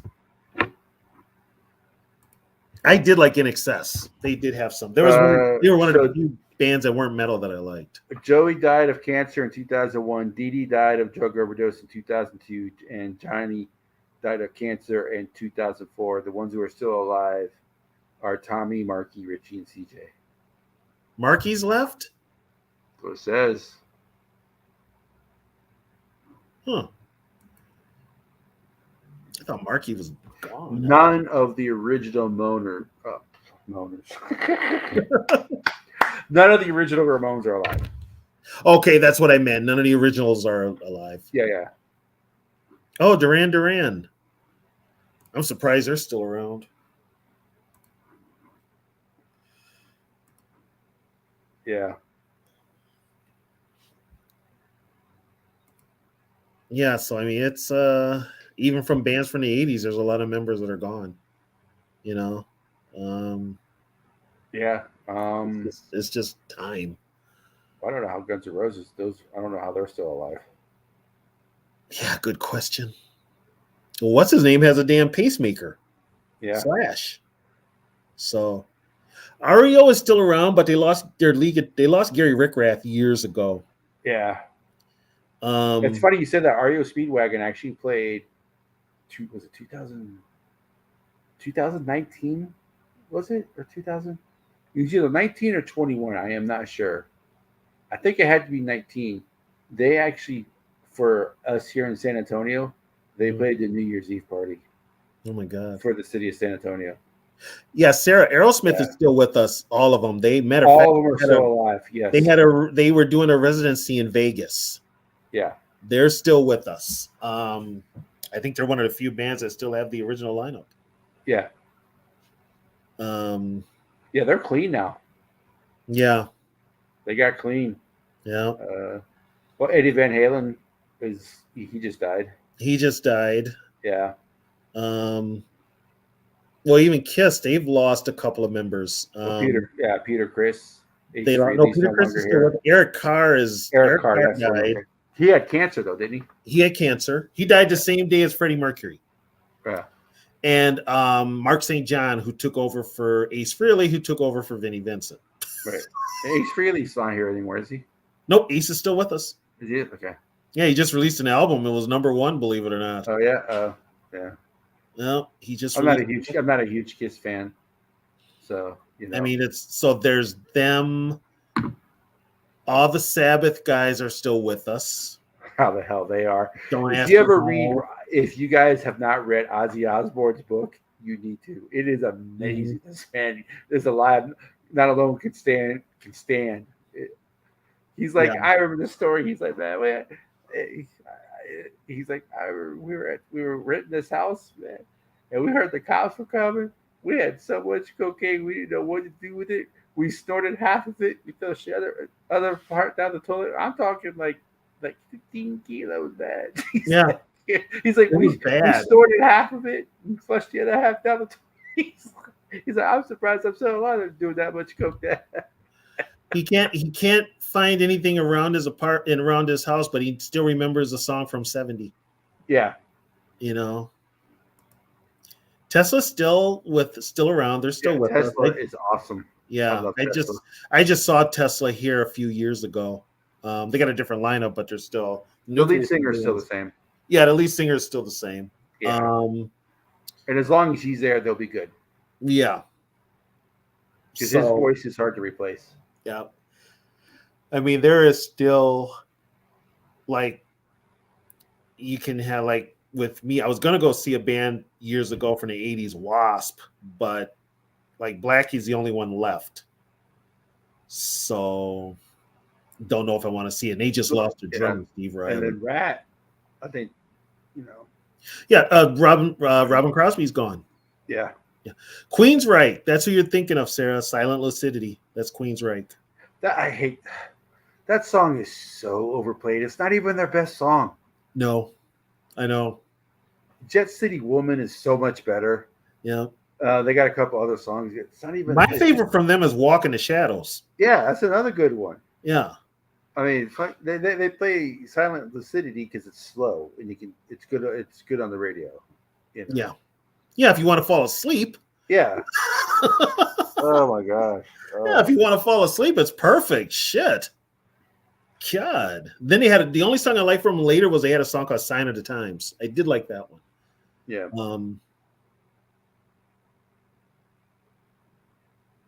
I hate that song. Oh, I like Tesla, but I hate that damn song. What song you talking about? Love Song. Oh, yeah. From That's probably one of their worst. Oh my God. Poison's still with us. Matter of fact, they're touring. They toured last year. Yeah, they Cece and Brett didn't get along for the longest time, but I think they made up. Well, yeah, the money was right. Yeah. Ricky Rocket, Bobby Dahl, Cece DeVille, and Brett Michaels. I got a question. Do you listen? Okay, do you listen to Ghost? Yes. Okay, listen to Ghost. Do you consider them like they're not heavy metal? Okay, I'm not the only one to think that. They sound kind of poppy to me. I like them. They're not metal. A lot of their songs are hard, but they're Tobias Forge is the guy who plays Papa Emirates. Yeah, he writes all their music. He records all the music in the studio. Everybody else in the band is just hired. They're contractors to work the concerts. He does all the music. He plays all the instruments. He does all the recording for the songs. He is Ghost. There's a lot of, I mean, they're a satanic theater group. So they have, they have a lot of songs like when they say he is, they're not talking about God. So no, they're not. Yeah. So so they have a lot of good. I like a lot of Faith is probably one of my favorite songs by them. But I think the first song I ever heard from was Square Hammer, and I'm listening to it and I'm Square like, Hammer is a pretty good song. It's a good song, but I'm like, this is kind of poppy. It's not metal. Yeah, it's kind of poppy, you know. If you ever listen to the words of a Ghost song, you'll be like, what the hell? I mean, I like it, but but yeah. No, I know, and some of their stuff actually sounds pretty good.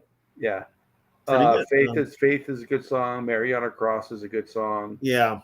Kiss the Goat is a good song.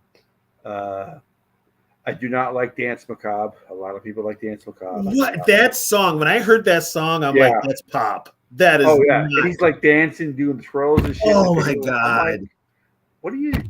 That was not. Carice is probably. I think that's how you say it. It's probably one of the best songs. Carice, I think it is. Mm-hmm. It's probably one of their best songs. Pretty much, they have an upside. Like their name is Ghost, and the T is upside down. Oh, you mean like Ronnie James Dio did his for Dio, and it's really devil? Yeah. So pretty much, it's pretty much what they do. But yeah, it's like the song "Faith Is Mine," but he's talking about you stop believing in the one up top. So the one down, the devil, pretty much. I don't know what I can say on YouTube, but I can. So I'm kind of beating around it. Mm-hmm. He kind of takes your faith away from the other. That's what he goes. Faith is mine. He's talking. Yeah. Mm-hmm. It's pretty cool. I mean, there's a lot of this. I don't like every song by Ghost. They have a lot of soft songs and stuff like that. Yeah. Not that the soft songs are bad, but they're kind of poppy, but they're not heavy metal. No. Okay, they're lumped in the metal category. Right. They are, but I don't. But I like them, but they're not metal. They're just, to me, they're kind of like pop metal, like almost hair metal. Yeah. Now, my first concert that I ever went to, other than I would say by myself, not with my mom, because the first concert I went to was Sawyer Brown, Charlie Daniels Band, and Alabama. So if you like country music, that's a hell of a concert. I was forced to go, but I ended up liking Sawyer Brown. Sawyer Brown was okay. That I don't like country music, but Sawyer Brown's okay. But My first concert on my own was Kingdom Come, Metallica, and Guns N' Roses. Kingdom Come got booed off the stage. My first concert on my own, my parents trusted a friend of mine's brother to take us. It was Kiss. Yeah. So, and then the first concert I saw where they actually trusted me on my own was. Yeah, we still got 41 people in here. Oh my God. The first one was, believe it or not, it was Kiss and the Plasmatics. Oh, yeah? It was the Plasmatics, yeah. Man,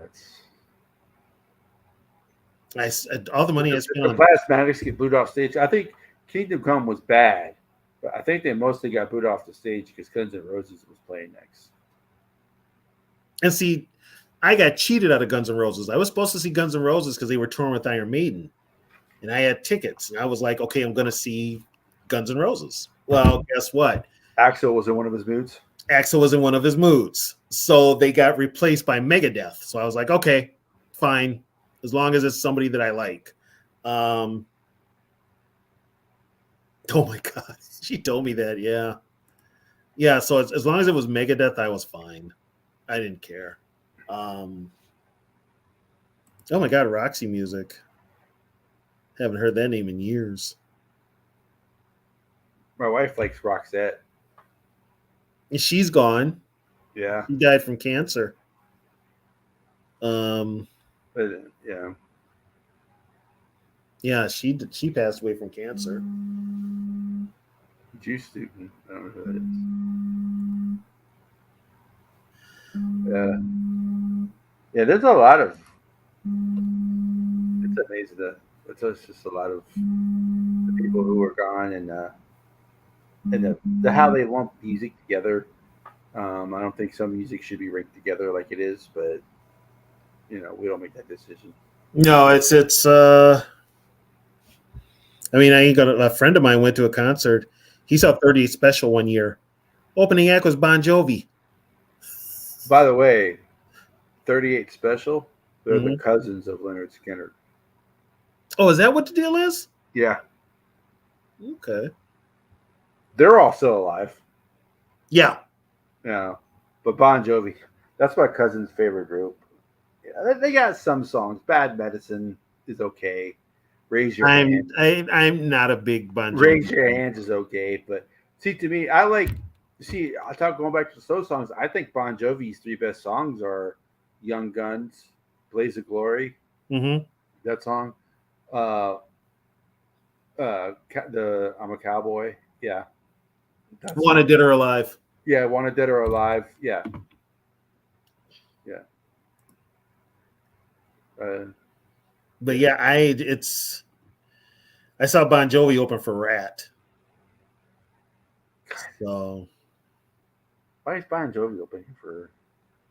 Well, first time I ever saw Metallica, they opened up for Wasp and Armored Saint at First Avenue in Minneapolis, and Metallica was late. Armored Saint, I have not heard that in a while. Armored Saint, but I listen to like Mushroom Head, Meshuggah, stuff like Gorge, yeah, you listen to the older stuff. The Gojira was a new band I listened to. Mm-hmm. I like to do some of the new bands like Ginger. I like Ginger. I think Tatiana is fucking phenomenal. Arch Enemy. That's kind of stuff I've listened to them. We had a band up here I listened to, American Head Charge. Yeah, that was a local band. Yeah, Nelson was a one-hit wonder. They were Rick Nelson's. Yeah, I think Rick Nelson, their dad died in a plane. It was a plane. Yeah, it was a plane crash. He died in a plane crash. Yep. Meshuggah. Yeah. I do like Meshuggah. I do. Yeah. I like Lamb of God. Lamb of God, Redneck is such a goddamn. I love that song, Redneck. The video is even better. Lamb of God is good. I listen, like I said, I listened to all that. I mean, Mushroom Head is kind of them and Slipknot. Kind of, they were they're not the same in music wise, but the theatrics are kind of the same. Right. Yeah. They're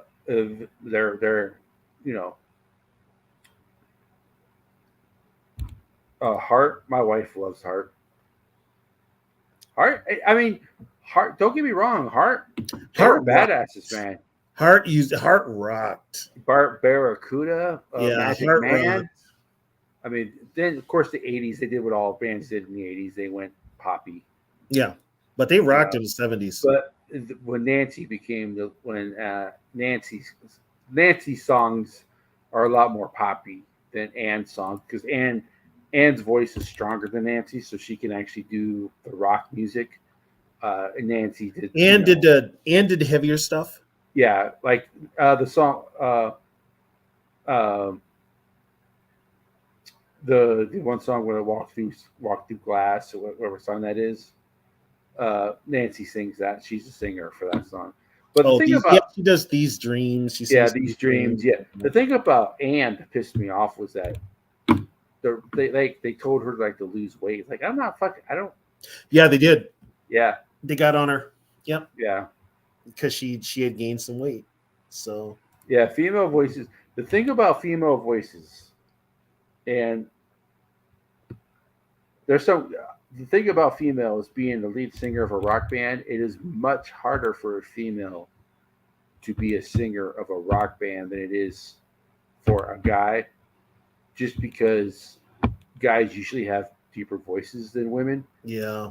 And a lot of times a woman will try to be a lead singer, but her voice gets drowned out. So when you have someone like an Ann Wilson or a Nikki Hale, a Tatiana Solanovic, Dora Peach from Warlord.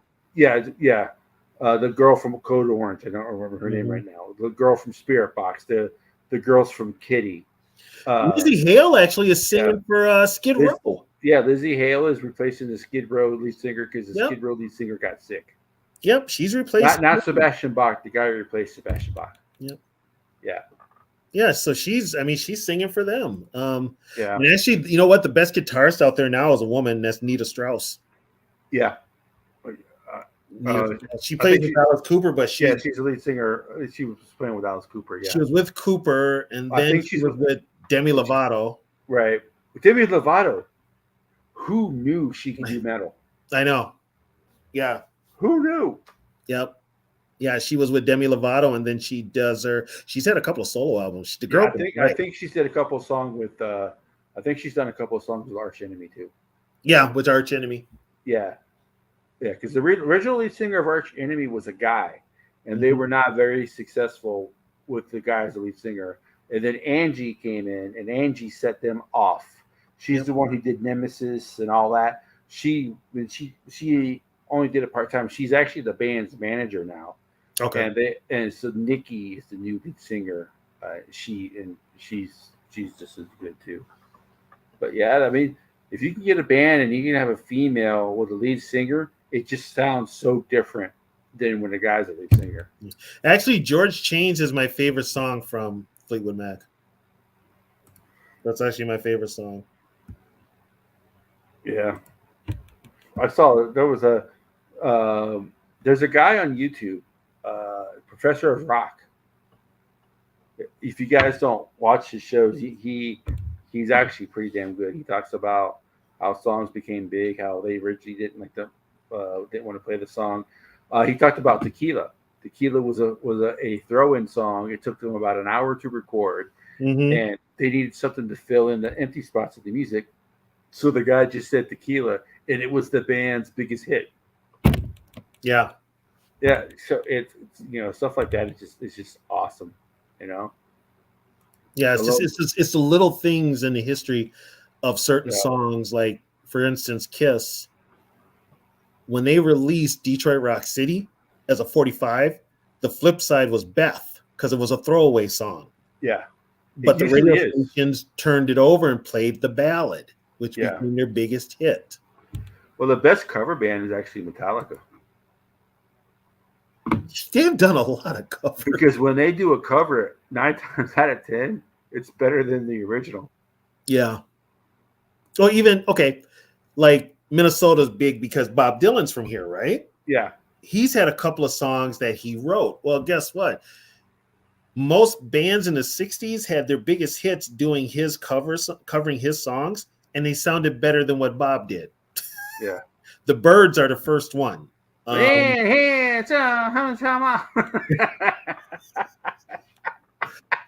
my God. Once upon a time, just so fun. Coming in blue. His son was a far better singer than he was. And then, okay, if you hear him sing No Sons, then you hear him do something like Lay Lady Lay. You're kind of like, what's going on here? Yeah. You know, it's just, but yeah, I mean, his songs sounded much better done by other people. Yeah. You know, I wouldn't know, Sarah. Oh yeah, his son, Jacob. Sarah's like, I can drive you home by one headlight, baby. Sarah, I wonder about you sometimes. Helmet's a pretty good group. I liked Helmet. I liked Rammstein. Yeah. That dude, the lead singer of Rammstein, you talk about a weirdo. Whew. Oh yeah. That dude is weird as hell. But I got Deicide's new album. Deicide is pretty good. Behemoth. I like Behemoth. They're good. Mm-hmm. Doom Over Gore. That's another band that I like. Yeah. So there's a lot of good. There's a lot of good bands out there. There are. I'm kind of still stuck listening to the older stuff. That's just me. But there's a lot of newer stuff that I listen to. Yeah. What? Oh, good one, Sarah. We really wanted to know that.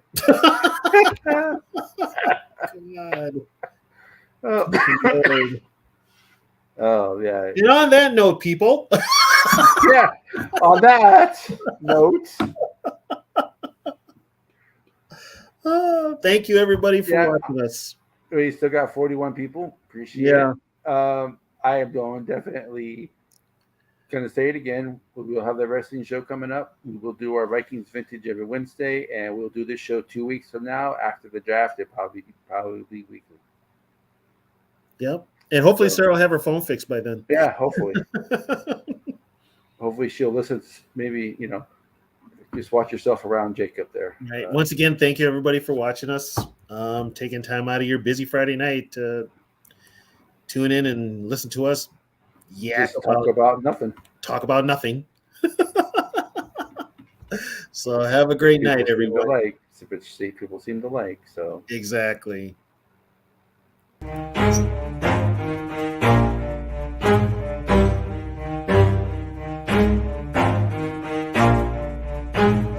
Never stop, forget it if I want it. Gotta make to myself a promise. I won't quit, keep going till I got it. I won't give up till I'm on top. Yo, no, I ain't the type to give up. If I do something, man, I do it till I get what I want. I turn a business out of nothing into something I love. I got a poker face, but honestly, I'm not one to bluff.